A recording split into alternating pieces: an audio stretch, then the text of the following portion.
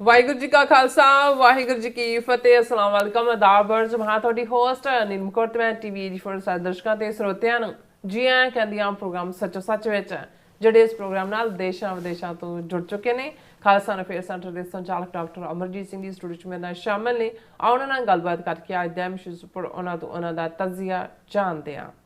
ਜੀ ਡਾਕਟਰ ਸਾਹਿਬ, ਵਾਹਿਗੁਰੂ ਜੀ ਕਾ ਖਾਲਸਾ ਵਾਹਿਗੁਰੂ ਜੀ ਕੀ ਫਤਿਹ। हाँ जी नीलम कौर जी, ਤੁਹਾਨੂੰ ਵੀ ਤੇ ਦੁਨੀਆ ਭਰ 'ਚ ਬੈਠੇ ਸਾਡੇ ਬਹੁਤ ਹੀ ਪਿਆਰੇ, ਸੋਹਣੇ, ਸਿਆਣੇ, ਸੁਨੱਖੇ ਟੀਵੀ 84 ਦੇ ਵਿਊਅਰਸ ਨੂੰ ਵੀ ਵਾਹਿਗੁਰੂ ਜੀ ਕਾ ਖਾਲਸਾ ਵਾਹਿਗੁਰੂ ਜੀ ਕੀ ਫਤਿਹ। ਸਾਡੇ ਬਹੁਤ ਹੀ ਪਿਆਰੇ ਮੁਸਲਮਾਨ ਭੈਣਾਂ ਭਰਾਵਾਂ ਨੂੰ ਅਸਲਾਮ ਵਾਲੇਕਮ। ਗੰਗਾ ਜਮਨੀ ਤਹਿਜ਼ੀਬ ਦੇ ਹਿੰਦੂ ਤਵੀਆਂ ਨੂੰ ਨਮੋ ਨਮः ਤੇ ਹੋਰ ਸਭ ਵੀਰਾਂ ਭੈਣਾਂ ਨੂੰ ਆਦਾਬ ਅਰਜ਼। ਜੀ ਡਾਕਟਰ ਸਾਹਿਬ, ਜੀ ਆਇਆਂ ਨੂੰ ਪ੍ਰੋਗਰਾਮ ਸੱਚੋ ਸੱਚ ਵਿੱਚ। ਬਹੁਤ ਧੰਨਵਾਦ ਜੀ ਡਾਕਟਰ ਸਾਹਿਬ, ਅੱਜ 1 ਅਪ੍ਰੈਲ 2026 19 ਚੇਤ ਨਾਨਕ ਸ਼ਾਹੀ ਸੰਮਤ 558 ਦਾ ਦਿਨ ਹੈ ਤੇ ਡਾਕਟਰ ਸਾਹਿਬ ਪ੍ਰੋਗਰਾਮ ਸ਼ੁਰੂ ਕਰਨ ਤੋਂ ਪਹਿਲਾਂ ਅਸੀਂ ਦਰਸ਼ਕਾਂ ਤੇ ਸਰੋਤਿਆਂ ਨੂੰ ਹਮੇਸ਼ਾ ਤਰ੍ਹਾਂ ਦੱਸਦੇ ਵਿਊਅਰਸ, ਜੇ ਤੁਸੀਂ ਹੱਕ ਸੱਚ ਇਨਸਾਫ ਤੇ ਪਿਆਰਾ ਦਿੰਦਾ ਇੱਕੋ ਇੱਕ ਚੈਨਲ ਟੀਵੀ 84 ਨੂੰ ਦੇਖਣਾ ਚਾਹੁੰਦੇ ਹੋ ਤਾਂ ਤੁਸੀਂ ਦੇਖ ਸਕਦੇ ਹੋ Spectrum cable, RCN cable, welcome Canada, roku, Jadoo box, ਸ਼ਾਵਾ, ਫੇਸਬੁੱਕ ਟੀਵੀ 84 ਦੀ ਐਪ ਰਾਹੀਂ online streaming and IP box ਤੇ ਤੁਸੀਂ ਟੀਵੀ 84 ਨੂੰ ਦੇਖ ਸਕਦੇ ਹੋ। ਵਿਊਅਰਸ, ਜੇ ਤੁਸੀਂ ਟੀਵੀ 84 ਨਾਲ ਜਾਂ ਪ੍ਰੋਗਰਾਮ ਸੱਚੋ ਸੱਚ ਨਾਲ ਫੇਸਬੁੱਕ ਰਾਹੀਂ ਜੁੜੇ ਹੋ ਤਾਂ ਇਸ ਨੂੰ ਵੱਧ ਲਾਈਕ ਕਰੋ ਤੇ ਸ਼ੇਅਰ ਕਰੋ ਅਤੇ ਨਾਲ ਹੀ YouTube ਤੇ ਸਬਸਕ੍ਰਾਈਬ ਵੀ ਕਰੋ। ਇਹ ਵੀ ਦੱਸ ਦਿਓ ਕਿ ਤੁਸੀਂ ਟੀਵੀ 84 ਦੀ ਐਪ ਨੂੰ ਐਂਡਰੋਇਡ ਐਂਡ ਐਪ ਸਟੋਰ ਤੇ ਡਾਊਨਲੋਡ ਕਰਕੇ ਜੋ ਟੀਵੀ 84 ਦੀ ਲਾਈਵ ਸਟ੍ਰੀਮ ਹੈ ਉਸ ਨੂੰ ਤੁਸੀਂ 24 ਆਵਰਸ ਦੇਖ ਸਕਦੇ ਹੋ। ਸੋ ਵਿਊਅਰਸ, ਪ੍ਰੋਗਰਾਮ ਦੀ ਸ਼ੁਰੂਆਤ ਕਰਨ ਜਾ ਰਹੇ ਹਾਂ ਅੱਜ ਦੀ ਸਪਾਂਸਰਸ਼ਿਪ ਦੇ ਵਾਲੇ ਨਾਲ ਕਿ ਅੱਜ ਦੇ ਪ੍ਰੋਗਰਾਮ ਸੱਚੋ ਸੱਚ ਨੂੰ ਸਪਾਂਸਰ ਕੀਤਾ ਗਿਆ ਹੈ ਮੈਰੀਲੈਂਡ ਤੋਂ ਸਰਦਾਰ ਹਰਜੀਤ ਸਿੰਘ ਜਰਾ ਵੱਲੋਂ। ਸੋ ਇਹਨਾਂ ਨੇ ਟੀਵੀ 84 ਦੀ ਵੱਧ ਤੋਂ ਵੱਧ ਸਪੋਰਟ ਕਰਨ ਲਈ ਕਿਹਾ ਹੈ ਔਰ ਨਾਲ ਹੀ ਸਿੱਖ ਕੌਮ ਦੀ ਚੜ੍ਹਦੀ ਕਲਾ ਤੇ ਖਾਲਸਾ ਦੀ ਪ੍ਰਾਪਤੀ ਦੀ ਅਰਦਾਸ ਕੀਤੀ ਹੈ। ਸੋ ਅੱਜ ਦੀ ਸਪਾਂਸਰਸ਼ਿਪ ਲਈ ਅਸੀਂ ਸਰਦਾਰ ਹਰਜੀਤ ਸਿੰਘ ਜਰਾ ਦਾ ਤਹਿ ਦਿਲ ਤੋਂ ਧੰਨਵਾਦ ਕਰਦੇ ਹਾਂ ਔਰ ਤੁਹਾਨੂੰ ਵੀ ਅਪੀਲ ਤੇ ਬੇਨਤੀ ਕਰਦੇ ਹਾਂ ਕਿ ਤੁਸੀਂ ਪ੍ਰੋਗਰਾਮ ਸੱਚੋ ਸੱਚ ਨੂੰ ਵੱਧ ਤੋਂ ਵੱਧ ਸਪਾਂਸਰ ਕਰੋ। ਸਪਾਂਸਰਸ਼ਿਪ ਲਈ ਤੁਸੀਂ ਸਾਨੂੰ ਕਾਲ ਕਰ ਸਕਦੇ ਸਾਡੇ ਫੋਨ ਨੰਬਰ ਤੇ 5166191984, ਸੇਮ ਨੰਬਰ ਤੇ WhatsApp ਕਰ ਸਕਦੇ ਹੋ, ਤੁਸੀਂ ਸਾਨੂੰ ਈਮੇਲ ਵੀ ਕਰ ਸਕਦੇ ਹੋ info@tv84.tv ਤੇ।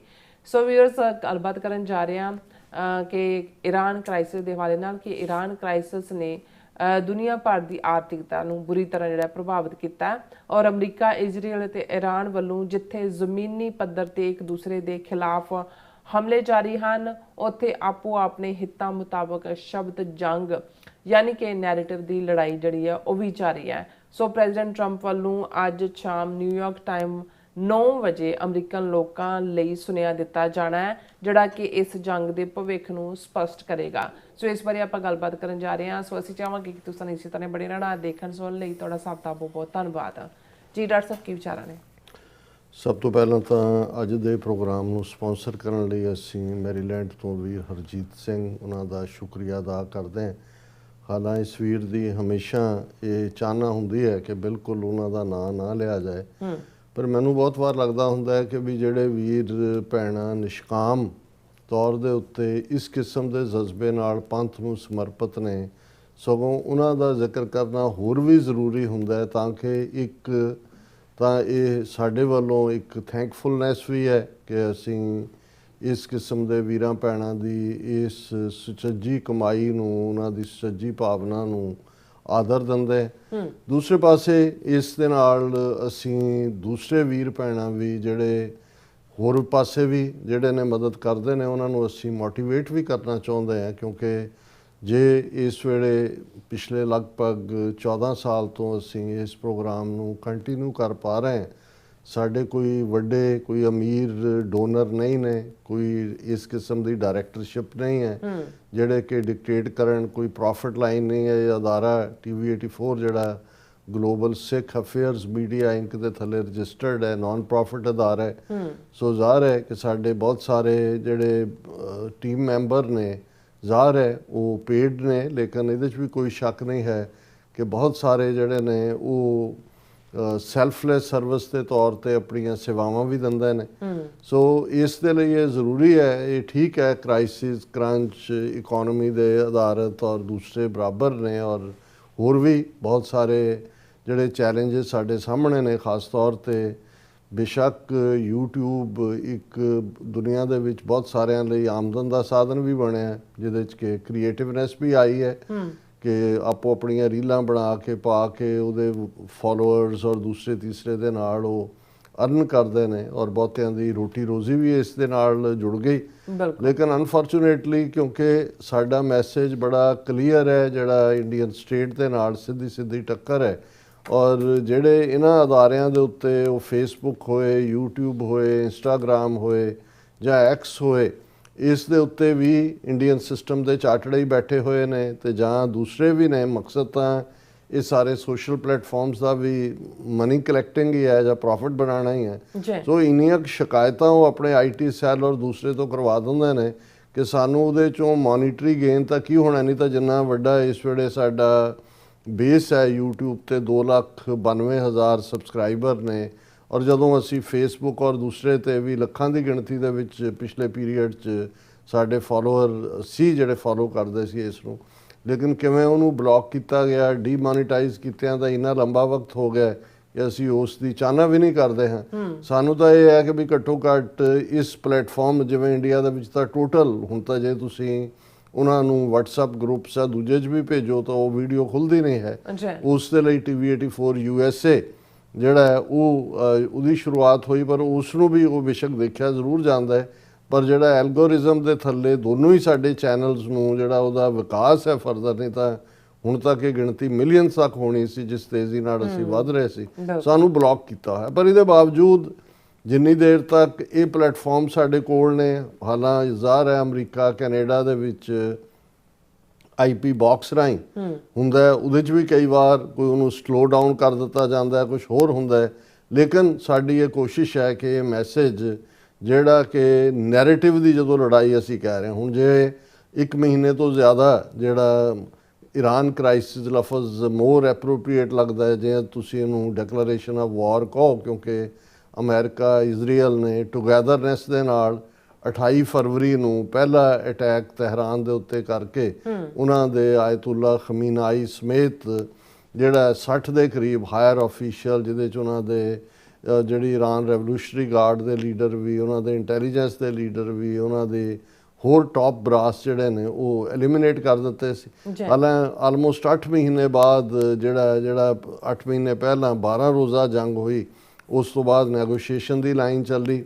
ਮੇਨ ਮੁੱਦਾ ਜਿਹੜਾ ਸੀ ਉਹ ਨਿਊਕਲੀਅਰ ਨੂੰ ਲੈ ਕੇ ਹੀ ਸੀ ਕਿ ਜੀ ਜਿਹੜਾ ਉਹ ਈਰਾਨ ਬਣਾ ਰਿਹਾ। ਹਾਲਾਂ ਰਿਪੀਟਡਲੀ ਉਦੋਂ ਵੀ 12 ਰੋਜ਼ਾ ਜੰਗ ਦੇ ਵਿੱਚ ਦੋਨਾਂ ਵੱਲੋਂ ਕਲੇਮ ਕੀਤਾ ਗਿਆ, ਅਮਰੀਕਾ ਔਰ ਇਜ਼ਰਾਈਲ ਵੱਲੋਂ, ਕਿ ਈਰਾਨ ਦਾ ਨਿਊਕਲੀਅਰ ਪ੍ਰੋਗਰਾਮ ਜਿਹੜਾ ਬਿਲਕੁਲ ਓਬਲੀਟਰੇਟ ਕਰ ਦਿੱਤਾ ਗਿਆ, ਉਹਨੂੰ ਖ਼ਤਮ ਕਰ ਦਿੱਤਾ ਗਿਆ ਜਾਂ ਦੂਸਰਾ, ਔਰ ਇਸੇ ਲਈ ਮੁੜ ਕੇ ਉਹ ਨਾ ਉਹਨੂੰ ਡਿਵੈਲਪ ਕਰ ਸਕੇ। ਨੈਗੋਸ਼ੀਏਸ਼ਨ ਵੀ ਚੱਲ ਰਹੀ, ਉਸ ਦੇ ਵਿੱਚ ਜਿਹੜਾ ਉਹ ਓਮਾਨ ਦਾ ਆਪਣਾ ਰੋਲ ਚੱਲ ਰਿਹਾ ਸੀ। ਗੱਲਬਾਤ ਦੇ ਸੈਸ਼ਨ ਜਿਹੜੇ ਨੇ ਉਹ ਜਨੀਵਾ ਦੇ ਵਿੱਚ ਫਾਈਨਲ ਸੈਸ਼ਨ ਹੋਇਆ, ਬੜੀ ਹੋਪ ਜਾਗ ਗਈ। ਲੇਕਿਨ ਅਚਾਨਕ 28 ਫਰਵਰੀ ਨੂੰ, ਜੇ ਇਸ ਤੋਂ ਇੱਕ ਅੱਧੀ ਰਾਤ ਪਹਿਲਾਂ, ਨੈਤਨਯਾਹੂ ਨੇ ਪ੍ਰੈਜ਼ੀਡੈਂਟ ਟਰੰਪ ਨੂੰ ਆਪਣੇ ਟਰੈਪ ਦੇ ਵਿੱਚ ਫਸਾਇਆ, ਇਹ ਕਹਿ ਕੇ ਕਿ ਵੀ ਇਸ ਵੇਲੇ ਸਾਰੀ ਸਾਡੇ ਕੋਲ ਮੋਸਾਦ ਕੋਲ ਬੜੀ ਜਿਹੜੀ ਹੈ ਕਲੀਅਰ ਇੰਟੈਲੀਜੈਂਸ ਹੈ ਕਿ ਸਾਰੀ ਲੀਡਰਸ਼ਿਪ ਇੱਕ ਥਾਂ ਤੇ ਇਕੱਠੀ ਹੈ, ਇੱਕ ਸਟ੍ਰਾਈਕ ਦੇ ਵਿੱਚ ਹੀ ਅਸੀਂ ਇਸ ਨੂੰ ਖਤਮ ਕਰ ਦੇਣਾ, ਸਾਰੀ ਲੀਡਰਸ਼ਿਪ ਨੂੰ।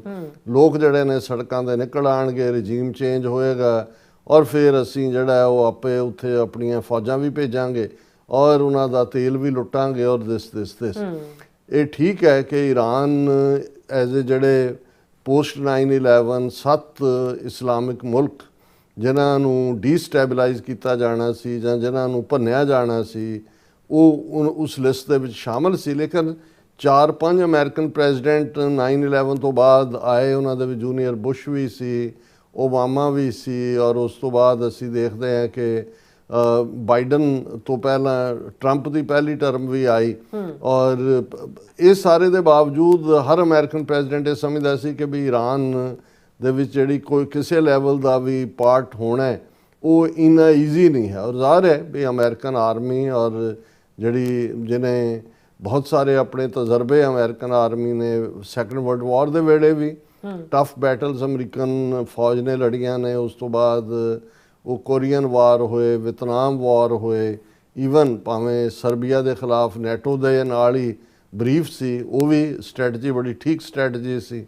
ਔਰ ਅਫਗਾਨਿਸਤਾਨ ਵਾਰ 20 ਸਾਲ ਉੱਥੇ ਫਸ ਗਏ। ਹਾਲਾਂ ਉਹਦੇ 'ਚ ਕੈਜੂਐਲਟੀਜ਼ ਥੋੜ੍ਹੀਆਂ ਲਈਆਂ ਅਮਰੀਕਾ ਨੇ, ਕਿਉਂਕਿ ਪਿਛਲੇ ਵਿਤਨਾਮ ਜਾਂ ਕੋਰੀਆ ਦਾ ਐਕਸਪੀਰੀਅੰਸ ਸੀ, ਵੂੰਡਡ ਜ਼ਿਆਦਾ ਸੀ।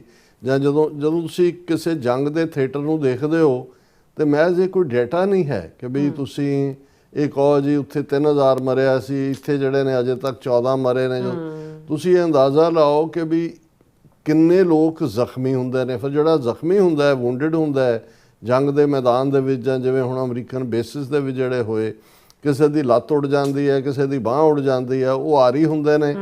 ਔਰ ਫਿਰ ਉਹਨਾਂ ਦੀ ਟੇਕ ਕੇਅਰ ਕਰਨ ਲਈ, ਔਰ ਇਹ ਬਹੁਤ ਪਹਿਲਾਂ 20th ਸੈਂਚੁਰੀ ਇੱਕ ਜਨਰਲ ਨੇ ਕਿਹਾ ਸੀ ਕਿ ਵੀ ਜੰਗ ਦੇ ਮੈਦਾਨ ਦੇ ਵਿੱਚ ਜਿਹੜਾ ਵੂੰਡਡ ਸੋਲਜਰ ਹੈ ਉਹ ਜ਼ਿਆਦਾ ਸਾਡੇ ਲਈ ਨੁਕਸਾਨਦੇਹ ਹੈ ਦੈਨ ਮਰੇ ਨਾਲੋਂ।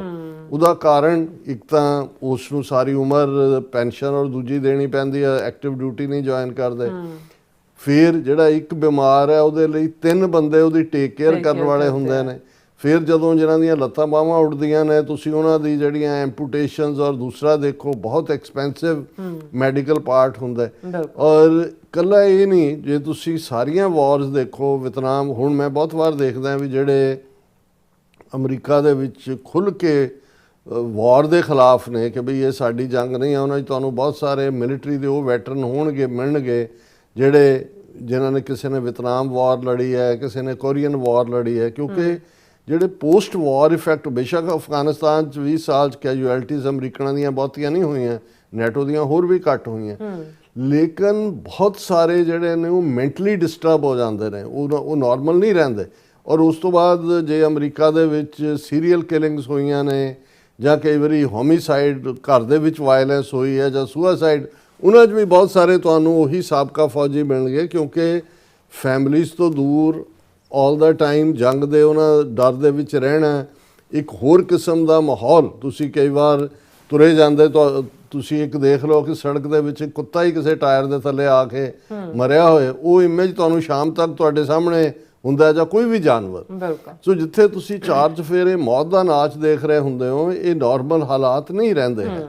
ਸੋ ਇਹਨਾਂ ਸਾਰੀਆਂ ਗੱਲਾਂ ਨੂੰ ਮੁੱਖ ਰੱਖਦਿਆਂ ਹੀ ਜਿਹੜਾ ਹੈ, ਬਹੁਤ ਵਾਰ ਜਿਹੜੇ ਜੰਗ ਦੇ ਮੈਦਾਨ 'ਚ ਰਹੇ, ਜਿਨ੍ਹਾਂ ਨੇ ਆਪਣੇ ਸਾਥੀਆਂ ਨੂੰ ਮਰਦੇ ਦੇਖਿਆ, ਜਿਹੜੇ ਕਈ ਖੁਦ ਜਿਹੜੇ ਨੇ ਜ਼ਖਮੀ ਹੋਏ ਔਰ ਦੂਸਰੇ ਹੋਏ, ਉਹਨਾਂ 'ਚ ਜਿਹੜੇ ਨੇ ਉਹ ਸਭ ਤੋਂ ਵੱਡੇ ਐਡਵੋਕੇਟ ਨੇ ਕਿ ਵੀ ਅਨਨੈਸੈਸਰੀ ਵਾਰਸ ਜਿਹਦੇ 'ਚ ਕਿ ਅਮਰੀਕਾ ਦਾ ਇੰਟਰਸਟ ਇਨਵੋਲਵ ਨਾ ਹੋਏ, ਉਹ ਸਾਨੂੰ ਨਹੀਂ ਲੜਨੀਆਂ ਚਾਹੀਦੀਆਂ। ਸੋ ਇਸ ਸਭ ਦੇ ਬਾਵਜੂਦ ਅੱਜ ਜਦੋਂ ਅਸੀਂ ਇਹ ਗੱਲਬਾਤ ਕਰ ਰਹੇ ਹਾਂ ਲੇਟੈਸਟ, ਕਿਉਂਕਿ ਪਰਸੋਂ ਅਸੀਂ ਪ੍ਰੋਗਰਾਮ ਕੀਤਾ ਸੀ, ਕੱਲ ਕਿਸੇ ਕਾਰਨ ਕਰਕੇ ਨਹੀਂ ਕਰ ਸਕੇ।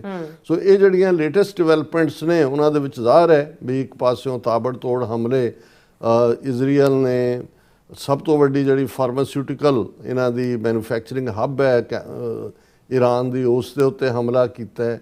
ਈਰਾਨ ਨੇ ਅਗੇਨ ਦੁਬਈ ਦੇ ਉੱਤੇ ਵੀ ਔਰ ਦੂਸਰੇ ਦੇ ਉੱਤੇ ਵੀ, ਸ਼ਾਇਦ ਕੁਵੈਤ ਦੇ 에ਅਰਪੋਰਟ ਤੇ ਵੀ ਹੋਇਆ। ਇਜ਼ਰਾਈਲ ਦੇ ਵਿੱਚ ਕਿੰਨਾ ਨੁਕਸਾਨ ਹੋ ਰਿਹਾ ਕੀ ਹੈ, ਉਹਦੇ 'ਚ ਵੀ ਵੂੰਡਡ ਦੀ ਗਿਣਤੀ ਜ਼ਿਆਦਾ ਹੈ, ਉਹ ਇਨ ਹੰਡਰਡਸ ਹੈ, ਕਿਉਂਕਿ ਉਹਨਾਂ ਦੀਆਂ ਮਿਸਾਈਲਾਂ ਤਾਬੜਤੋੜ ਹਮਲੇ ਕਰ ਰਹੀਆਂ ਨੇ। ਔਰ ਜਿਹੜਾ ਓਵਰਆਲ, ਜਿਵੇਂ ਤੁਸੀਂ ਇਕਨੋਮੀ ਦਾ ਮੈਂਸ਼ਨ ਕੀਤਾ, ਕਿਉਂਕਿ ਇਹ ਸ਼ਾਇਦ ਅਮਰੀਕਾ ਨੇ ਜਦੋਂ ਜੁਆਇਨ ਕੀਤਾ ਵਾਰ ਨੂੰ, ਉਹਨਾਂ ਨੂੰ ਇਹ ਰੀਅਲਾਈਜੇਸ਼ਨ ਨਹੀਂ ਹੋਏਗੀ, ਕਿਉਂਕਿ ਇੱਕ ਪਾਰਟ ਪ੍ਰੈਜ਼ੀਡੈਂਟ ਟਰੰਪ ਦੇ ਕ੍ਰੈਡਿਟ 'ਚ ਜਾਂਦਾ। ਪਹਿਲੀ ਗੱਲ ਤਾਂ ਇਹ ਵਾਰ ਮੌਂਗਰ ਨਹੀਂ ਨੇ, ਔਰ ਜਿਵੇਂ ਈਵਨ ਅਫਗਾਨਿਸਤਾਨ ਦੀ ਵਾਰ ਵੀ ਸਮੇਟੀ ਜਿਹੜੀ 20 ਸਾਲਾਂ ਤੋਂ ਉੱਥੇ ਚੱਲ ਰਹੇ ਸੀ, ਤਾਲਿਬਾਨ ਦੇ ਨਾਲ ਵੀ ਗੱਲਬਾਤ, ਮੋਰ ਪ੍ਰੈਕਟੀਕਲ ਡੀਲ ਮੇਕਰ ਨੇ ਔਰ ਮੋਰ ਪ੍ਰੈਕਟੀਕਲ ਹੈ। ਲੇਕਿਨ ਮੈਨੂੰ ਇਹ ਲੱਗਦਾ ਵੀ ਈਵਨ ਪ੍ਰੈਜ਼ੀਡੈਂਟ ਟਰੰਪ ਨੂੰ ਵੀ ਇਹ ਅੰਦਾਜ਼ਾ ਨਹੀਂ ਸੀ, ਉਹਨਾਂ ਨੂੰ ਇਹ ਲੱਗਦਾ ਸੀ ਜਿਵੇਂ ਇਜ਼ਰਾਈਲ ਨੇ ਉਹ ਆਪਣਾ ਜਿਹੜਾ ਸੌਦਾ ਵੇਚਿਆ ਕਿ ਭਾਈ ਇੱਕੋ ਹੀ ਅਟੈਕ ਦੇ ਵਿੱਚ ਸਾਰੇ ਐਲੀਮੀਨੇਟ ਹੋਣਗੇ, ਲੋਕ ਸੜਕਾਂ 'ਤੇ ਨਿਕਲਣਗੇ, ਰਜੀਮ ਚੇਂਜ ਹੋ ਜਾਏਗਾ। ਔਰ ਦੂਸਰਾ, ਜੇ ਆਇਲ ਪ੍ਰਾਈਸਿਸ ਜਾਂ ਦੂਸਰੇ ਨਾਲ ਇਹਨੂੰ ਜਿਹੜਾ ਕੈਲਕੂਲੇਟ ਵੀ ਨਹੀਂ ਕੀਤਾ ਗਿਆ ਹੋਣਾ। ਲੇਕਿਨ ਅੱਜ ਜਦੋਂ ਕਿ 1 ਮਹੀਨੇ ਤੋਂ ਜ਼ਿਆਦਾ ਹੋ ਗਿਆ ਔਰ ਪ੍ਰੈਜ਼ੀਡੈਂਟ ਟਰੰਪ ਕੀ ਕਹਿੰਦੇ ਨੇ, ਉਹਦੇ ਨਾਲ ਹੀ ਜਿਹੜੀ ਹੈ ਦੁਨੀਆ ਦੀ ਸਟਾਕ ਮਾਰਕੀਟ ਵੀ, ਸ਼ੇਅਰ ਬਾਜ਼ਾਰ ਵੀ, ਔਰ ਖ਼ਾਸ ਤੌਰ 'ਤੇ ਆਇਲ ਪ੍ਰਾਈਸਿਸ ਜਿਉਂ ਹੀ ਕਨਫਰੰਟੇਸ਼ਨ ਜਾਂ ਐਸਕੈਲੇਸ਼ਨ ਜਿਹਦੇ ਲਈ ਲਫ਼ਜ਼ ਹੈ, ਉਹਦੇ ਚਾਂਸ ਵੱਧਦੇ ਨੇ। ਕਰੂਡ ਆਇਲ ਦੀ ਬੈਰਲ ਜਿਹੜੀ ਹੈ 115-116 ਰੁਪਏ ਤੇ ਪਹੁੰਚ ਜਾਂਦੀ ਹੈ। ਜੇ ਪ੍ਰੈਜ਼ੀਡੈਂਟ ਟਰੰਪ ਇਹ ਕਹਿੰਦੇ ਨੇ ਕਿ ਵੀ ਬਸ 2-3 ਹਫ਼ਤੇ 'ਚ ਅਸੀਂ ਕੰਮ ਸਮੇਟ ਦੇਣਾ, ਸਾਨੂੰ ਹੁਣ ਕੋਈ ਪਰਵਾਹ ਨਹੀਂ ਹੈ ਸਟ੍ਰੇਟ ਆਫ ਹਾਰਮਿਊਜ਼, ਕਿਉਂਕਿ ਪ੍ਰੈਜ਼ੀਡੈਂਟ ਟਰੰਪ ਨੇ ਤਾਂ ਪੂਰਾ ਗੁੱਸਾ ਨੈਟੋ ਦੇ ਉੱਤੇ ਕੱਢਿਆ। ਉਹਨਾਂ ਨੇ ਕਿਹਾ ਵੀ ਤੁਸੀਂ ਸਾਡਾ ਸਾਥ ਨਹੀਂ ਦਿੱਤਾ, ਹੁਣ ਜੋ ਮਰਜ਼ੀ ਕਰੋ, ਮੌਜਾਂ ਕਰੋ, ਆਪ ਜਾ ਕੇ ਸਟ੍ਰੇਟ ਆਫ ਹਾਰਮੂਜ਼ ਖਲਾਓ, ਸਾਡਾ ਕੋਈ ਲਾਗਾ ਦੇਗਾ ਨਹੀਂ। ਔਰ ਜਿਹੜੀ ਲੇਟੈਸਟ ਉਹਨਾਂ ਦੀ ਸਟੇਟਮੈਂਟ ਹੈ ਜਿਹੜੀ ਟਰੂਥ ਸੋਸ਼ਲ ਦੇ ਉੱਤੇ, ਉਹਦੇ 'ਚ ਉਹਨਾਂ ਨੇ ਕਿਹਾ ਵੀ ਮੈਕਸਿਮਮ, ਉਹਨਾਂ ਨੇ ਕਿਹਾ 2 ਹਫ਼ਤੇ ਮੈਕਸਿਮਮ 3, ਸਾਡੇ ਵੱਲੋਂ ਅਸੀਂ ਆਲਰੇਡੀ ਈਰਾਨ ਨੂੰ ਓਬਲੀਟਰੇਟ ਕਰ ਦਿੱਤਾ ਹੈ, ਉਸ ਦੀ ਮਿਲਟਰੀ ਕੈਪੈਸਿਟੀ, ਉਸ ਦੀ ਨੇਵੀ। ਸਟੇਟ ਆਫ ਹਾਰਮਿਊਸ ਉਹਨੇ ਆਪੇ ਖੁਲਾ ਲੈਣ ਔਰ ਅਸੀਂ ਜਿਹੜਾ ਇਸ ਵਾਰ ਨੂੰ ਕਲੋਜ਼ ਕਰਨ ਵੱਲ ਜਾ ਰਹੇ ਹਾਂ। ਉਹਦਾ ਇੰਨਾ ਕੀ ਬਿਆਨ ਸੀ ਪ੍ਰੈਜ਼ੀਡੈਂਟ ਟਰੰਪ ਦਾ ਕਿ ਆਇਲ ਪ੍ਰਾਈਸਿਸ 115 ਤੋਂ ਵਾਪਸ 90-95 ਦੇ ਉੱਤੇ ਆ ਗਏ। ਲੇਕਿਨ ਜਿਹੜਾ ਕਾਫੀ ਕਰੂਸ਼ਲ ਹੋਏਗਾ, ਕਿਉਂਕਿ ਅਸੀਂ ਹੁਣ ਜਦੋਂ ਇਹ ਪ੍ਰੋਗਰਾਮ ਕਰ ਰਹੇ ਹਾਂ ਲਾਈਵ, ਆਲਮੋਸਟ 40 ਕੁ ਮਿੰਟ ਬਾਅਦ ਜਿਹੜੇ ਪ੍ਰੈਜ਼ੀਡੈਂਟ ਟਰੰਪ ਨੇ 9 ਵਜੇ 9 PM eastern time, New York time nation ਦੇ ਨਾਂ ਉਹਨਾਂ ਨੇ ਸੁਨੇਹਾ ਦੇਣਾ ਹੈ। ਉਸ ਦੇ ਵਿੱਚ ਉਹ ਕੀ ਕਹਿੰਦੇ ਨੇ, ਕਿਉਂਕਿ ਜਿਹੜੀ ਇਹਦੇ 'ਚ ਵੀ ਕੋਈ ਸ਼ੱਕ ਨਹੀਂ ਹੈ ਵੀ ਜਦੋਂ ਤੁਸੀਂ ਜੰਗ ਦੇ ਵਿੱਚ ਹੁੰਦੇ ਹੋ, ਡਿਸੈਪਸ਼ਨ ਵੀ ਉਹਦਾ ਇੱਕ ਵੈਪਨ ਹੁੰਦਾ ਕਿ ਤੁਸੀਂ ਕਹਿ ਕੁਛ ਰਹੇ ਹੁੰਦੇ ਹੋ ਪਰ ਹਕੀਕਤ ਕੁਝ ਹੋਰ ਹੁੰਦੀ ਹੈ। ਪਰ ਦੂਸਰੇ ਪਾਸੇ ਇਹ ਵੀ ਹੈ ਕਿਉਂਕਿ ਪ੍ਰੈਜ਼ੀਡੈਂਟ ਟਰੰਪ ਰੀਅਲਿਸਟਿਕ ਨੇ ਕਈ ਮਾਮਲਿਆਂ 'ਚ, ਔਰ ਉਹਨਾਂ ਨੂੰ ਜਾਂਚ ਵੀ ਹੈ ਕਿ ਆਪਣੇ ਸਟੈਂਡ ਨੂੰ ਜਿਹੜਾ ਉਹ ਜਦੋਂ ਆਪੋਜ਼ਿਟ ਲੈਣਾ ਹੈ ਤਾਂ ਉਹਨੂੰ ਜਸਟੀਫਾਈ ਕਿਵੇਂ ਕਰਨਾ ਹੈ। ਬਿਲਕੁਲ ਲੋਕ ਵੀ ਉਹਨਾਂ ਦੇ ਸਟੇਟ ਨੂੰ ਪਸੰਦ ਵੀ ਕਰਦੇ ਨੇ ਅਮਰੀਕਾ ਦੇ ਵਿੱਚ ਕਿ ਜੋ ਉਹਨਾਂ ਦੇ ਮੂੰਹ ਦੇ ਵਿੱਚ ਹੈ। ਹੁਣ ਜਿਵੇਂ ਉਹ FBI ਦਾ ਇੱਕ ਸਾਬਕਾ ਹੈੱਡ ਜਿਹਨੇ ਪ੍ਰੈਜ਼ੀਡੈਂਟ ਟਰੰਪ ਨੂੰ ਪ੍ਰੋਬ ਕੀਤਾ ਸੀ ਉਹਨਾਂ ਦੇ ਕੁਝ ਚਾਰजेस ਦੇ ਲਈ, ਉਹਦੀ ਡੈਥ ਹੋਈ ਤੇ ਪ੍ਰੈਜ਼ੀਡੈਂਟ ਟਰੰਪ ਨੇ ਕਿਹਾ ਵੀ ਗੁੱਡ ਰਿਡੈਂਸ, ਚੰਗਾ ਹੋਇਆ ਮਰਿਆ। ਸੋ ਹੁਣ ਇਹ ਕੋਈ ਵੀ ਪ੍ਰੈਜ਼ੀਡੈਂਟ ਜਾਂ ਦੂਜਾ ਜਿਹਦੇ 'ਚ ਉਹ ਨਹੀਂ ਕਹੇਗਾ ਕਦੇ ਵੀ, ਲੇਕਿਨ ਲੋਕ ਇਸ ਲਈ ਕਰ ਲੈਂਦੇ ਨੇ ਕਿ ਵੀ ਜੋ ਟਰੰਪ ਦੇ ਹੁੰਦਾ ਉਹ ਉਸ ਨੂੰ ਕਹਿ ਦਿੰਦਾ। ਸੋ ਜਿਹੜੀ ਗੱਲ ਉਹਨਾਂ ਨੇ ਪ੍ਰੈਜ਼ੀਡੈਂਟ ਟਰੰਪ ਨੇ ਜਿਹੜੀ ਅੱਜ ਆਪਣੇ ਮੈਸੇਜ ਦੇ ਵਿੱਚ ਕਹੀ, ਅਜੇ ਤਾਂ 9 ਵਜੇ ਵਾਲੇ ਮੈਸੇਜ 'ਚ ਕਲੀਅਰ ਹੋਏਗਾ, ਉਹਨਾਂ ਨੇ ਕਿਹਾ ਕਿ we will consider when Hormuz Strait is open, free and clear. Until then, we are blasting Iran into oblivion, or as they say, back to the Stone Age. ਪਹਿਲਾਂ ਤਾਂ ਉਹਨਾਂ ਨੇ ਇਹ ਕਿਹਾ ਕਿ ਵੀ ਇਹ ਈਰਾਨ ਦਾ ਪ੍ਰੈਜ਼ੀਡੈਂਟ ਜਿਹੜਾ ਉਹ ਤਰਲੇ ਕਰ ਰਿਹਾ ਸੀਜ਼ ਫਾਇਰ ਦੇ ਲਈ, ਲੇਕਿਨ ਉਹਨਾਂ ਨੇ ਕਿਹਾ ਕਿ ਵੀ ਅਸੀਂ ਜਿਹੜਾ ਈਰਾਨ ਹੈਡ ਦਾ, ਹਾਲਾਂ ਉਹਨੇ ਈਰਾਨ ਦੇ ਪ੍ਰੈਜ਼ੀਡੈਂਟ ਦਾ ਇਹ ਤਾਂ ਆਇਆ ਕਿ ਵੀ Iran had the necessary will for a ceasefire, but only if it's force guaranteed that hostilities would not return. ਉਹਨੇ ਕਿਹਾ ਜੀ ਅਸੀਂ ਸਾਡੇ 'ਚ ਵਿਲ ਹੈ ਕਿ ਅਸੀਂ ਸੀਜ਼ ਫਾਇਰ ਵੱਲ ਵੱਧ ਸਕਦੇ ਹਾਂ, ਪਰ ਇਹ ਗਾਰੰਟੀ ਹੋਏ ਕਿ ਮੁੜ ਕੇ ਹਮਲਾ ਨਹੀਂ ਹੋਏਗਾ। ਔਰ ਇਹਦੇ 'ਚ ਪ੍ਰੈਜ਼ੀਡੈਂਟ ਟਰੰਪ ਨੇ ਅਗੇਨ ਸਟੇਟ ਆਫ ਹਾਰਮਿਊਜ਼ ਦੀ ਪਹਿਲੀ ਸਟੇਜ 'ਤੇ ਗੱਲ ਕੀਤੀ। ਉਹਨਾਂ ਨੇ ਕਿਹਾ ਕਿ ਬਈ ਜਦੋਂ ਤੱਕ ਇਹ ਫ੍ਰੀ ਔਰ ਕਲੀਅਰ ਨਹੀਂ ਹੁੰਦੀ, ਅਸੀਂ ਈਰਾਨ ਨੂੰ ਜਿਹੜਾ ਉੱਥੋਂ ਤੱਕ ਪਹੁੰਚਾ ਦੇਵਾਂਗੇ ਕਿ ਵੀ ਸਟੋਨ ਏਜ, ਵੀ ਜਿੱਥੋਂ ਸਿਵਲਾਈਜੇਸ਼ਨ ਸ਼ੁਰੂ ਹੋਈ ਸੀ 5000 ਸਾਲ ਪਹਿਲਾਂ। ਹੁਣ ਇਸ ਸਾਰਿਆਂ ਦੇ ਨਾਲ ਨਾਲ ਜੇ ਅਸੀਂ ਉਹਨਾਂ ਦੇ ਸੈਕਟਰੀ ਆਫ ਵਾਰ, ਜਿਹੜਾ ਸੈਕਟਰੀ ਆਫ ਡਿਫੈਂਸ ਸੀ ਮਿਸਟਰ ਹੈਗਸੈਥ ਦੀ ਸਟੇਟਮੈਂਟ ਦੇਖੀ ਹੈ ਤਾਂ ਉਹਨਾਂ ਨੇ ਕਿਹਾ next days in Iran war will be decisive, claims Pentagon chief. ਹੁਣ ਇਹ ਜਦੋਂ ਤੁਸੀਂ ਦੋਨੋਂ ਪਾਸਿਓਂ ਦੇਖਦੇ ਹੋ, ਕਿਉਂਕਿ ਆਲਰੇਡੀ ਅਮਰੀਕਾ ਦੇ 5000 ਤੋਂ ਜ਼ਿਆਦਾ ਮੈਰੀਨ ਉੱਥੇ ਪਹੁੰਚ ਚੁੱਕੇ ਨੇ, 50,000 ਦੇ ਕਰੀਬ ਆਲਰੇਡੀ ਅਮਰੀਕਨ ਸੋਲਜਰ ਉੱਥੇ ਸਟੇਸ਼ਨ ਨੇ। 2 ਦਿਨ ਪਹਿਲਾਂ ਤੱਕ ਇਹ ਵੀ ਸੀ ਕਿ ਜੀ ਅਸੀਂ ਖਰਗ ਵਾਲਾ ਆਈਲੈਂਡ ਲੈਣਾ ਹੈ, ਜਾਂ ਜਿਹੜਾ ਮੇਨਲੈਂਡ ਈਰਾਨ ਦੇ ਵੀ ਕਿਸ ਹਿੱਸੇ ਦੇ ਵਿੱਚ ਜਿਹੜਾ ਉਹ ਕਬਜ਼ਾ ਕੀਤਾ ਜਾ ਸਕਦਾ ਹੈ। ਹਾਲਾਂ ਹੁਣ ਜਦੋਂ ਅੱਜ ਪ੍ਰੈਜ਼ੀਡੈਂਟ ਟਰੰਪ ਦੀ ਲੇਟੈਸਟ ਜਿਹੜਾ ਸੀ ਜਿਹਦੇ 'ਚ ਉਹਨਾਂ ਨੇ ਨੈਟੋ ਨੂੰ ਕਿਹਾ ਵੀ ਅਸੀਂ ਤਾਂ ਨੈਟੋ ਤੋਂ ਵੀ ਨਿਕਲਣ ਵਾਲੇ ਆ, ਉਹਨਾਂ ਨੇ ਕਿਹਾ ਵੀ ਤੁਸੀਂ ਆਪ ਦੇਖੋ ਤੁਸੀਂ ਕੀ ਕਰਨਾ ਹੈ, ਔਰ ਅਸੀਂ ਜਿਹੜਾ ਸਾਡਾ ਆਲਮੋਸਟ ਮਕਸਦ ਪੂਰਾ ਹੋਣ ਵੱਲ ਜਾ ਰਿਹਾ। ਪਰ ਇਹ ਜਿਹੜਾ ਸੈਕਟਰੀ ਆਫ ਵਾਰ ਮਿਸਟਰ ਹੈਗਸੈਥ ਦਾ ਇਹ ਕਹਿਣਾ ਹੈ ਕਿ ਜੀ ਡਿਸਾਈਸਿਵ, ਇਹ ਡਿਸਾਈਸਿਵ ਤੋਂ ਦੋਵੇਂ ਤਰ੍ਹਾਂ ਹੀ ਹੋ ਸਕਦਾ, ਐਸਕੇਲੇਸ਼ਨ। ਔਰ ਬਹੁਤ ਵਾਰ ਇਹ ਹੁੰਦਾ ਹੈ ਕਿ ਵੀ ਜਦੋਂ ਤੁਸੀਂ ਨੈਗੋਸ਼ੀਏਸ਼ਨ ਵੀ ਕਰ ਰਹੇ ਹੋ, ਹਾਲਾਂ ਨੈਗੋਸ਼ੀਏਸ਼ਨ ਨੂੰ ਲੈ ਕੇ ਦੋਨਾਂ ਦਾ ਜਿਵੇਂ ਅਸੀਂ ਕਿਹਾ ਵੀ ਨੈਰੇਟਿਵ ਦੀ ਜੰਗ ਚੱਲ ਰਹੀ ਹੈ। ਪ੍ਰੈਜ਼ੀਡੈਂਟ ਟਰੰਪ ਤਾਂ ਕਹਿ ਰਹੇ ਨੇ ਕਿ ਈਰਾਨ ਡੈਸਪਰੇਟ ਹੈ ਨੈਗੋਸ਼ੀਏਸ਼ਨ ਲਈ, ਲੇਕਿਨ ਈਰਾਨ ਦੇ ਪ੍ਰੈਜ਼ੀਡੈਂਟ ਨੇ ਵੀ, ਉਹਨਾਂ ਦੇ ਫੋਰਨ ਮਿਨਿਸਟਰ ਨੇ, ਉਹਨਾਂ ਨੇ ਕਿਹਾ ਇਹ ਬਿਲਕੁਲ ਝੂਠ ਹੈ, ਅਸੀਂ ਕੋਈ ਇਸ ਦੇ ਲਈ ਨਹੀਂ ਹੈ। ਔਰ ਉਹਦੇ 'ਤੇ ਈਰਾਨ ਨੇ ਜਦੋਂ ਸਟੇਟ ਆਫ ਹਾਰਮੂਜ਼ ਦੀ ਗੱਲ ਆਈ ਤੇ ਈਰਾਨ ਦਾ ਜਿਹੜਾ ਨੇਸ਼ਨ ਸਿਕਿਉਰਿਟੀ ਕਮਿਸ਼ਨ ਦਾ ਹੈੱਡ ਹੈ, ਉਹਨੇ ਕਿਹਾ strait of Hormuz will be opened but not for you. ਉਹਨੇ ਅਮਰੀਕਾ ਔਰ ਅਲਾਈਜ਼ ਨੂੰ ਕਿਹਾ ਵੀ ਤੁਹਾਡੇ ਲਈ ਨਹੀਂ ਹੈ। ਔਰ ਇਸ ਸਾਰੇ ਦੇ ਵਿੱਚ ਜਿਹੜਾ 9 ਵਜੇ ਵਾਲਾ ਮੈਸੇਜ ਹੈ ਉਹ ਕਾਫੀ ਇੰਪੋਰਟੈਂਟ ਹੋਏਗਾ। ਉਹਦੇ 'ਚੋਂ ਅਸੀਂ ਇਹ ਅੰਦਾਜ਼ਾ ਲਾ ਸਕਾਂਗੇ ਕਿ ਗੱਲ ਕਿੱਧਰ ਨੂੰ ਜਾ ਰਹੀ ਹੈ। ਪਰ ਇੱਕ ਗੱਲ ਤੇ ਸਾਰੇ ਹੀ ਸਹਿਮਤ ਨੇ, ਸਾਰਿਆਂ ਦਾ ਮਤਲਬ ਜਿਹੜੇ ਨਿਊਟਰਲ ਐਨਾਲਿਸਟ ਨੇ, ਕਿ ਇਸ ਦੇ ਵਿੱਚ ਜਿਹੜੇ ਆਬਜੈਕਟਿਵ ਸੀ ਉਹ ਪੂਰੇ ਨਹੀਂ ਹੋਏ ਜਿਹੜੇ ਅਮਰੀਕਾ ਇਜ਼ਰਾਈਲ ਦੇ। ਹਾਲਾਂ ਪ੍ਰੈਜ਼ੀਡੈਂਟ ਟਰੰਪ ਨੇ ਇਹ ਕਹਿ ਕੇ ਕਿ ਜੀ ਨਿਊ ਪ੍ਰੈਜ਼ੀਡੈਂਟ ਆਫ ਈਰਾਨ ਕਿ ਜੀ ਆਲਰੇਡੀ ਰਿਜੀਮ ਚੇਂਜ ਹੋ ਗਿਆ, ਮਤਲਬ ਇਹ ਹੈ ਵੀ ਜਿਹੜੇ ਸੀ ਅਸੀਂ ਮਾਰਤੇ। ਲੇਕਿਨ ਜਿਹੜੇ ਦੂਸਰੇ ਨੇ ਉਹ ਕਹਿ ਰਹੇ ਨੇ ਵੀ ਜਿਹੜਾ ਹੁਣ ਆਇਆ ਹੈ ਖਮੀਨਾਈ ਦਾ ਮੁੰਡਾ, ਉਹ ਉਹਦੇ ਨਾਲੋਂ ਵੀ ਹਾਰਡ ਲਾਈਨਰ ਹੈ ਔਰ ਉਹਨੇ ਤਾਂ ਫਤਵਾ ਦਿੱਤਾ ਸੀ ਵੀ ਨਿਊਕਲੀਅਰ ਵੈਪਨ ਬਿਲਕੁਲ ਨਹੀਂ ਬਣਾਉਣੇ ਹੈ ਅਸੀਂ, ਇਹ ਹਰਾਮ ਹੈ ਇਸਲਾਮ ਦੇ ਮੁਤਾਬਕ। ਲੇਕਿਨ ਉਹਨਾਂ ਨੇ ਕਿਹਾ ਵੀ ਹੁਣ ਈਰਾਨ ਦੀ ਪਾਰਲੀਮੈਂਟ ਆਲਮੋਸਟ ਇਸ ਪਾਸੇ ਵੱਲ ਜਾ ਰਹੀ ਹੈ ਕਿ ਉਹ NPT ਜਿਹੜੀ ਨਿਊਕਲੀਅਰ ਪ੍ਰੋਲੀਫਰੇਸ਼ਨ ਟ੍ਰੀਟੀ ਤੇ ਦਸਤਖਤ ਕੀਤੇ ਹੋਏ ਨੇ ਉਸ 'ਚੋਂ ਆਪਣੇ ਆਪ ਨੂੰ ਬਾਹਰ ਕੱਢਣਾ ਚਾਹੁੰਦੇ ਨੇ, ਕਿਉਂਕਿ ਉਹਨਾਂ ਨੂੰ ਇਹ ਨਜ਼ਰ ਆ ਰਿਹਾ ਹੈ ਔਰ ਇਹ ਗੱਲ ਈਵਨ ਨਾਰਥ ਕੋਰੀਆ ਦੇ ਉਹਨੇ ਜਿਮ ਕੌਂਗ ਨੇ ਵੀ ਕਹੀ ਕਿ ਜੀ ਸਾਨੂੰ ਵੀ ਇਵੇਂ ਹੀ ਮਿੱਠੀਆਂ ਗੱਲਾਂ ਨਾਲ ਰੋਕਿਆ ਜਾ ਰਿਹਾ ਸੀ, ਪਰ ਹੁਣ ਸਾਡੀ ਵਾਹ ਵੱਲ ਕੋਈ ਨਹੀਂ ਦੇਖਦਾ ਕਿਉਂਕਿ ਅਸੀਂ ਨਿਊਕਲੀਅਰ ਹੈ। ਸੋ ਇਸ ਤੋਂ ਵੀ ਜਿਹੜਾ ਦੂਸਰਾ ਪਾਰਟ ਗਰਾਊਂਡ ਦੇ ਉੱਤੇ ਟਰੂਪਸ ਲਿਆਉਣ ਦਾ ਇੱਕ ਮਕਸਦ ਜਿਹਨੂੰ ਬੂਟਸ ਔਨ ਦਾ ਗਰਾਊਂਡ ਕਹਿੰਦੇ ਨੇ, ਇਹ ਵੀ ਸੀ ਕਿ ਜੀ ਜਿਹੜਾ ਐਨਰਿਚਡ ਯੂਰੇਨੀਅਮ ਹੈ ਈਰਾਨ ਦਾ ਉਹਦੇ 'ਤੇ ਕਬਜ਼ਾ ਕੀਤਾ ਜਾਏ, ਉਹਨੂੰ ਕਿਤੇ ਹੋਰ ਟਰਾਂਸਪੋਰਟ ਕੀਤਾ ਜਾਏ। ਉਹ ਵੀ ਜਿਹੜਾ ਐਕਸਪਰਟਸ ਨੇ ਉਹਨਾਂ ਦਾ ਕਹਿਣਾ ਵੀ ਇਹ ਇੰਪੋਸੀਬਲ ਹੈ ਔਰ ਬਹੁਤ ਜ਼ਿਆਦਾ ਕੈਜੂਅਲਟੀਜ਼ ਜਿਹੜੀਆਂ ਨੇ ਉਹ ਅਮਰੀਕਨ ਸੋਲਜਰਸ ਦੀਆਂ ਹੋਣਗੀਆਂ, ਬਾਡੀ ਬੈਗਸ ਆਉਣਗੇ ਔਰ ਆਲਰੇਡੀ ਅਮਰੀਕਾ ਦੇ ਵਿੱਚ ਜਿਹੜਾ 3/4 ਲੋਕ ਨੇ ਆਲਮੋਸਟ 80% ਉਹ ਜੰਗ ਦੇ ਖਿਲਾਫ ਨੇ ਔਰ ਆਲਰੇਡੀ ਇੱਥੇ $4 ਦੀ ਬੈਰਲ ਜਿਹੜੀ ਹੈ ਲੀਟਰ ਤੇਲ ਹੋਇਆ ਔਰ ਇਹ ਆਪਣੇ ਆਪ ਦੇ ਵਿੱਚ ਹੀ ਜਦੋਂ ਪਾਕਟ ਨੂੰ ਹਿੱਟ ਕਰਦਾ ਔਰ ਦੂਜਾ ਫਿਰ ਨਾਲ ਦੀ ਨਾਲ ਖਿਲਾਫਤ ਵੀ ਸ਼ੁਰੂ ਹੋ ਜਾਂਦੀ ਹੈ। ਔਰ ਇਸ ਸਾਰੇ 'ਚ ਕੋਈ ਸ਼ੱਕ ਨਹੀਂ ਹੈ ਕਿ ਨਾ ਰਜੀਮ ਚੇਂਜ ਹੋਇਆ, ਰਾਦਰ ਉਹਨਾਂ ਤੋਂ ਜ਼ਿਆਦਾ ਹਾਰਡ ਲਾਈਨਰ ਆਏ, ਨਾ ਹੀ ਈਰਾਨ ਦੇ ਲੋਕ ਸੜਕਾਂ 'ਤੇ ਤਾਂ ਨਿਕਲੇ ਲੇਕਿਨ ਰਜੀਮ ਦੀ ਹਮਾਇਤ ਦੇ ਵਿੱਚ। ਔਰ ਸਾਰੀ ਰਾਤ ਵੀ ਲੋਕ ਈਰਾਨ ਦੇ ਝੰਡੇ ਲੈ ਕੇ ਦੇ ਬਾਵਜੂਦ ਕਿ ਬੰਬ ਡਿੱਗ ਰਹੇ ਹੁੰਦੇ ਨੇ ਦੂਜੇ, ਉਹ ਸੜਕਾਂ 'ਤੇ ਘੁੰਮ ਰਹੇ ਹੁੰਦੇ ਨੇ। ਸੋ ਉਹਨਾਂ ਦੀ ਡਿਫਾਈਂਸ ਵੀ ਉੱਥੇ ਹੀ ਕਾਇਮ ਹੈ। ਔਰ ਜਿਹੜੀ ਈਰਾਨ ਦੀ ਜੰਗੀ ਸਟ੍ਰੈਟਜੀ ਦੇ ਥੱਲੇ ਸਟੇਟ ਆਫ ਹਾਰਮੂਜ਼ ਦੇ ਉੱਤੇ ਉਹਨੇ ਕੰਟਰੋਲ ਕੀਤਾ ਹੈ। ਇਹਨਾਂ ਦੇ ਐਕਸਪਰਟਸ ਦਾ ਕਹਿਣਾ ਕਿ ਇਸ ਇੱਕ ਮਹੀਨੇ ਦੇ ਵਿੱਚ ਈਰਾਨ ਨੇ $1.5 ਬਿਲੀਅਨ ਤੋਂ ਜ਼ਿਆਦਾ ਬਣਾਏ। ਹੁਣ ਇੱਕ ਪਾਸੇ ਤਾਂ ਈਰਾਨ ਦੇ ਆਇਲ ਦੇ ਉੱਤੇ ਸੈਂਕਸ਼ਨਸ ਲੱਗੀਆਂ ਸੀ, ਵੇਚ ਨਹੀਂ ਸਕਦੇ।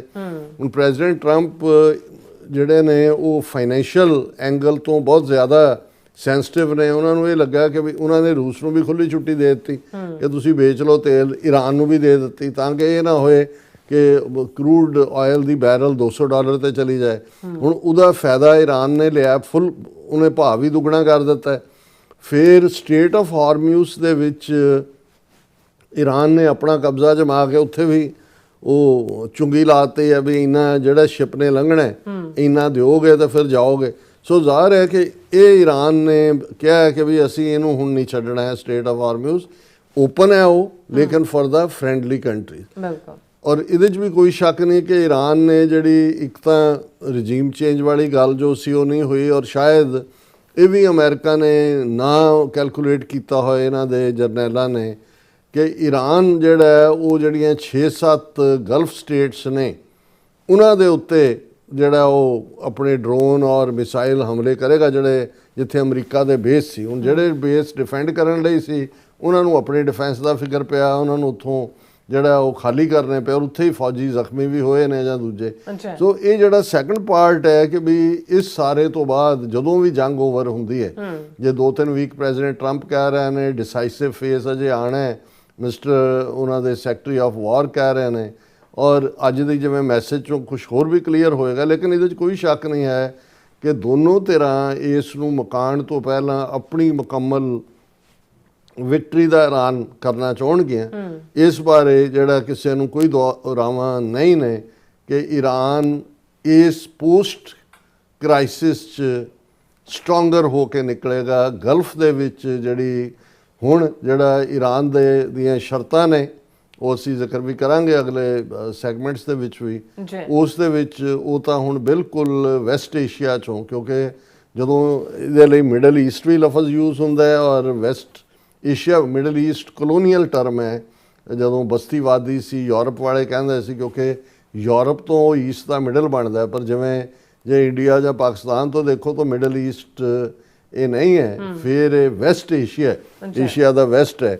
ਪਰ ਉਹਦੇ 'ਚ ਈਰਾਨ ਜਿਵੇਂ ਕਿ ਇੱਕ ਐਕਸਪਰਟ ਨੇ, ਇਹ US ਏਅਰ ਪਾਵਰ ਐਕਸਪਰਟ ਹੈ, ਉਹਦਾ ਇਹ ਕਹਿਣਾ ਹੈ ਈਰਾਨ ਨਾਓ ਅਮੰਗ 5 ਮੋਸਟ ਪਾਵਰਫੁਲ ਕੰਟਰੀਜ਼ ਇਨ ਦਾ ਵਰਲਡ।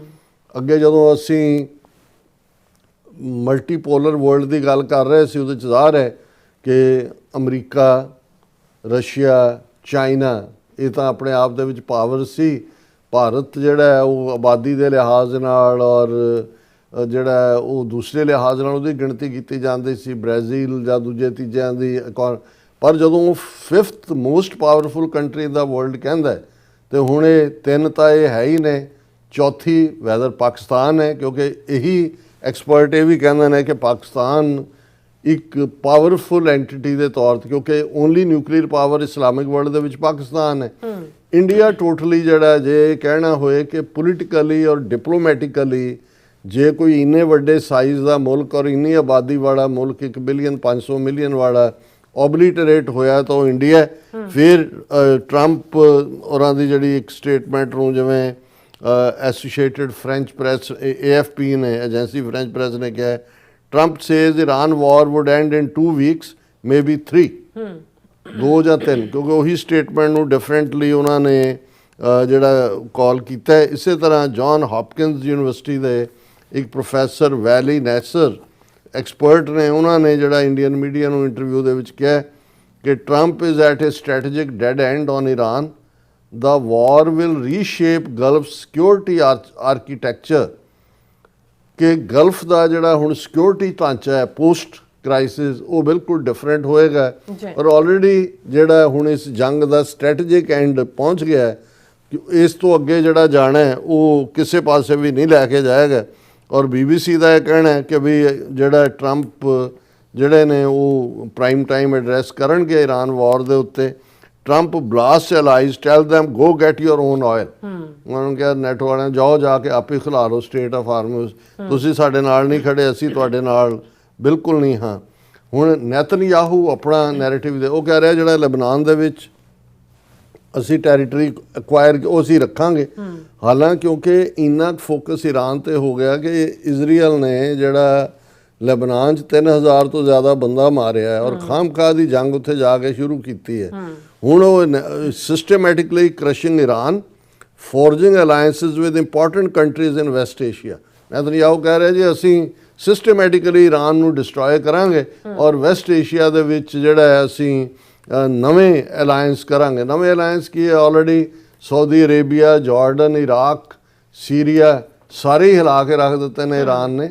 ਰਾਦਰ ਇਹਦੇ 'ਚ ਇਹ ਵੀ ਹੋ ਸਕਦਾ ਜੇ ਅਮਰੀਕਾ ਉੱਥੋਂ ਵਿਦਡਰਾਇੰਗ ਲਾਈਨ ਲੈ ਤੇ ਉੱਥੇ ਮਿਡਲ ਈਸਟ ਦੇ ਵਿੱਚ ਇੱਕ ਨਵੀਂ ਵਾਰ ਜਿਹਦੇ 'ਚ ਕਿ ਇਰਾਕੀ ਗੁਰਿਲੇ ਜਿਹੜੇ ਨੇ ਉਹ ਜਾ ਕੇ ਕੁਵੈਤ ਲੈ ਸਕਦੇ ਨੇ, ਇੱਧਰ ਜਿਹੜੇ ਜਾਰਡਨ ਔਰ ਦੂਸਰੇ ਦੇ ਵਿੱਚ ਵੀ ਜਿਹੜੇ ਨੇ ਲੋਕ, ਔਰ ਸਾਊਦੀ ਅਰੇਬੀਆ ਦੇ ਵਿੱਚ ਔਰ UAE ਦੇ ਵਿੱਚ ਰਜੀਮ ਚੇਂਜ, ਇਰਾਨ ਦਾ ਰਜੀਮ ਚੇਂਜ ਕੀ ਹੋਣਾ ਸੀ?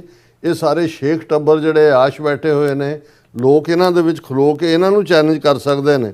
ਔਰ ਇਸ ਸਾਰੇ ਦੇ ਚੱਲਦਿਆਂ ਅਸੀਂ ਇਹ ਹੋਪ ਹੀ ਕਰਦੇ ਹਾਂ ਜਿਹੜਾ ਮੈਸੇਜ ਹੋਏਗਾ ਪ੍ਰੈਜ਼ੀਡੈਂਟ ਟਰੰਪ ਦਾ, ਉਹਦੇ 'ਚ ਆਈ ਹੋਪ ਕਿ ਇਸ ਵਾਰ ਦੇ ਐਂਡ ਦੀ ਗੱਲ ਹੋਏਗੀ, ਆਪਣੀ ਜਿੱਤ ਦਾ ਹੀ ਭਾਵੇਂ ਐਲਾਨ ਹੋਏਗਾ ਵੀ ਅਸੀਂ ਇਰਾਨ ਨੂੰ ਜਿਹੜਾ ਉਹ ਪੱਥਰ ਯੁੱਗ 'ਚ ਪਹੁੰਚਾ ਦਿੱਤਾ ਹੈ। ਚਲੋ ਨੈਰੇਟਿਵ ਦੀ ਜੰਗ, ਮਿਡ ਟਰਮ ਇਲੈਕਸ਼ਨਾਂ ਵੀ ਹੋਣੀਆਂ ਨੇ ਦੂਸਰਾ, ਪਰ ਹਰ ਹਾਲ ਦੇ ਵਿੱਚ ਇਹ ਜਿਹੜੀਆਂ ਹੌਸਟਿਲਿਟੀਜ਼ ਨੇ, ਇਹ ਦੁਸ਼ਮਣੀਆਂ ਨੇ, ਇਹਨਾਂ ਦਾ ਐਂਡ ਹੋਣਾ ਚਾਹੀਦਾ ਹੈ। ਜੰਗ ਦਾ ਅੰਤ ਤਾਂ ਨਹੀਂ ਹੋਏਗਾ, ਇੱਕ ਪਾਸਾ ਰੁਕੇਗਾ ਤੇ ਦੂਸਰਾ ਜਿਵੇਂ ਅਸੀਂ ਕਿਹਾ ਕਿ ਵੈਸਟ ਏਸ਼ੀਆ ਦੇ ਵਿੱਚ ਨਵਾਂ ਪਾਵਰ ਸਟਰਕਚਰ, ਕਿਉਂਕਿ ਈਰਾਨ ਉਹਨਾਂ ਨੂੰ ਹੌਪਕਿੰਸ ਦਾ ਪ੍ਰੋਫੈਸਰ ਤਾਂ 5ਵੀਂ ਦੁਨੀਆ ਦੀ ਵੱਡੀ ਤਾਕਤ ਕਹਿੰਦਾ, 5ਵੀਂ ਨਾ ਵੀ ਹੋਏ ਪਰ ਈਰਾਨ ਜਿਹੜਾ ਮੋਰ ਪਾਵਰਫੁਲ ਹੋ ਕੇ ਵੈਸਟ ਏਸ਼ੀਆ ਦੇ ਵਿੱਚ, ਗਲਫ ਰੀਜਨ ਦੇ ਵਿੱਚ ਜਿਹੜਾ ਉਸ ਦਾ ਉਭਾਰ ਹੋਇਆ।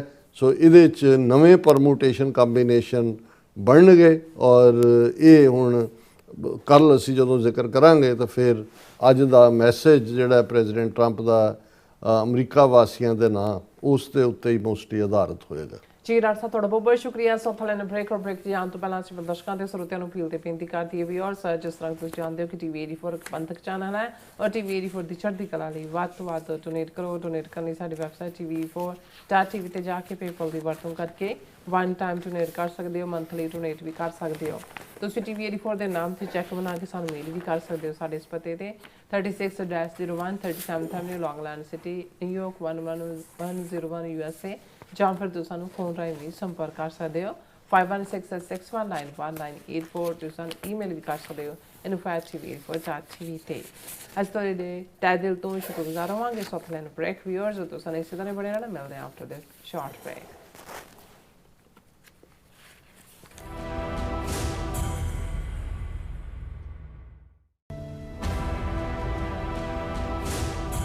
ਖਾਲਸਾ ਸਾਜਨਾ ਦਿਵਸ ਦੇ ਪਵਿੱਤਰ ਮੌਕੇ ਤੇ ਗੁਰਦੁਆਰਾ ਖਾਲਸਾ ਦੀਵਾਨ ਵੱਲੋਂ ਗ੍ਰੇਨਸਰ ਇੰਡੀਆਨਾ ਵਿਖੇ ਕਰਵਾਇਆ ਜਾ ਰਿਹਾ ਵਿਸ਼ੇਸ਼ ਸਮਾਗਮ 9 ਅਪ੍ਰੈਲ ਸਵੇਰੇ 11 ਵਜੇ ਸ਼੍ਰੀ ਅਖੰਡ ਪਾਠ ਸਾਹਿਬ ਆਰੰਭ ਹੋਣਗੇ ਅਤੇ 11 ਅਪ੍ਰੈਲ ਨੂੰ ਸ਼੍ਰੀ ਅਖੰਡ ਪਾਠ ਸਾਹਿਬ ਦੇ ਭੋਗ ਪਾਏ ਜਾਣਗੇ।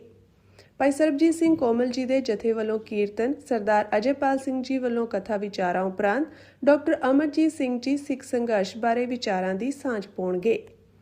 ਆਓ ਸਾਰੇ ਮਿਲ ਕੇ ਖਾਲਸਾ ਸਾਜਨਾ ਦਿਵਸ ਨੂੰ ਸ਼ਰਧਾ ਤੇ ਉਤਸ਼ਾਹ ਨਾਲ ਮਨਾਈਏ ਤੇ ਆਪਣੇ ਪਰਿਵਾਰ ਸਮੇਤ ਹਾਜ਼ਰੀਆਂ ਭਰ ਕੇ ਗੁਰੂ ਘਰ ਦੀਆਂ ਬਰਕਤਾਂ ਪ੍ਰਾਪਤ ਕਰੀਏ ਜੀ। ਹੋਰ ਜਾਣਕਾਰੀ ਲਈ ਸੰਪਰਕ ਕਰੋ ਸਰਦਾਰ ਭੋਲਾ ਸਿੰਘ 269 506 3085 ਤੇ। ਵਿਸਾਖੀ ਅਤੇ ਖਾਲਸਾ ਸਾਜਨਾ ਦਿਵਸ ਦੀ 327ਵੀਂ ਵਰ੍ਹੇਗੰਢ ਮੌਕੇ ਇੱਕ ਵੱਡਾ ਸਮਾਗਮ ਹੋਣ ਜਾ ਰਿਹਾ ਹੈ। ਵਿਸਾਖੀ ਜੋ ਸਿਰਫ ਤਿਉਹਾਰ ਨਹੀਂ ਸਗੋਂ ਖਾਲਸੇ ਦੀ ਪਹਿਚਾਣ ਅਤੇ ਆਜ਼ਾਦੀ ਦੇ ਐਲਾਨ ਦਾ ਪ੍ਰਤੀਕ ਹੈ। ਅਮਰੀਕਾ ਦੀ ਰਾਜਧਾਨੀ ਵਾਸ਼ਿੰਗਟਨ ਡੀਸੀ ਵਿੱਚ ਕੱਢਿਆ ਜਾਵੇਗਾ ਸਿੱਖ ਫਰੀडम ਮਾਰਚ, ਜਿੱਥੇ ਗੂੰਜੇਗੀ ਸੱਚ ਦੀ ਆਵਾਜ਼ ਅਤੇ ਇਨਸਾਫ ਦੀ ਮੰਗ। ਇਸ ਮੌਕੇ ਵਿਸਾਖੀ ਨੂੰ ਨੈਸ਼ਨਲ ਸਿੱਖ ਡੇ USA ਵਜੋਂ ਮਨਾਇਆ ਜਾਵੇਗਾ। ਤਾਂ ਇਸ ਫਰੀडम ਮਾਰਚ ਦਾ ਹਿੱਸਾ ਬਣਨ ਲਈ ਜ਼ਰੂਰ ਪਹੁੰਚੋ ਜੀ। ਸ਼ਨੀਚਰਵਾਰ 4 ਅਪ੍ਰੈਲ 2026 ਨੂੰ ਵਾਸ਼ਿੰਗਟਨ ਡੀਸੀ ਵਿਖੇ। ਧੰਨਵਾਦ। ਤੁਸੀਂ ਵੇਖ ਰਹੇ ਹੋ TV 84, ਇੱਕ ਅਜਿਹਾ ਚੈਨਲ ਜੋ ਪਾਬੰਦੀਆਂ ਦੇ ਬਾਵਜੂਦ ਵੀ ਸੱਚ ਨੂੰ ਆਧਾਰ ਬਣਾ ਕੇ ਸਿੱਖ ਸੰਘਰਸ਼, ਸਿੱਖ ਨਜ਼ਰੀਏ ਅਤੇ ਕੌਮੀ ਮੁੱਦਿਆਂ ਨੂੰ ਨਿਡਰਤਾ ਨਾਲ ਸਾਹਮਣੇ ਰੱਖਦਾ ਆ ਰਿਹਾ ਹੈ। ਹੁਣ ਇੱਕ ਵਾਰ ਫਿਰ ਭਾਰਤ ਵਿੱਚ TV 84 ਨੂੰ ਰਿਸਟ੍ਰਿਕਟ ਕਰ ਦਿੱਤਾ ਗਿਆ। ਸੱਚ ਨੂੰ ਦਬਾਇਆ ਤਾਂ ਜਾ ਸਕਦਾ ਹੈ ਪਰ ਮਿਟਾਇਆ ਨਹੀਂ। ਅਸੀਂ ਖਾਮੋਸ਼ ਨਹੀਂ ਹੋਏ, ਸਾਡੀ ਆਵਾਜ਼ ਅਜੇ ਵੀ ਜਿਉਂਦੀ ਹੈ। ਭਾਰਤ ਤੋਂ ਬਾਹਰ TV 84 ਅਜੇ ਵੀ ਉਪਲਬਧ ਹੈ ਤੇ ਭਾਰਤ ਵਿੱਚ ਤੁਸੀਂ TV 84 ਦੀ ਵੈਬਸਾਈਟ ਤੇ ਸਾਡੀ ਪੂਰੀ ਰਿਪੋਰਟਿੰਗ, ਵੀਡੀਓਜ਼ ਅਤੇ ਸੱਚੀ ਜਾਣਕਾਰੀ ਵੇਖ ਸਕਦੇ ਹੋ। ਤਾਂ ਅੱਜ ਹੀ ਜੁੜੋ TV 84 ਦੀ ਵੈਬਸਾਈਟ ਦੇ ਨਾਲ, ਸਾਨੂੰ ਸਹਿਯੋਗ ਦਿਓ ਅਤੇ ਸੱਚ ਨਾਲ ਜੁੜੇ ਰਹੋ। TV 84 ਸੱਚ ਦੀ ਆਵਾਜ਼।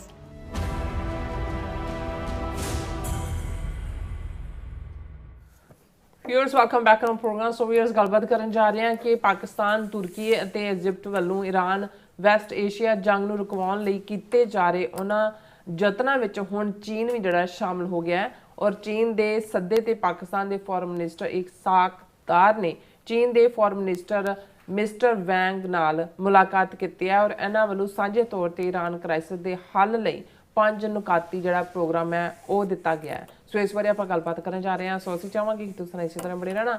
ਦੇਖਣ ਸੁਣ ਲਿਆ, ਲਿਖਣ ਲਈ ਤੁਹਾਡਾ ਸਭ ਦਾ ਬਹੁਤ ਬਹੁਤ ਧੰਨਵਾਦ ਜੀ। ਡਾਕਟਰ ਸਾਹਿਬ ਕੀ ਕਹਿਣਾ ਚਾਹੋਗੇ? ਦੇਖੋ, ਬਹੁਤ ਵਾਰ ਇਹ ਹੁੰਦਾ ਹੈ ਵੀ ਦੁਸ਼ਮਣ ਕੁਝ ਹੋਰ ਚਾਹੁੰਦਾ ਹੁੰਦਾ ਹੈ ਪਰ ਹੋਰ ਦਾ ਹੋਰ ਜਾਂਦਾ ਹੈ। ਬਿਲਕੁਲ।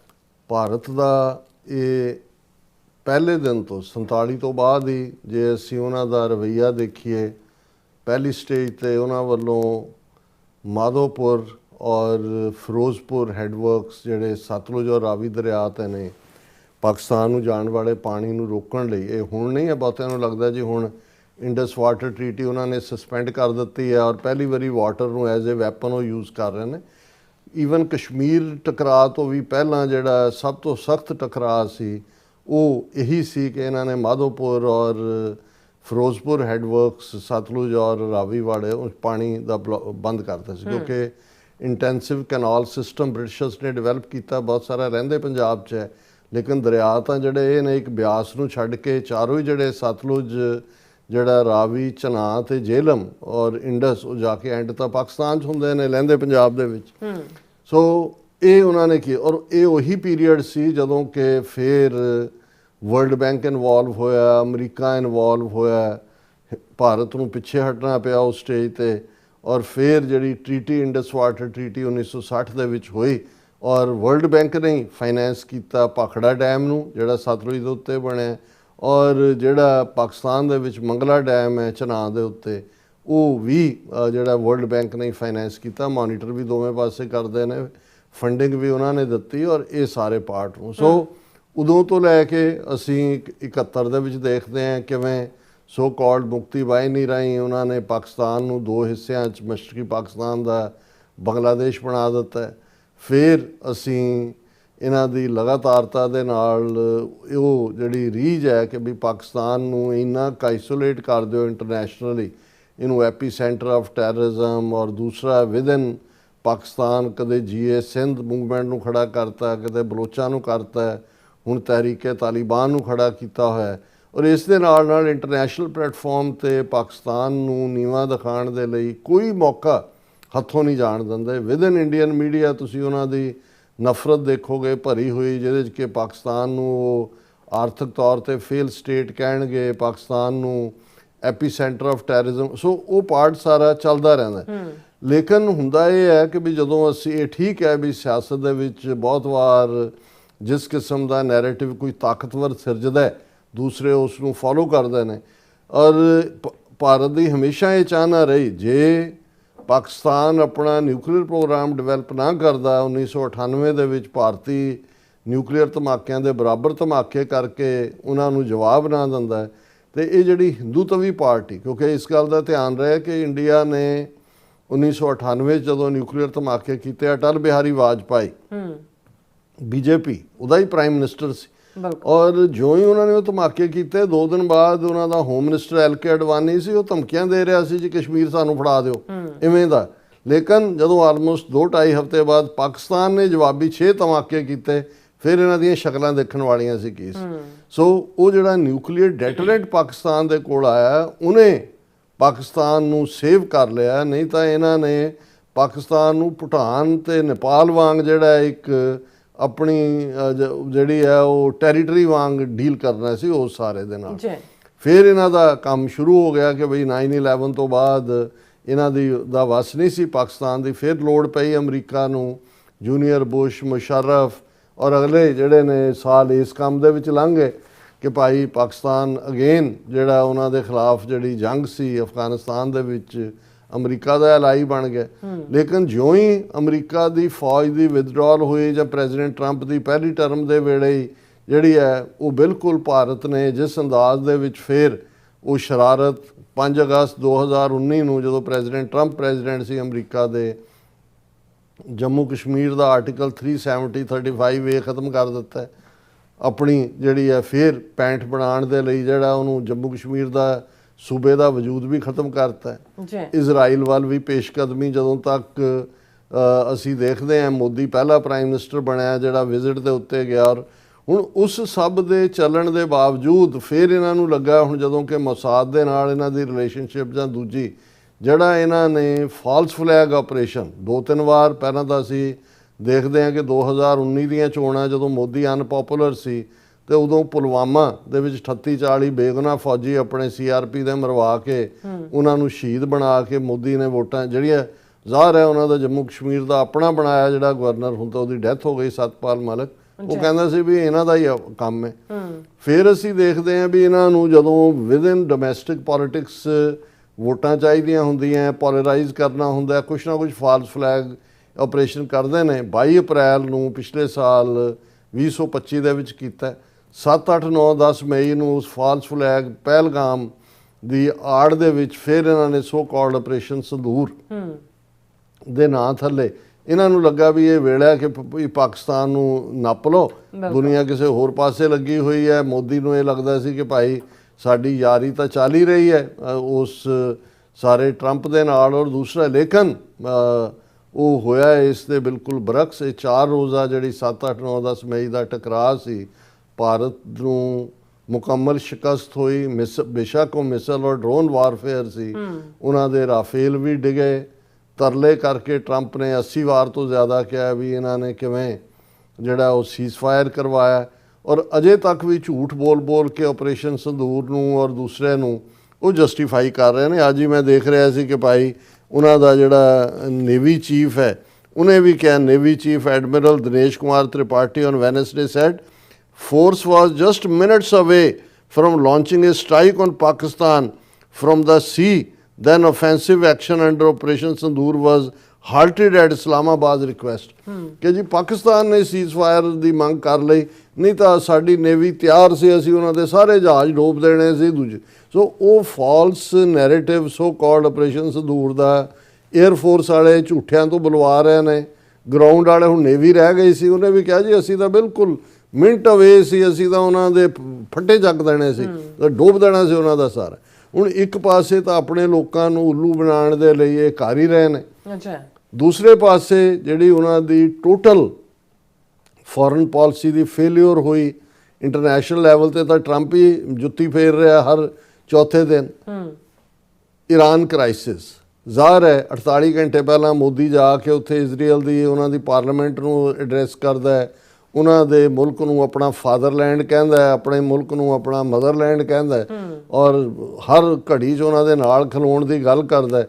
ਔਰ ਇਧਰ ਜਦੋਂ ਸੱਚਮੁੱਚ ਈਰਾਨ ਕ੍ਰਾਈਸਿਸ ਜਿਹੜਾ ਉਹ ਫਲੇਅਰ ਅਪ ਹੁੰਦਾ ਹੈ ਤੇ ਈਰਾਨ ਜਦੋਂ ਫਿਰ ਸ਼ੀਸ਼ਾ ਦਿਖਾ ਦਿੰਦਾ ਸਾਰਿਆਂ ਨੂੰ, ਤੇ ਉਹਨਾਂ ਨੂੰ ਇਹ 1 ਮਹੀਨੇ ਤੋਂ ਜ਼ਿਆਦਾ ਹੋ ਗਿਆ ਹੈ, ਨਾ ਭਾਰਤ ਦੀ ਕਿਸੇ ਪਾਸੇ ਹੋਂਦ ਹੈ, ਨਾ ਉਹਨਾਂ ਦਾ ਕੋਈ ਨੋਟਿਸ ਹੈ।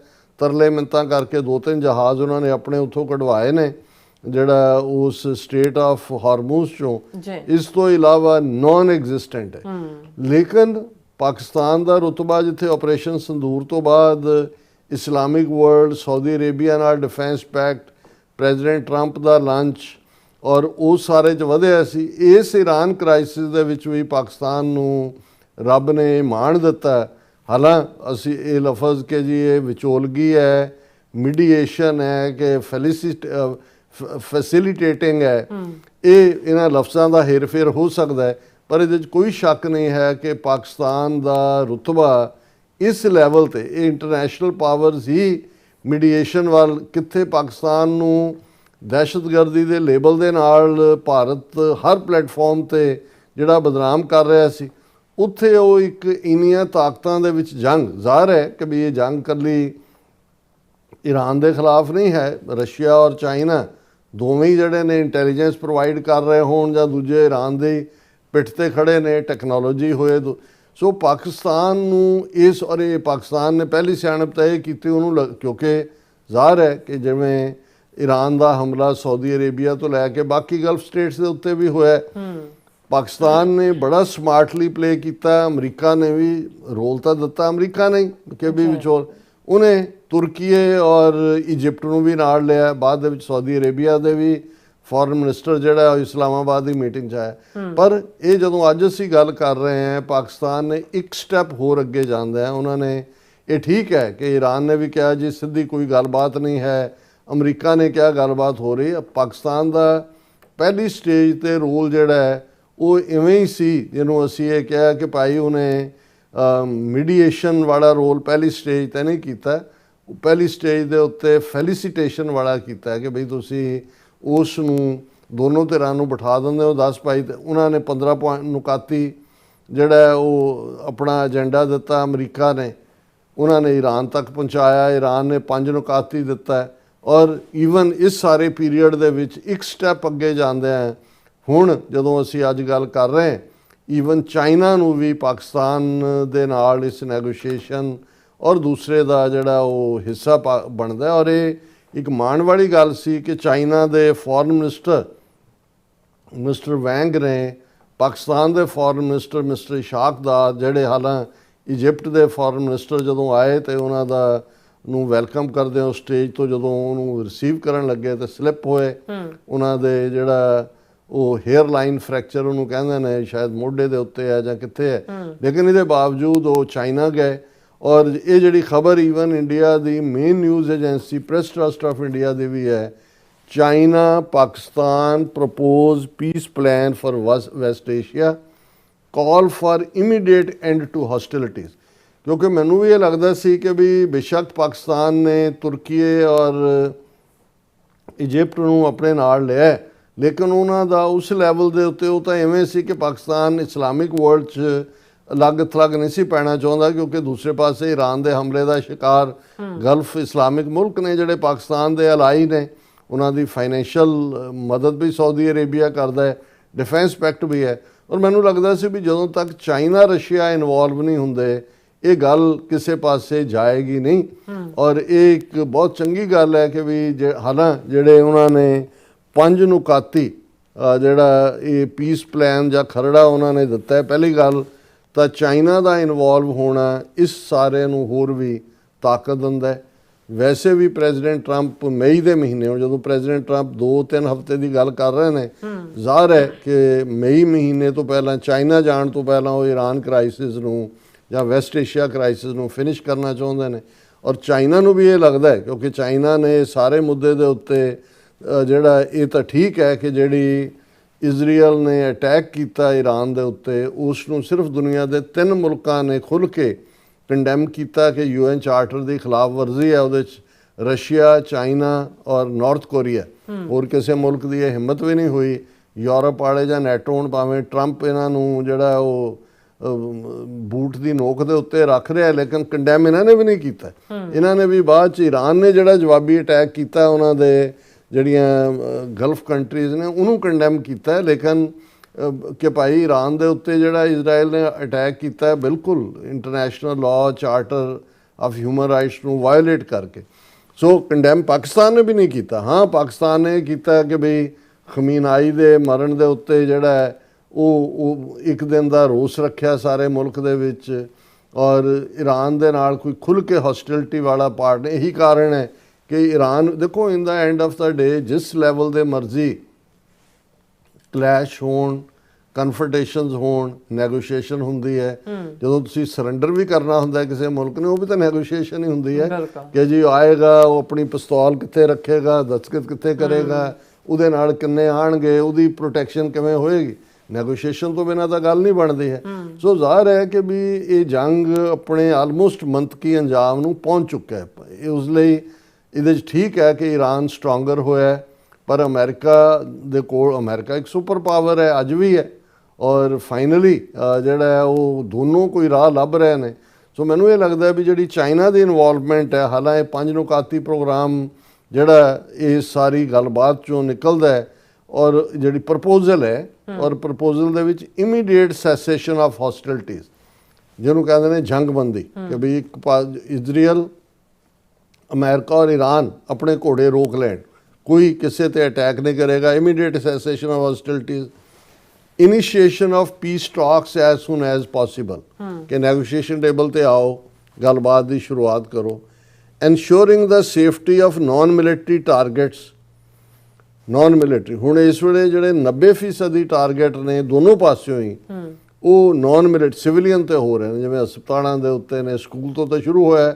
170 ਬੱਚੀਆਂ ਇਜ਼ਰਾਈਲ ਨੇ, ਔਰ ਜਿਹੜੀ ਟੌਮ ਕਰੂਜ਼ ਕਿਹੜੀ ਮਿਸਲ ਹੈ ਅਮਰੀਕਾ ਦੀ ਜਿਹੜੀ ਜਿਹਨੇ ਉਹਨੂੰ ਡਿਸਟਰੋਏ ਕੀਤਾ, ਉਹਨਾਂ ਦੇ ਬੱਚੀਆਂ ਨੂੰ, ਟੀਚਰਸ ਨੂੰ, ਔਰ ਉੱਥੇ ਰੈੱਡ ਕਰਾਸ ਦੀਆਂ ਥਾਵਾਂ ਹੋਣ, ਪੀਸ ਹੋਏ, ਪਬਲਿਕ ਗੈਦਰ, ਕੋਈ ਜਿਹੜੀ ਹੈ ਨੋ ਬਾਰਸ।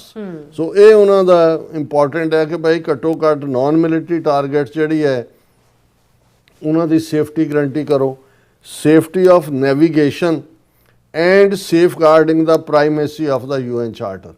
ਹੁਣ ਸਿੱਧੇ ਤੌਰ ਤੇ ਕੰਡੈਮ ਨਹੀਂ ਕੀਤਾ ਹੈ, ਜਦੋਂ ਤੁਸੀਂ UN ਚਾਰਟਰ ਦੀ ਗੱਲ ਕਰਦੇ ਹੋ ਉਹ ਵਾਇਲੇਟ ਕੀਤਾ ਹੈ ਈਰਾਨ ਦੇ ਖਿਲਾਫ, ਅਮਰੀਕਾ ਨੇ ਵੀ ਕੀਤਾ ਹੈ ਔਰ ਈਰਾਨ ਨੇ ਵੀ, ਇਹਨੇ ਇਜ਼ਰਾਈਲ ਨੇ। ਸੇਫਟੀ ਆਫ ਨੈਵੀਗੇਸ਼ਨ ਵੀ ਹੁਣ ਇਹ ਨਹੀਂ ਕਹਿ ਰਹੇ ਕਿ ਬਈ ਸਟ੍ਰੇਟ ਆਫ ਹਾਰਮੂਜ਼ ਖੋਲੋ, ਉਹ ਤਾਂ ਖੁੱਲ੍ਹੀ ਹੈ ਪਹਿਲਾਂ ਹੀ। ਹੁਣ ਫਰਕ ਇੰਨਾ ਹੀ ਹੈ ਕਿਉਂਕਿ ਉਹਦੇ 'ਚ ਵੀ ਸਭ ਤੋਂ ਜ਼ਿਆਦਾ ਜਿਹੜਾ ਪ੍ਰਭਾਵਿਤ ਹੈ, ਜੇ 20% ਦੁਨੀਆ ਦਾ ਆਇਲ ਉੱਥੋਂ ਗੁਜ਼ਰਦਾ ਹੈ, ਤੇ ਉਸ ਦੇ ਵੱਡੇ ਰੈਸੀਪੀਐਂਟ ਚਾਈਨਾ, ਭਾਰਤ, ਵਿਤਨਾਮ, ਜਾਪਾਨ ਨੇ। ਚਾਈਨਾ ਵੀ ਇਫੈਕਟ ਹੁੰਦਾ ਹੈ। ਹੁਣ ਇਹ ਬੇਸਿਕ 5 ਨੁਕਤੇ ਨੇ ਜਿਹਦੇ 'ਚ ਜ਼ਾਹਰ ਹੈ ਕਿ ਇਮੀਡੀਏਟ ਜੰਗਬੰਦੀ ਔਰ ਸਿਵੀਲੀਅਨ ਟਾਰਗੇਟ ਨਾ ਹੋਣ, ਨੈਗੋਸ਼ੀਏਸ਼ਨ ਟੇਬਲ ਤੇ ਆਇਆ ਜਾਏ, ਜਿਹੜਾ ਨੈਵੀਗੇਸ਼ਨ ਖੁੱਲ੍ਹੇ, ਔਰ ਇਹ ਜਿਹੜੀ ਹੈ ਮੁੜ ਕੇ ਜਿਹੜੀ ਹੈ ਉਹ ਗਾਰੰਟੀ ਹੋਏ। ਔਰ ਇਹ ਈਰਾਨ ਨੇ ਵੀ, ਜਿਹੜੇ ਈਰਾਨ ਨੇ 5 ਆਪਣੇ ਨੁਕਤੇ ਦਿੱਤੇ ਸੀ, ਉਹਦੇ 'ਚ ਉਹਨਾਂ ਨੇ ਕਿਹਾ ਸੀ ਵੀ ਇਹਦੀ ਗਾਰੰਟੀ ਹੋਏ ਕਿ ਦੁਬਾਰਾ ਈਰਾਨ ਦੇ ਉੱਤੇ ਕੋਈ ਅਟੈਕ ਨਹੀਂ ਕਰੇਗਾ। ਹੁਣ ਇਹ ਗਾਰੰਟੀ ਕੌਣ ਲੈ ਸਕਦਾ ਹੈ? ਪਾਕਿਸਤਾਨ ਤਾਂ ਉਸ ਲੈਵਲ ਤੇ ਨਹੀਂ, ਚਾਈਨਾ ਜਾਂ ਰਸ਼ੀਆ। ਸੋ ਜੇ ਚਾਈਨਾ ਇਨਵੋਲਵ ਹੋਇਆ ਔਰ ਈਰਾਨ ਨੂੰ, ਮੈਂ ਸਮਝਦਾ ਵੀ ਜੇ ਇਸ ਸਟੇਜ ਦੇ ਉੱਤੇ ਇਹ ਗਾਰੰਟੀ ਹੋ ਜਾਂਦੀ ਹੈ ਕਿ ਵੀ ਵਾਪਸ ਕੋਈ ਅਟੈਕ ਨਹੀਂ ਹੋਏਗਾ। ਅਮਰੀਕਾ ਵੀ, ਜਿਵੇਂ ਅੱਜ ਪ੍ਰੈਜ਼ੀਡੈਂਟ ਟਰੰਪ ਨੇ ਕਿਹਾ ਕਿ ਫॉर ਮੈਨੀ ਈਅਰਸ ਹੁਣ ਈਰਾਨ ਦੀ ਨਿਊਕਲੀਅਰ ਕੈਪੇਬਿਲਿਟੀ ਅਸੀਂ ਡਿਸਟਰੋਏ ਕਰਤੀ ਹੈ, ਔਰ ਇਹ ਇੱਕ ਮਿਡਲ ਰਾਹ ਨਿਕਲ ਜਾਂਦਾ ਹੈ। ਔਰ ਇਹਦੇ 'ਚ ਵੀ ਕੋਈ ਸ਼ੱਕ ਨਹੀਂ ਹੈ ਕਿ ਬਹੁਤ ਸਾਰੇ ਐਕਸਪਰਟ ਦਾ ਕਹਿਣਾ ਹੈ ਕਿ ਹੁਣ ਈਰਾਨ ਦੇ ਹੱਥ ਸੋਨੇ ਦੀ ਹਰ ਰੋਜ਼ ਸੋਨੇ ਦਾ ਅੰਡਾ ਦੇਣ ਵਾਲੀ ਕੁਖੜੀ ਆ ਗਈ ਹੈ ਸਟੇਟ ਆਫ ਹਾਰਮੂਜ਼, ਉਦੋਂ ਉਹਨੇ ਛੱਡਣੀ ਨਹੀਂ ਹੈ। ਤੇ ਅਮਰੀਕਾ ਨੂੰ ਕੋਈ ਫਰਕ ਵੀ ਨਹੀਂ ਪੈਂਦਾ ਕਿਉਂਕਿ ਅਮਰੀਕਾ ਦਾ ਤਾਂ ਕੋਈ ਤੇਲ ਉੱਥੋਂ ਨਹੀਂ ਆਉਂਦਾ, ਇਰਾਨ ਉਹਦਾ ਇਜ਼ਰਾਈਲ ਦਾ ਵੀ ਨਹੀਂ ਆਉਂਦਾ। ਸੋ ਜੇ ਇੱਕ ਉਹਦੇ ਤੇ ਜਿਹੜਾ ਜੇ ਸੁਏਜ਼ ਕੈਨਾਲ, ਦੂਜੇ ਤੀਜੇ ਜਿੰਨੇ ਰਾਹ ਨੇ ਦੁਨੀਆ ਦੇ, ਉਹ ਸਾਰੇ ਫੀ ਚਾਰਜ ਕਰਦੇ ਨੇ। ਸੋ ਈਰਾਨ ਦੇ ਉੱਤੋਂ ਸੈਂਕਸ਼ਨ, ਇਹਦੇ 'ਚ ਸੈਂਕਸ਼ਨਸ ਦਾ ਜ਼ਿਕਰ ਨਹੀਂ ਹੈ, ਪਰ ਜ਼ਾਹਰ ਹੈ ਜਦੋਂ ਨੈਗੋਸ਼ੀਏਸ਼ਨ ਟੇਬਲ ਤੇ ਹੋਵੋਗੇ ਸੈਂਕਸ਼ਨਸ ਵੀ ਖਤਮ ਹੁੰਦੀਆਂ ਨੇ। ਸੋ ਇਹ ਉਹ ਸਿਚੁਏਸ਼ਨ ਹੈ ਜਿਹਦੇ 'ਚ ਕਿ ਦੋਨੋਂ ਵਿਨ ਵਿਨ ਸਿਚੁਏਸ਼ਨ 'ਚ ਆਪਣੇ ਆਪ ਨੂੰ ਰੱਖ ਸਕਦੇ ਨੇ। ਔਰ ਮੈਂ ਸਮਝਦਾ ਵੀ ਜੇ ਫਾਈਨਲੀ ਚਾਈਨਾ ਦੀ ਹੋਂਦ ਔਰ ਪਾਕਿਸਤਾਨ ਦੀ ਇਸ ਮੀਡੀਏਸ਼ਨ ਜਾਂ ਜਿਹੜੀ ਹੈ ਉਹ ਫੈਸਿਲੀਟੇਸ਼ਨ ਦੇ ਰਾਹੀਂ ਆਪਸ 'ਚ ਸਮਝੌਤਾ ਹੁੰਦਾ ਹੈ, ਜਿਹੜੀਆਂ ਜੰਗ ਖਤਮ ਹੋਏਗੀ। ਵਾਕਿਆ 2-3 ਹਫ਼ਤੇ ਤੋਂ ਜ਼ਿਆਦਾ ਅਫੋਰਡ ਵੀ ਨਹੀਂ ਕੋਈ ਵੀ ਕਰ ਸਕਦਾ। ਇਸ ਵੇਲੇ ਇਕੋਨਮੀ ਵੀ ਦੁਨੀਆ ਦੀ ਸਾਰੀ ਹਿੱਲੀ ਹੈ ਇਹਦੇ ਨਾਲ। ਤੇ ਪਾਕਿਸਤਾਨ ਦਾ ਰੁਤਬਾ, ਜਿੱਥੇ ਅਸੀਂ ਈਰਾਨ ਦਾ ਜ਼ਿਕਰ ਕੀਤਾ ਹੈ ਕਿ ਈਰਾਨ ਪਰਸ਼ੀਅਨ ਗਲਫ ਦੇ ਵਿੱਚ ਇੱਕ ਵੱਡੀ ਤਾਕਤ ਵਜੋਂ ਉਸ ਦਾ ਉਭਾਰ ਹੋਏਗਾ। ਅੱਛਾ, ਇਹ ਠੀਕ ਹੈ ਵੀ ਮੰਗਾਂ ਦੇ ਵਿੱਚ ਈਰਾਨ ਨੇ ਕੰਪਨਸੇਸ਼ਨ ਵੀ ਮੰਗਿਆ ਹੈ। ਉਹਨਾਂ ਕੰਪਨਸੇਸ਼ਨ ਹੋਣਾ ਵੀ ਉਹ ਤੁਸੀਂ ਉਹ ਸੋਨੇ ਦਾ ਅੰਡਾ ਕੁਕੜੀ ਨੇ ਰੋਜ਼ ਦਿਆ ਕਰਨਾ, ਉਹਦੇ 'ਚੋਂ ਪੈਸੇ ਕੱਟੀ ਜਾ, ਸਟੇਟ ਆਫ ਹਾਰਮੂਜ਼ 'ਚੋਂ ਤੁਸੀਂ ਚਾਰਜ ਹੁਣ ਕਰਨਾ ਹੀ ਨੇ। ਔਰ ਬਾਕੀ ਤਾਂ ਕੋਈ ਫਿਰ ਕੁਝ ਬਚਦਾ ਵੀ ਨਹੀਂ ਹੈ। ਇਹ ਤਾਂ ਹੈ ਨਹੀਂ ਵੀ ਮੇਨਲੈਂਡ ਦੀ ਟੈਰੀਟਰੀ ਕੋਈ ਆਕੂਪਾਈ। ਹਾਂ, ਜੇ ਇਹ ਗੱਲ ਐਸਕੇਲੇਟ ਹੋ ਕੇ ਮੇਨਲੈਂਡ ਦੇ ਉੱਤੇ ਇਹਨਾਂ ਦਿਨਾਂ ਦੇ ਵਿੱਚ ਐਸਕੇਲੇਸ਼ਨ ਵੱਲ ਜਾਂਦਾ, ਫਿਰ ਸ਼ਾਇਦ ਇਹ ਕਿਸੇ ਦੇ ਵੀ ਕੰਟਰੋਲ 'ਚ ਨਾ ਹੋਏ ਔਰ ਬਹੁਤ ਜ਼ਿਆਦਾ ਖੂਨ ਖਰਾਬੇ ਦੇ ਚਾਂਸ ਹੋਣਗੇ। ਸੋ ਜਿੱਥੇ ਈਰਾਨ ਦਾ ਸਟੇਟਸ ਪੋਸਟ ਕ੍ਰਾਈਸਿਸ ਵਧੇਗਾ, ਉੱਥੇ ਪਾਕਿਸਤਾਨ ਦਾ ਵੀ ਜਿਹੜਾ ਹੈ, ਔਰ ਫਿਰ ਵਿਸ਼ਵ ਗੁਰੂ, ਵਿਸ਼ਵ ਮਿੱਤਰ, ਭਾਰਤ ਵਰਸ਼, ਉਸ ਬਾਰੇ ਤਾਂ ਬਈ ਉਹੀ ਹੈ, ਕਿਹੜਾ ਡਾਇਲੌਗ ਹੈ ਉਹ, ਤੇਰਾ क्या होगा अब कालिया तेरा क्या होगा, जो भी है whatever। सो डॉक्टर साहब ਤੁਹਾਡਾ ਬਹੁਤ ਬਹੁਤ ਸ਼ੁਕਰੀਆ। ਸੋ ਥੈਲੇ ਨੂੰ ਬ੍ਰੇਕ ਵਿਊਅਰਸ ਜੋ ਤੁਸੀਂ ਇਸੇ ਤਰ੍ਹਾਂ ਬਣੇ ਰਹਿਣਾ। ਮਿਲਦੇ ਹਾਂ ਛੋਟੇ ਜਿਹੇ ਵਕਫੇ ਤੋਂ ਬਾਅਦ।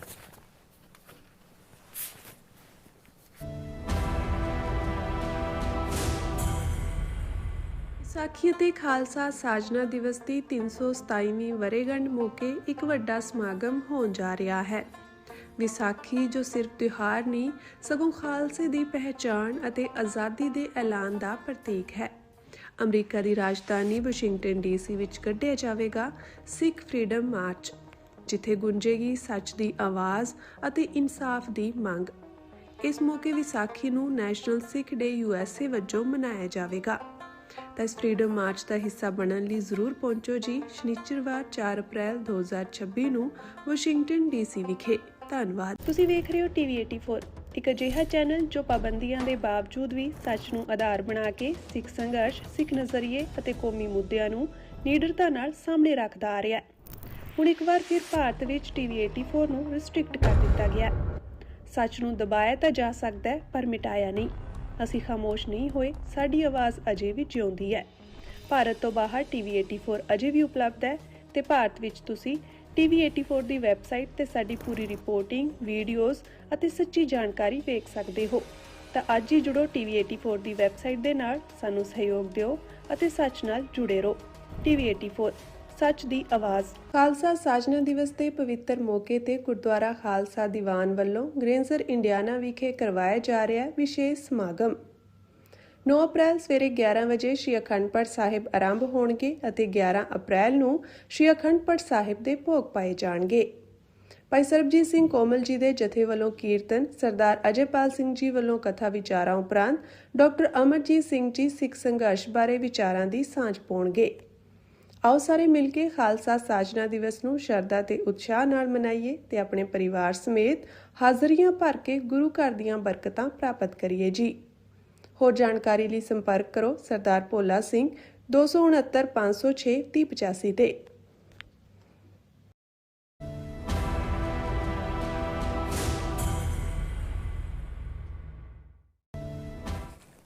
ਦਰਸ਼ਕੋ, ਬ੍ਰੇਕ ਤੋਂ ਬਾਅਦ ਤੁਹਾਡਾ ਸਭ ਦਾ ਭਰਪੂਰ ਸਵਾਗਤ ਹੈ। ਅਸੀਂ ਵੀਰਸ ਗੱਲਬਾਤ ਕਰਨ ਜਾ ਰਹੇ ਹਾਂ ਕੈਨੇਡਾ ਦੇ ਹਵਾਲੇ ਨਾਲ ਕਿ ਕੈਨੇਡਾ ਵਿੱਚ ਬੇਸ਼ੱਕ ਪ੍ਰਧਾਨ ਮੰਤਰੀ ਮਾਰਕ ਕਾਰਨੀ ਭਾਰਤ ਨਾਲ ਯਾਰੀ ਨੂੰ ਪਹਿਲ ਦਿੰਦਿਆਂ ਟ੍ਰਾਂਸਨੈਸ਼ਨਲ ਰਿਪਰੈਸ਼ਨ ਦੇ ਮੁੱਦੇ ਨੂੰ ਅਣਗੌਲਿਆ ਕਰਨ ਦੀ ਕੋਸ਼ਿਸ਼ ਕੀਤੀ ਹੈ ਤੇ ਇਸ ਸੰਬੰਧੀ RCMP ਵੱਲੋਂ ਬਿਆਨ ਵੀ ਦਵਾਇਆ।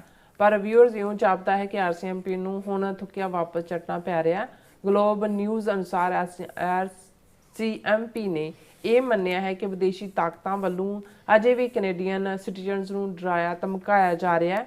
ਹਰਾਸ ਕੀਤਾ ਜਾ ਰਿਹਾ, ਯਾਨੀ ਕਿ ਟ੍ਰਾਂਸਨੈਸ਼ਨਲ ਰਿਪਰੈਸ਼ਨ ਦਾ ਸ਼ਿਕਾਰ ਜਿਹੜਾ ਉਹ ਬਣਾਇਆ ਜਾ ਰਿਹਾ। RCMP ਦਾ ਇਸ਼ਾਰਾ ਭਾਰਤ ਵੱਲ ਹੈ। ਇਸ ਵੇਲੇ ਕੈਨੇਡਾ ਦੇ ਸਿੱਖ ਹੀ ਜ਼ਿਆਦਾਤਰ ਜਿਹੜੇ ਨੇ ਟ੍ਰਾਂਸਨੈਸ਼ਨਲ ਰਿਪਰੈਸ਼ਨ ਦਾ ਸ਼ਿਕਾਰ ਹੋ ਰਹੇ ਨੇ। ਸੋ ਇਸ ਬਾਰੇ ਆਪਾਂ ਗੱਲਬਾਤ ਕਰਨ ਜਾ ਰਹੇ ਹਾਂ। ਸੋ ਅਸੀਂ ਚਾਹਾਂਗੇ ਕਿ ਤੁਸੀਂ ਇਸੇ ਤਰ੍ਹਾਂ ਬੜੇ ਰਹਿਣਾ, ਦੇਖਣ ਸੁਣਨ ਲਈ ਐਂਡ ਲਿਖਣ ਲਈ ਤੁਹਾਡਾ ਸਭ ਦਾ ਬਹੁਤ ਬਹੁਤ ਧੰਨਵਾਦ ਜੀ। ਡਾਕਟਰ ਸਾਹਿਬ ਕੀ ਕਹਿਣਾ ਚਾਹੋਗੇ? ਦੇਖੋ, ਅਸੀਂ ਅਕਸਰ ਇਹ ਜ਼ਿਕਰ ਕਰਦੇ ਹਾਂ ਵੀ ਕੈਨੇਡਾ ਜਿਹੜਾ ਦੁਨੀਆ ਦੇ ਵਿੱਚ ਈਵਨ ਅਮਰੀਕਾ ਤੋਂ ਵੀ ਅੱਗੇ ਵੱਧ ਕੇ ਹਿਊਮਨ ਰਾਈਟਸ ਦੇ ਮੁੱਦੇ ਦੇ ਉੱਤੇ ਮੋਰ ਵੋਕਲ ਵੌਇਸ ਰਹੀ ਹੈ। ਉਹਨਾਂ ਨੇ ਹਮੇਸ਼ਾ ਜਿਹੜਾ ਖੁਦ, ਕਿਉਂਕਿ ਨਾ ਉਹ ਮਾਈਨਸ ਵਿਛਾਉਣ 'ਚ ਯਕੀਨ ਰੱਖਦੇ ਨੇ, ਨਾ ਆਪਣਾ ਉਹਨਾਂ ਨੇ ਨਿਊਕਲੀਅਰ ਪਾਵਰ ਡਿਵੈਲਪ ਕੀਤੀ, ਔਰ ਪਰਸੀਕਿਊਟਡ ਲੋਕਾਂ ਨੂੰ ਥਾਂ ਦੇਣ ਦੇ ਲਈ ਕੈਨੇਡਾ ਬਹੁਤ ਪਹਿਲਾਂ ਤੋਂ ਹੀ ਜਿਹੜਾ ਉਹਨਾਂ ਨੇ ਅਸਾਈਲਮ ਕੇਸਿਸ ਔਰ ਉਹ ਉਹਨਾਂ ਦੇ ਬੜੇ ਆਸਾਨੀ ਦੇ ਨਾਲ ਜਿਹੜੇ ਨੇ ਉਹ ਪਾਸ ਹੁੰਦੇ ਰਹੇ ਕੈਨੇਡਾ ਦੇ ਵਿੱਚ। ਈਵਨ ਸਿੱਖਾਂ ਦੇ ਮਾਮਲੇ 'ਚ ਵੀ ਜਿਹੜਾ ਈਵਨ ਜਿਹੜੀ ਕਿਊਬੈਕ ਜਾਂ ਮੌਂਟਰੀਆਲ ਹੱਬ ਸੀ ਇੱਕ ਸਟੇਜ ਦੇ ਉੱਤੇ, ਜਿਹਨੂੰ ਰਿਫਿਊਜੀ ਲਫ਼ਜ਼ ਉੱਥੇ ਕਹਿੰਦੇ ਨੇ, ਇੱਥੇ ਅਸੀਂ ਅਸਾਈਲਮ ਕਹਿੰਦੇ ਹਾਂ ਉਸ ਸਟੇਟਸ ਦੇ ਲਈ। ਔਰ ਫਿਰ ਅਸੀਂ ਦੇਖਦੇ ਹਾਂ ਕਿ ਅੱਡ ਕੈਨੇਡੀਅਨ ਪ੍ਰਾਈਮ ਮਿਨਿਸਟਰਸ ਨੇ ਹਿਊਮਨ ਰਾਈਟਸ ਦੇ ਮੁੱਦੇ ਦੇ ਉੱਤੇ ਕਦੇ ਕੋਈ ਕਮਜ਼ੋਰ ਸਟੈਂਡ ਨਹੀਂ ਲਿਆ। ਜਸਟਿਨ ਟਰੂਡੋ ਤਾਂ ਈਵਨ ਜਦੋਂ ਸੀਰੀਅਨ ਕ੍ਰਾਈਸਿਸ ਹੋਇਆ, ਖੁਦ ਸੀਰੀਅਨ ਰਿਫਿਊਜੀਜ਼ ਨੂੰ ਲੈਣ ਦੇ ਲਈ ਜਿਹੜੇ ਨੇ ਉਹ ਪਹੁੰਚੇ ਪੋਰਟ ਦੇ ਉੱਤੇ। ਇਸੇ ਤਰ੍ਹਾਂ ਅਫਗਾਨਿਸਤਾਨ ਦੇ ਵਿੱਚ ਜਦੋਂ ਇਹ ਸਾਰਾ ਪਾਰਟ ਚੱਲ ਰਿਹਾ ਸੀ ਤੇ ਅਫਗਾਨ ਸਿੱਖਾਂ ਨੂੰ ਜਿਹੜਾ ਉਹ ਪਨਾਹ ਦੇਣ ਦੇ ਵਿੱਚ ਵੀ ਜਿਹੜਾ ਉਸ ਪੀਰੀਅਡ ਦੇ ਵਿੱਚ ਕੈਨੇਡੀਅਨ ਗਵਰਨਮੈਂਟ ਨੇ ਜਿਹੜੀ ਹੈ ਪੇਸ਼ਕਦਮੀ ਕੀਤੀ। ਔਰ ਜਦੋਂ ਹਰਦੀਪ ਸਿੰਘ ਨਿੱਜਰ ਦਾ 18 ਜੂਨ 2023 ਨੂੰ ਕੋਲਡ ਬਲੱਡਡ ਮਰਡਰ ਗੁਰਦੁਆਰਾ ਸਾਹਿਬ ਦੇ ਕੰਪਲੈਕਸ ਪਾਰਕਿੰਗ ਲਾਟ ਦੇ ਵਿੱਚ ਹੁੰਦਾ ਹੈ, ਤਾਂ ਠੀਕ 3 ਮਹੀਨੇ ਬਾਅਦ 18 ਸਤੰਬਰ 2023 ਨੂੰ ਕੈਨੇਡੀਅਨ ਪਾਰਲੀਮੈਂਟ ਦੇ ਵਿੱਚ ਜਸਟਿਨ ਟਰੂਡੋ ਇੰਡੀਆ ਨੂੰ ਉਸ ਦੇ ਲਈ ਜ਼ਿੰਮੇਵਾਰ ਦੱਸਦੇ ਨੇ। 6 ਉਹਨਾਂ ਦੇ ਹਾਈ ਪ੍ਰੋਫਾਈਲ ਡਿਪਲੋਮੈਟ, ਜਿਨ੍ਹਾਂ 'ਚ ਉਹਨਾਂ ਦਾ ਹਾਈ ਕਮਿਸ਼ਨਰ ਸੰਜੇ ਵਰਮਾ ਵੀ ਹੁਣ ਪਿੱਛੇ ਜੇ ਰਿਟਾਇਰ ਹੋਇਆ ਤੇ ਚੀਕਾਂ ਮਾਰ ਰਿਹਾ ਸੀ ਕਿ ਜੀ ਸਾਡੀ ਜ਼ਿੰਦਗੀ ਬਦਲ ਗਈ, ਬੱਚੇ ਵੀ ਸਾਡੇ ਡਰ 'ਚ ਰਹਿੰਦੇ ਨੇ, ਔਰ ਦੂਸਰਾ ਤੀਸਰਾ। ਲੇਕਿਨ ਇਹਨਾਂ ਨੇ ਕਿਉਂਕਿ ਕੈਨੇਡਾ ਦੀ ਧਰਤੀ ਦੇ ਉੱਤੇ ਇਹ ਕਰਤੂਤਾਂ ਕੀਤੀਆਂ ਔਰ ਇਸ ਦੇ ਲਈ ਉਹਨਾਂ ਨੂੰ ਪਰਸੋਨਾ ਨਾਨ ਗ੍ਰੈਟਾ ਬਣਾ ਕੇ ਬਾਹਰ ਕੱਢਿਆ ਗਿਆ ਔਰ ਭਾਰਤ ਨਾਲ ਸਾਰੇ ਟ੍ਰੇਡ ਮਿਸ਼ਨ ਜਿਹੜਾ ਜਾਣਾ ਸੀ ਉਹ ਕੈਂਸਲ ਕੀਤਾ ਔਰ ਬਿਲਕੁਲ ਸਟੈਪ ਡਾਊਨ ਕਰ ਲਈ ਜਿਹੜੀ ਹੈ ਉਹ ਡਿਪਲੋਮੈਟਿਕ ਕਮਿਊਨੀਕੇਸ਼ਨ ਵੀ ਔਰ ਜਵਾਬਦੇਹੀ। ਔਰ ਜ਼ਾਹਰ ਹੈ ਕਿ ਕੈਨੇਡੀਅਨ RCMP ਨੇ, ਕੈਨੇਡੀਅਨ ਸੀਸਸ ਨੇ ਔਰ within Canada justice hoc commission. ਫਿਰ ਇਕੱਲਾ ਇਹੀ ਨਹੀਂ ਹੋਇਆ ਵੀ ਜਿਹੜੀ ਇੰਡੀਅਨ ਇਨਵੋਲਵਮੈਂਟ ਕਿਲਿੰਗ ਲੈਵਲ 'ਤੇ ਹੈ ਜਾਂ ਈਵਨ ਕਿਵੇਂ ਇਹਨਾਂ ਨੇ ਗੈਂਗਸਟਰਸ ਨੂੰ ਵੀ ਇਹ ਇਨਫੋਰਮੇਸ਼ਨ ਦਿੰਦੇ ਨੇ, ਉਹਦੇ 'ਚ ਵੀ ਇਹਨਾਂ ਦੇ ਡਿਪਲੋਮੈਟ ਇਨਵੋਲਵ ਨੇ। ਫਿਰ ਇਹ ਵੀ ਆਇਆ ਵੀ ਈਵਨ ਕਿਵੇਂ ਫੈਡਰਲ ਇਲੈਕਸ਼ਨ ਜਿਹੜੀਆਂ ਪੋਲੀਟੀਕਲ ਪਾਰਟੀਜ਼ ਦੀਆਂ ਨੇ ਉਹਦੇ 'ਚ ਵੀ ਉਹਨਾਂ ਦੀ ਜਿਹੜੀ ਆ ਉਹ ਦਖਲਅੰਦਾਜ਼ੀ ਹੈ ਔਰ ਕਿਵੇਂ ਜਿਹੜਾ ਉਹ ਉਸ ਦਾ ਮਿਸਯੂਜ਼ ਕੈਨੇਡੀਅਨ ਲਾਅ ਨੂੰ ਕਰਦੇ ਨੇ। ਸੋ ਇਸ ਸਾਰੇ ਦੇ ਥੱਲੇ ਜਿਹੜਾ ਇੰਡੀਆ ਨੂੰ, ਔਰ ਇਕੱਲਾ ਕੈਨੇਡਾ ਤੱਕ ਮਹਿਦੂਦ ਨਹੀਂ ਸੀ, ਇਸ ਦੀਆਂ ਤਾਰਾਂ 15 ਜੂਨ 2023 ਨੂੰ ਅਵਤਾਰ ਸਿੰਘ ਖੰਡਾ ਦਾ ਮਰਡਰ ਬਰਮਿੰਗਮ 'ਚ ਉਹਦੇ ਨਾਲ ਵੀ, ਔਰ ਫਿਰ ਜੂਨ ਦੇ ਮਹੀਨੇ 'ਚ 2023 ਜਿਹੜਾ ਗੁਰਪਤਵੰਤ ਪੰਨੂ ਮਰਡਰ ਪਲਾਟ ਜਿਸ ਨੂੰ ਅਮਰੀਕਨ ਏਜੰਸੀਆਂ ਦੀ ਮੁਸਤੈਦੀ ਨੇ ਨਾਕਾਮਯਾਬ ਕੀਤਾ ਔਰ ਫਿਰ ਸਾਡੇ ਸਾਹਮਣੇ ਨਿਖਿਲ ਗੁਪਤਾ ਜਿਸ ਦਾ ਕਬੂਲਨਾਮਾ ਸਾਹਮਣੇ ਹੈ, ਉਹਦੇ 'ਚ ਵਿਕਾਸ ਯਾਦਵ, ਰਾਹ ਔਰ ਈਵਨ ਕੈਨੇਡੀਅਨ ਇਨਕੁਆਇਰੀ ਦੇ ਵਿੱਚ ਸਿੱਧਾ ਅਮਿਤ ਸ਼ਾਹ ਦਾ ਨਾਂ ਵੀ, ਅਜੀਤ ਡੋਵਲ ਦਾ ਨਾਂ ਵੀ। ਸੋ ਕਹਿਣ ਦਾ ਮਤਲਬ ਹੈ ਕਿ ਫਾਈਵ ਆਈਜ਼ ਕੰਟਰੀਜ਼ ਦੇ ਵਿੱਚ ਇਸ ਲੈਵਲ ਤੱਕ, ਕਿਉਂਕਿ ਕੈਨੇਡਾ ਲੀਡ ਦੇ ਵਿੱਚ ਸੀ, ਆਲਰੇਡੀ ਮਰਡਰ ਉੱਥੇ ਹੋਇਆ ਸੀ। UK ਵਾਲਾ ਦਾ ਅਵਤਾਰ ਸਿੰਘ ਖੰਡੇ ਦਾ ਇੱਧਰ ਉੱਧਰ ਹੀ ਉਹਨਾਂ ਨੇ ਕਰ ਦਿੱਤਾ ਕਿਉਂਕਿ ਉਹਦੇ 'ਚ ਜਿਹੜਾ ਉਹਨਾਂ ਦਾ ਉਹ ਰਿਸ਼ੀ ਸੁਨਕ ਜਿਹੜਾ ਉਸ ਨੇ ਜਿਵੇਂ ਬਿਲਕੁਲ RSS ਦੇ ਪਿਆਦੇ ਵਾਲਾ ਹੀ ਰੋਲ ਅਦਾ ਕੀਤਾ। ਲੇਕਿਨ ਅਨਫੋਰਚੂਨੇਟਲੀ ਇੱਕ ਵੱਡਾ ਸ਼ੌਕ, ਵੱਡਾ ਧੱਕਾ ਜਦੋਂ ਕਿ ਇੱਕ ਪਾਸੇ ਪ੍ਰੈਜ਼ੀਡੈਂਟ ਟਰੰਪ ਨੇ ਜਦੋਂ 51ਵੀਂ ਸਟੇਟ ਕਹਿਣਾ ਕੈਨੇਡਾ ਨੂੰ ਸ਼ੁਰੂ ਕੀਤਾ, ਜਸਟਿਨ ਟਰੂਡੋ ਬੇਸ਼ੱਕ ਉਹ ਅੱਖ 'ਚ ਅੱਖ ਪਾ ਕੇ ਗੱਲ ਕਰਨ ਵਾਲੇ ਸੀ, ਕੈਨੇਡਾ ਦੀ ਇਕੋਨਮੀ ਜਿਹੜੀ ਆ ਉਹ ਡਾਊਨਗ੍ਰੇਡ ਸ਼ੁਰੂ ਹੋਈ, ਜਸਟਿਨ ਟਰੂਡੋ ਨੂੰ ਅਸਤੀਫਾ ਦੇਣਾ ਪਿਆ ਔਰ ਇਹ ਜ਼ਾਹਰ ਸੀ ਕਿ ਕੰਜ਼ਰਵੇਟਿਵ ਪਾਰਟੀ ਹੀ ਪਾਵਰ ਲਏਗੀ। ਲੇਕਿਨ ਜਿਉਂ-ਜਿਉਂ ਟਰੰਪ ਨੇ ਕੈਨੇਡਾ ਨੂੰ 51ਵਾਂ ਸੂਬਾ ਔਰ ਉਹਨਾਂ ਦੇ ਪ੍ਰਾਈਮ ਮਿਨਿਸਟਰ ਨੂੰ ਗਵਰਨਰ ਕਹਿਣਾ ਸ਼ੁਰੂ ਕੀਤਾ, ਕੈਨੇਡੀਅਨਸ ਨੇ ਵਾਪਸ ਲਿਬਰਲ ਪਾਰਟੀ ਨੂੰ ਤਾਕਤ ਦਿੱਤੀ। ਇਹ ਵੱਖਰੀ ਕਹਾਣੀ ਹੈ ਕਿ ਜਸਟਿਨ ਟਰੂਡੋ ਦੀ ਥਾਂ ਮਾਰਕ ਕਾਰਨੀ ਬੈਂਕਰ ਜਿਹੜਾ ਆਇਆ ਔਰ ਮਾਰਕ ਕਾਰਨੀ ਦਾ ਜਿਹੜਾ ਪੀਰੀਅਡ ਹੈ, ਜੇ ਅਸੀਂ ਪਿਛਲਾ ਸਾਲ ਸਾਰਾ ਸ਼ਾਇਦ ਸਾਲ ਤੋਂ ਹੁਣ ਤਾਂ ਜ਼ਿਆਦਾ ਹੋ ਗਿਆ ਹੋਣਾ, ਉਹਨੇ ਬਿਲਕੁਲ ਹੀ ਹਿਊਮਨ ਰਾਈਟਸ ਦੇ ਮੁੱਦੇ ਦੇ ਉੱਤੇ ਤਾਂ ਚਾਰਟਰ ਆਫ ਰਾਈਟਸ ਦਾ ਵੀ, ਕੈਨੇਡੀਅਨ ਕਨਸਟੀਟਿਊਸ਼ਨ ਦੀਆਂ ਵੀ ਧੱਜੀਆਂ ਉਡਾ ਦਿੱਤੀਆਂ। ਔਰ ਇਕੱਲਾ ਇਹੀ ਨਹੀਂ, ਉਸ ਨੇ ਈਵਨ ਜਿਹੜੀ RCMP ਜਾਂ ਸੀਸਸ ਉਹਨਾਂ ਨੂੰ ਵੀ ਝੂਠ ਬੋਲਣ ਤੇ ਮਜਬੂਰ ਕੀਤਾ। ਮੋਦੀ ਨੂੰ ਵੈਲਕਮ ਕੀਤਾ, ਇੰਡੀਆ ਗਿਆ, $2.5 ਬਿਲੀਅਨ ਦੀ ਯੂਰੇਨੀਅਮ ਡੀਲ ਵੀ ਕੀਤੀ। ਔਰ ਫਿਰ ਇਸ ਹੱਦ ਤੱਕ 2 ਹਫ਼ਤੇ ਪਹਿਲਾਂ RCMP ਤੋਂ ਉਹਨਾਂ ਦੇ ਹੈੱਡ ਤੋਂ ਇਹ ਬਿਆਨ ਦਵਾਇਆ ਗਿਆ ਕਿ ਜੀ ਇਹ ਜਿਹੜਾ ਟਰਾਂਸਨੈਸ਼ਨਲ ਰਿਪਰੈਸ਼ਨ ਦਾ ਜਿਹੜਾ ਡਰ ਸੀ ਜਾਂ ਹੁਣ ਨਹੀਂ ਹੈ, ਹਾਂਜੀ ਹੁਣ ਐਜ਼ ਪਰ ਆਵਰ ਐਵੀਡੈਂਸ ਨਾਓ ਇਹ ਇੰਨਾ ਵੱਡਾ ਝੂਠ ਸੀ। ਕਿਉਂਕਿ ਉਸ ਤੋਂ ਪਹਿਲਾਂ ਅਸੀਂ ਦੇਖ ਰਹੇ ਹਾਂ ਕਿ ਮਨਿੰਦਰ ਸਿੰਘ ਜਿਹਨੂੰ ਉਸ ਤੋਂ ਹਫ਼ਤਾ ਪਹਿਲਾਂ ਖੁਦ ਕੈਨੇਡੀਅਨ ਜਿਹੜੀਆਂ ਏਜੰਸੀਆਂ ਜਾ ਕੇ ਵਾਰਨ ਕਰਦੀਆਂ ਡਿਊਟੀ ਟੂ ਵਾਰ ਨੋਟਿਸ ਦੇ ਥੱਲੇ ਕਿ ਭਾਈ ਤੇਰਾ ਖਤਰਾ ਉਵੇਂ ਹੀ ਹੈ, ਬਚ, ਇਵੇਂ ਹੀ ਹੋਰ ਵੀ ਨੇ। ਹੁਣ ਇੱਕ ਪਾਸੇ ਉਹਨਾਂ ਨੂੰ ਇੰਡੀਵਿਜੂਅਲੀ ਤੁਸੀਂ ਕਹਿ ਰਹੇ ਹੋ ਖਤਰਾ, ਪਬਲਿਕਲੀ ਤੁਸੀਂ ਕਹਿ ਰਹੇ ਹੋ ਕਿ ਬਈ ਇਹ ਨਹੀਂ ਹੈ। ਔਰ ਇਹ ਗੱਲ ਵਾਕਿਆ ਹੀ ਇਕੱਲਾ ਇਹੀ ਨਹੀਂ ਕਿ ਵੀ ਕੈਨੇਡੀਅਨ ਸਿੱਖਾਂ ਦੇ ਲਈ ਔਰ ਸਾਡੇ ਜਿਹੜੇ ਮਿੱਟੀ ਦੇ ਮਾਧ ਉਹ 1 ਦਰਜਨ 2 ਦਰਜਨ ਦੇ ਕਰੀਬ 20+ ਬਿਠਾਏ ਹੋਏ ਨੇ, ਉਹਨਾਂ ਵੀ 2 ਨੂੰ ਛੱਡ ਕੇ ਸਭ ਨੇ ਮੂੰਹ 'ਚ ਘੁੰਗਣੀਆਂ ਪਾਈਆਂ ਹੋਈਆਂ ਔਰ ਇਹ ਸਾਰੇ ਦੇ। ਲੇਕਿਨ ਅਸੀਂ ਇਸ ਗੱਲ ਦੇ ਲਈ ਕੈਨੇਡੀਅਨ ਮੀਡੀਆ ਦੀ, ਉਹ ਗਲੋਬਲ ਨਿਊਜ਼ ਹੋਏ, ਵੱਡੇ ਉਹਨਾਂ ਦੇ ਗਲੋਬ ਐਂਡ ਨਿਊਜ਼ ਔਰ ਬਾਕੀ ਪੇਪਰ ਹੋਣ, ਕਿ ਜਰਨਲਿਸਟ ਨੇ ਉਹਨਾਂ ਨੂੰ, ਔਰ ਇਹੀ ਕਾਰਨ ਸੀ ਕਿ ਈਵਨ ਮਾਰਕ ਕਾਰਨੀ ਇੰਡੀਆ ਦੇ ਦੌਰੇ ਵੇਲੇ ਉਹਨੇ ਜੁਆਇੰਟ ਪ੍ਰੈਸ ਕਾਨਫਰੰਸ ਵੀ ਨਹੀਂ ਕੀਤੀ ਮੋਦੀ ਦੇ ਨਾਲ, ਕਿਉਂਕਿ ਕੈਨੇਡੀਅਨ ਮੀਡੀਆ ਨੇ ਸਵਾਲ ਪੁੱਛਣਾ ਹੀ ਪੁੱਛਣਾ ਸੀ, ਕਿਉਂਕਿ ਆਲਰੇਡੀ ਇਹ ਨੋਨ ਹੈ ਫੈਕਟ। ਔਰ ਇਸ ਦਾ ਹੀ ਨਤੀਜਾ ਹੈ ਵੀ ਅਲਟੀਮੇਟਲੀ ਹੁਣ ਅੱਜ ਜਿਹੜੀ ਅਸੀਂ ਨਿਊਜ਼ ਡਿਸਕਸ ਕਰ ਰਹੇ ਹਾਂ ਉਹਦਾ ਹੈਡਿੰਗ ਹੀ ਜਿਹੜਾ ਗਲੋਬਲ ਨਿਊਜ਼ ਨੇ ਦਿੱਤਾ ਹੈ, foreign states continue to harass and intimidate Canadians RCMP ਸੀ। ਹੁਣ ਟੋਟਲ ਯੂ ਟਰਨ ਮਾਰ ਲਿਆ RCMP ਨੇ, ਕਿਉਂਕਿ ਜਦੋਂ ਮੀਡੀਆ ਜਾਂ ਦੂਸਰਾ ਚੀਜ਼ ਕਰਦਾ ਉਹਨਾਂ ਨੇ ਕਿਹਾ ਵੀ ਤੁਸੀਂ ਦੱਸੋ ਵੀ ਇਹ ਖਤਰਾ ਖਤਮ ਹੋ, ਕਿਉਂਕਿ ਬਰਾਬਰ ਤਾਂ ਉਵੇਂ ਹੀ ਚੱਲ ਰਿਹਾ ਹੈ, ਕਿਤੇ ਗੋਲੀ ਚੱਲ ਰਹੀ ਹੈ, ਕਿਤੇ ਲੁੱਟ ਖਸੁੱਟਦੀ ਹੈ ਉਹੀ ਗੈਂਗਸਟਰ। ਔਰ ਦੂਸਰਾ ਔਰ ਬਿਸ਼ਨੋਈ ਗੈਂਗ ਨੂੰ ਵੀ ਕਲੀਅਰ ਕਰਨ ਤੱਕ ਗਏ ਕਿ ਜੀ ਨਹੀਂ ਉਹ ਤਾਂ ਜਿਹੜਾ ਕੋਈ ਐਸਾ ਸਬੂਤ ਨਹੀਂ ਹੈ, ਤਾਂ ਐਵੇਂ ਦੂਸਰੇ ਲੋਕ ਵੀ ਜਿਹੜੇ ਨੇ ਬਿਸ਼ਨੋਈ ਗੈਂਗ ਦਾ ਨਾਂ ਇਸਤੇਮਾਲ ਕਰ ਸਕਦੇ ਨੇ। ਹੁਣ ਟੋਟਲ ਯੂ ਟਰਨ ਹੈ। ਔਰ ਮੈਂ ਇਹ ਮਿਸਟਰ ਸਟੀਵਰਟ ਬੈਲ ਦੀ ਸਟੋਰੀ ਹੈ, ਅਸੀਂ ਕ੍ਰੈਡਿਟ ਗਲੋਬਲ ਨਿਊਜ਼ ਨੂੰ ਦਿੰਦੇ ਹਾਂ। ਔਰ ਇਹ ਜਿਹੜਾ ਉਹਨਾਂ ਨੇ ਇਹ ਕਿਹਾ ਕਿ ਬਈ 2 ਹਫ਼ਤੇ ਦੇ ਵਿੱਚ ਹੁਣ ਅਗੇਨ ਯੂ ਟਰਨ ਮਾਰਿਆ। RCMP ਨੂੰ ਲੱਗਦਾ ਹੈ ਕਿ ਬਈ ਇਹ ਮਾਰਕ ਕਾਰਨੀ ਅੱਜ ਹੈ, ਕੱਲ੍ਹ ਨੂੰ ਨਹੀਂ ਹੋਣਾ, ਇਹ ਤਾਂ ਸਾਡੀ ਕ੍ਰੈਡੀਬਿਲਿਟੀ, ਅਸੀਂ ਤਾਂ ਜਵਾਬਦੇਹ ਹੋਵਾਂਗੇ ਉਸ ਦੇ ਲਈ। ਔਰ ਇਹ ਸਟੋਰੀ ਦੀ ਬਿਗਨਿੰਗ ਹੀ ਇਹ ਹੈ, foreign governments are continuing to harass and intimidate Canadians, but proving it in court is a challenge, the RCMP said in a statement clarifying controversial remarks by the commissioner। ਕਿ ਜਿਹੜੇ ਵਿਵਾਦਤ ਕਾਮੈਂਟ ਉਹਨੇ ਕੀਤੇ commissioner ਨੇ, ਉਹਨਾਂ ਨੇ ਕਿਹਾ ਕਿ ਜੀ ਅਜੇ ਵੀ ਜਿਹੜੀ ਹੈ ਇਹ ਉਵੇਂ ਹੀ ਕੈਨੇਡੀਅਨ ਸਿਟੀਜ਼ਨਸ ਦੀ ਹਰਾਸਮੈਂਟ ਇੰਟੀਮੀਡੇਸ਼ਨ ਹੋ ਰਹੀ ਹੈ, ਪਰ ਉਹਦੇ ਲਈ ਜਿਹੜੇ ਪੁਖਤਾ ਸਬੂਤ ਚਾਹੀਦੇ ਹੁੰਦੇ ਨੇ ਜਿਹੜੇ ਅਦਾਲਤ ਦੇ ਵਿੱਚ ਹੋਣ, ਉਹ ਅਸੀਂ ਲੈਕ ਕਰਦੇ ਹਾਂ। ਇਹ ਤਾਂ ਕਮਜ਼ੋਰੀ ਤੁਹਾਡੀ ਹੈ। ਜੇ ਤੁਹਾਨੂੰ ਪਤਾ ਹੈ ਕਿ ਵੀ ਇਹ ਹੋ ਰਿਹਾ ਹੈ, ਕੋਰਟ ਨੂੰ ਤੱਕ ਵੀ ਤੁਸੀਂ ਜਿਹੜਾ ਉਸ ਸਾਰਿਆਂ ਨੂੰ ਜਿਹੜਾ ਅੱਜ ਕੱਲ੍ਹ ਤਾਂ ਸਾਰੀਆਂ ਡਿਵਾਈਸਿਸ ਨੇ ਔਰ ਉਸ ਤਰ੍ਹਾਂ ਹੀ ਤੁਸੀਂ ਪਹੁੰਚਾ ਸਕਦੇ ਹੋ। ਉਹਦੇ ਤੇ ਉਹਨੇ ਜਿਹੜਾ RCMP ਨੇ ਗਲੋਬਲ ਨਿਊਜ਼ ਨੂੰ ਸਟੇਟਮੈਂਟਸ ਕਿਹਾ, what we can say is that RCMP is aware of complaints of intimidation and harassment against certain communities across Canada। certain communities ਕੌਣ ਨੇ? ਸਿੱਖਾਂ ਦੀ ਗੱਲ ਹੈ ਜੀ, ਸਾਨੂੰ ਪਤਾ ਹੈ ਵੀ ਉਹਨਾਂ ਨੂੰ ਦੀ intimidation or harassment ਹੋ ਰਹੀ ਹੈ। The RCMP and the broader government of Canada is also aware that foreign states are engaging in such activities in Canada। The police force added in a response to a question। उन्होंने कहा जी हाँ ਸਾਨੂੰ ਪਤਾ ਹੈ ਵੀ foreign governments ਔਰ ਦੂਸਰੀ Indian ਜ਼ਾਹਰ ਹੈ ਕਿ ਵੀ ਉਹਦੇ 'ਚ ਇਨਵੋਲਵ ਨੇ।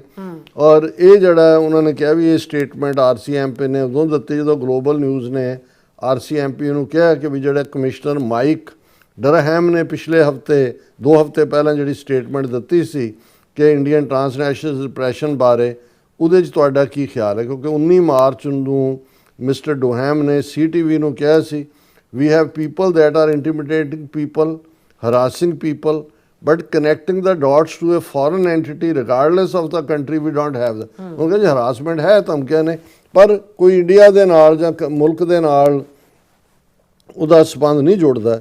ਫਿਰ ਉਹਨਾਂ ਨੇ ਕਿਹਾ ਕਿ ਵੀ ਇਹ ਜਿਹੜੇ ਨੇ ਹੁਣ ਇਹ ਜਦੋਂ ਕਿ ਕੈਨੇਡੀਅਨ ਸਿੱਖ ਆਰਗੇਨਾਈਜੇਸ਼ਨ ਨੇ ਉਹਨੇ ਵੀ ਚੈਲੰਜ ਕੀਤਾ ਕਿ ਭਾਈ ਇਹ ਜਿਹੜਾ ਕਮਿਸ਼ਨਰ ਦਾ ਬਿਆਨ ਹੈ ਉਹਨੇ ਇਹ ਪ੍ਰਭਾਵ ਦਿੱਤਾ, ਜਿਹੜਾ 2 ਹਫ਼ਤੇ ਪਹਿਲਾਂ ਬਿਆਨ ਸੀ ਕਿ ਵੀ RCMP was walking back its accusation about India's illicit targeting of Canada's South Asian community, ਕਿ ਵੀ ਜੋ ਹੁਣ ਤੱਕ ਜਸਟਿਨ ਟਰੂਡੋ ਤੋਂ ਲੈ ਕੇ ਹੁਣ ਤੱਕ ਸੀ ਉਹਦੇ ਤੋਂ ਤੁਸੀਂ ਆਪਣਾ ਪੱਲਾ ਝਾੜ ਰਹੇ ਹੋ। ਪਰ ਇਹ ਉਹਨੇ ਗਲੋਬਲ ਨਿਊਜ਼ ਨੇ ਕਿਹਾ ਵੀ ਫੋਲੋ-ਅਪ ਸਟੇਟਮੈਂਟ ਦੇ ਵਿੱਚ RCMP ਨੇ ਕਿਹਾ ਕਿ ਵੀ difficulty has been linking specific incidents against Canadians to a foreign state with evidence that can be revealed in the criminal courts, ਕਿ ਕ੍ਰਿਮੀਨਲ ਕੋਰਟ ਦੇ ਵਿੱਚ ਤੁਹਾਨੂੰ ਰਿਵੀਲ ਕਰਨਾ ਪੈਂਦਾ। ਹੁਣ ਜਦੋਂ ਨਿਖਿਲ ਗੁਪਤਾ ਦੀ ਕਨਫੈਸ਼ਨ ਆਈ ਤੇ ਉਹ ਜਿਹੜਾ ਹਰਦੀਪ ਨਿੱਜਰ ਕੇਸ ਦੇ ਵਿੱਚ ਤਾਂ ਕੈਨੇਡੀਅਨ ਅਟਾਰਨੀ ਜਨਰਲ ਕਹਿੰਦਾ ਹੈ ਕਿ ਜੀ ਇਹਨੂੰ ਖੁਫੀਆ ਰੱਖ ਲਓ, ਇਹ ਪਬਲਿਕ ਇੰਟਰਸਟ ਨਹੀਂ ਹੋਏਗਾ। ਤੁਸੀਂ ਵੀ ਉਸ ਜਾਣਕਾਰੀ ਨੂੰ ਕੋਰਟ ਦੇ ਜੱਜ ਸਾਹਮਣੇ ਕਹਿ ਸਕਦੇ ਹੋ ਕਿ ਜੀ ਅਸੀਂ ਇਹਨੂੰ ਕਲਾਸੀਫਾਈਡ ਸਿਰਫ ਜੱਜ ਦੇ ਨਾਲ ਹੀ ਸ਼ੇਅਰ ਕਰਾਂਗੇ। ਇਹ ਤਾਂ ਝੂਠਾ ਬਹਾਨਾ ਹੈ ਕਿ ਜੀ ਅਸੀਂ ਉਹਨੂੰ ਰਿਵੀਲ ਨਹੀਂ ਕਰ ਸਕਦੇ। ਫਿਰ RCMP ਕਹਿੰਦੇ ਆ investigations are ongoing, however based on criminal intelligence currently held by RCMP related to transnational repression, establishing a direct link to a foreign entity with information that can be disclosed in a criminal proceedings is a complex process. ਇਹ ਜ਼ਬਾਨ ਵੀ complex ਇਸਤੇਮਾਲ ਕਰ ਰਹੇ ਨੇ। ਇਹ ਹੁਣ back ਜਾਣਾ ਵੀ ਚਾਹੁੰਦੇ ਨੇ, 2 ਹਫ਼ਤੇ ਪਹਿਲਾਂ ਦੀ ਸਟੇਟਮੈਂਟ ਤੋਂ ਕਿਨਾਰਾ ਵੀ ਕਰਨਾ ਚਾਹੁੰਦੇ ਨੇ, ਪਰ ਉਹਨੂੰ ਕਮਿਸ਼ਨਰ ਨੂੰ ਜਿਹੜਾ ਹੈ ਉਹ ਡਿਸਗ੍ਰੇਸ ਵੀ ਨਹੀਂ ਕਰਨਾ ਚਾਹੁੰਦੇ। ਔਰ ਇਸ ਦੇ ਉੱਤੇ ਜਿਹੜਾ ਕੈਨੇਡੀਅਨ ਜਿਹੜਾ ਮਿਸਟਰ ਡੈਨ ਸਟੈਂਟਨ, ਇਹ ਬੜੀ ਵੋਕਲ ਵੌਇਸ ਹੈ, ਬਹੁਤ ਸਾਰੇ ਸਿੱਖ TV ਚੈਨਲਸ ਤੇ ਆ ਕੇ ਵੀ, ਇਹ RCMP ਦਾ ਸਾਬਕਾ ਅਧਿਕਾਰੀ ਹੈ, ਉਹਨੇ ਬੜੀ ਸਟਰੋਂਗ ਸਟੇਟਮੈਂਟ ਦਿੱਤੀ ਹੈ। ਉਹਨੇ ਕਿਹਾ the commissioner is acknowledging a lack of criminally admissible evidence linking foreign states to transnational repression in Canada. This is not the same as an absence of information. ਉਹਨੇ ਕਿਹਾ ਵੀ ਇਹ ਮਿਸਟਰ ਡੈਨ ਸਟੈਂਟਨ ਨੇ ਇਸ ਨੂੰ ਕਿਹਾ ਕਿ ਵੀ commissioner acknowledge ਕਰ ਰਿਹਾ ਕਿ ਐਵੀਡੈਂਸ ਹੈ ਸਾਡੇ ਕੋਲ, ਪਰ ਮੇਬੀ ਅਸੀਂ ਕੋਰਟ ਦੇ ਵਿੱਚ ਉਹਨੂੰ ਪ੍ਰੋਡਿਊਸ ਨਾ ਕਰ ਸਕਦੇ ਹੋਈਏ ਜਾਂ ਕਨਵਿੰਸਿੰਗ ਨਾ ਹੋਏ। ਪਰ ਇਹਦਾ ਮਤਲਬ ਇਹ ਨਹੀਂ ਹੈ ਵੀ ਇੰਡੀਆ ਨੇ ਕੈਨੇਡਾ ਦੇ ਵਿੱਚ ਕੈਨੇਡੀਅਨ ਸ਼ਹਿਰੀਆਂ ਦੇ ਉੱਤੇ ਟਰਾਂਸਨੈਸ਼ਨਲ ਰਿਪਰੈਸ਼ਨ ਦੇ ਹਥਿਆਰ ਜਿਹੜੇ ਵਰਤਣੇ ਨੇ ਉਹ ਬੰਦ ਕੀਤੇ ਹੋਏ ਨੇ। ਔਰ ਇਸ ਦੇ ਉੱਤੇ ਅਗੇਨ ਮਿਸਟਰ ਸਟੈਂਟਨ ਨੇ ਕਿਹਾ ਸੀਸਸ may hold relevant intelligence on current activity, but it's not under any statutory obligation to disclose that intelligence to the RCMP. ਉਹਨੇ ਕਿਹਾ ਵੀ ਸੀਸਸ ਜਿਹੜੀ ਹੈ ਕੈਨੇਡੀਅਨ ਸੀਕ੍ਰੇਟ ਇੰਟੈਲੀਜੈਂਸ ਸਰਵਿਸ, ਉਹ ਰੈਲੇਵੈਂਟ ਇੰਟੈਲੀਜੈਂਸ ਕੋਈ ਜ਼ਰੂਰੀ ਤਾਂ ਨਹੀਂ ਹੈ ਵੀ ਉਹਨੇ RCMP ਨੂੰ ਡਿਸਕਲੋਜ਼ ਕਰਨੀ ਹੈ। ਸੋ ਇਹ ਜਿਹੜਾ ਮਿਸਟਰ ਸਟੈਂਟਨ ਇੱਕ ਕਿਤਾਬ ਵੀ ਲਿਖ ਰਹੇ ਨੇ ਜਿਹੜੀ ਬਹੁਤ ਜਲਦੀ ਆਉਣ ਵਾਲੀ ਹੈ ਮਾਰਕੀਟ 'ਚ, ਕਿ ਫੋਰਨ ਇੰਟਰਫੇਰੈਂਸ ਕੀ ਹੈ। ਔਰ ਉਹਨਾਂ ਨੇ ਕਿਹਾ ਕਿ service would share some intelligence if their investigative target cross the threshold of criminal activity and the RCMP believes it would further their evidence collection. ਜ਼ਰੂਰੀ ਨਹੀਂ ਹੈ ਵੀ ਸੀਸਸ ਨੇ ਸਾਰੀ ਇਨਫੋਰਮੇਸ਼ਨ ਹੀ RCMP ਨਾਲ ਸ਼ੇਅਰ ਕਰਨੀ ਹੈ।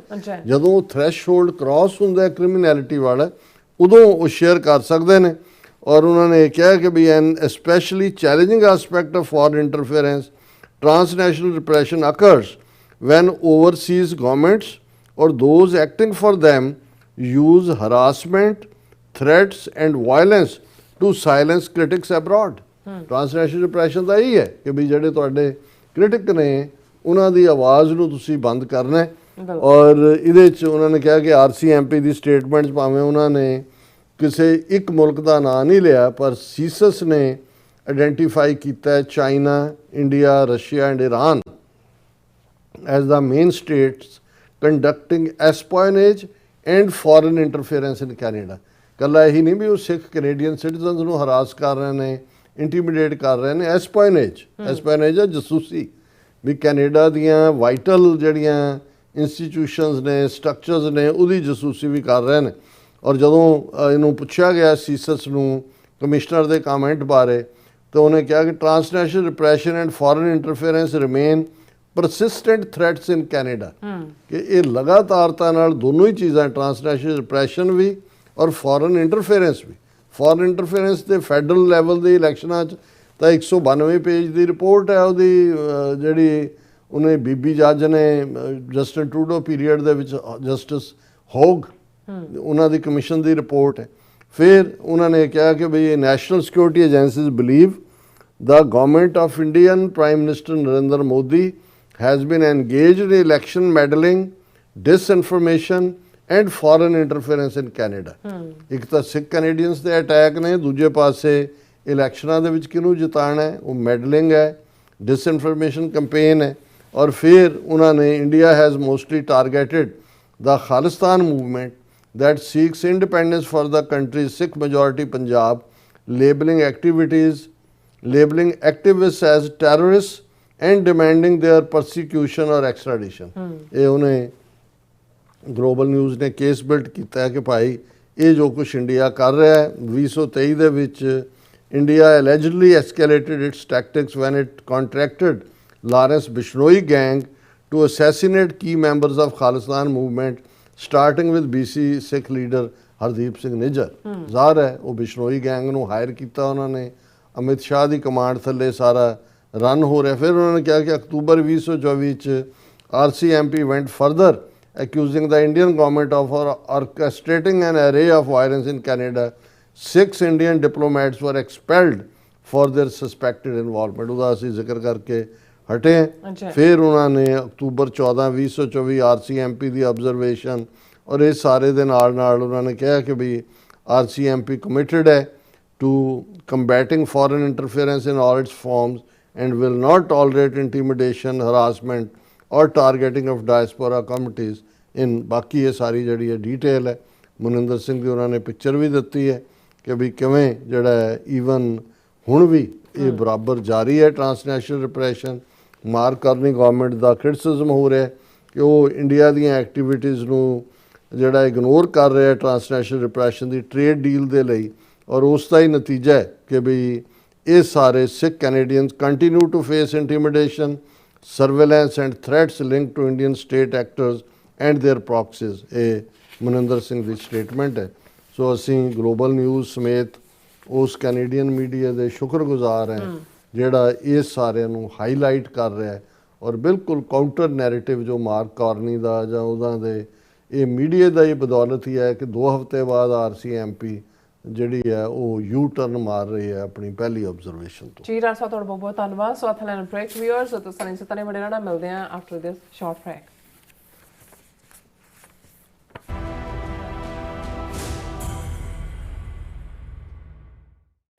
ਖਾਲਸਾ ਸਾਜਨਾ ਦਿਵਸ ਦੇ ਪਵਿੱਤਰ ਮੌਕੇ ਤੇ ਗੁਰਦੁਆਰਾ ਖਾਲਸਾ ਦੀਵਾਨ ਵੱਲੋਂ ਗ੍ਰੇਨਸਰ ਇੰਡੀਆਨਾ ਵਿਖੇ ਕਰਵਾਇਆ ਜਾ ਰਿਹਾ ਵਿਸ਼ੇਸ਼ ਸਮਾਗਮ। 9 ਅਪ੍ਰੈਲ ਸਵੇਰੇ 11 ਵਜੇ ਸ਼੍ਰੀ ਅਖੰਡ ਪਾਠ ਸਾਹਿਬ ਆਰੰਭ ਹੋਣਗੇ ਅਤੇ 11 ਅਪ੍ਰੈਲ ਨੂੰ ਸ਼੍ਰੀ ਅਖੰਡ ਪਾਠ ਸਾਹਿਬ ਦੇ ਭੋਗ ਪਾਏ ਜਾਣਗੇ। ਭਾਈ ਸਰਬਜੀਤ ਸਿੰਘ ਕੋਮਲ ਜੀ ਦੇ ਜਥੇ ਵੱਲੋਂ ਕੀਰਤਨ, ਸਰਦਾਰ ਅਜੇਪਾਲ ਸਿੰਘ ਜੀ ਵੱਲੋਂ ਕਥਾ ਵਿਚਾਰਾਂ ਉਪਰੰਤ ਡਾਕਟਰ ਅਮਰਜੀਤ ਸਿੰਘ ਜੀ ਸਿੱਖ ਸੰਘਰਸ਼ ਬਾਰੇ ਵਿਚਾਰਾਂ ਦੀ ਸਾਂਝ ਪਾਉਣਗੇ। ਆਓ ਸਾਰੇ ਮਿਲ ਕੇ ਖਾਲਸਾ ਸਾਜਨਾ ਦਿਵਸ ਨੂੰ ਸ਼ਰਧਾ ਤੇ ਉਤਸ਼ਾਹ ਨਾਲ ਮਨਾਈਏ ਤੇ ਆਪਣੇ ਪਰਿਵਾਰ ਸਮੇਤ ਹਾਜ਼ਰੀਆਂ ਭਰ ਕੇ ਗੁਰੂ ਘਰ ਦੀਆਂ ਬਰਕਤਾਂ ਪ੍ਰਾਪਤ ਕਰੀਏ ਜੀ। ਹੋਰ ਜਾਣਕਾਰੀ ਲਈ ਸੰਪਰਕ ਕਰੋ ਸਰਦਾਰ ਭੋਲਾ ਸਿੰਘ 269 506 3085 ਤੇ।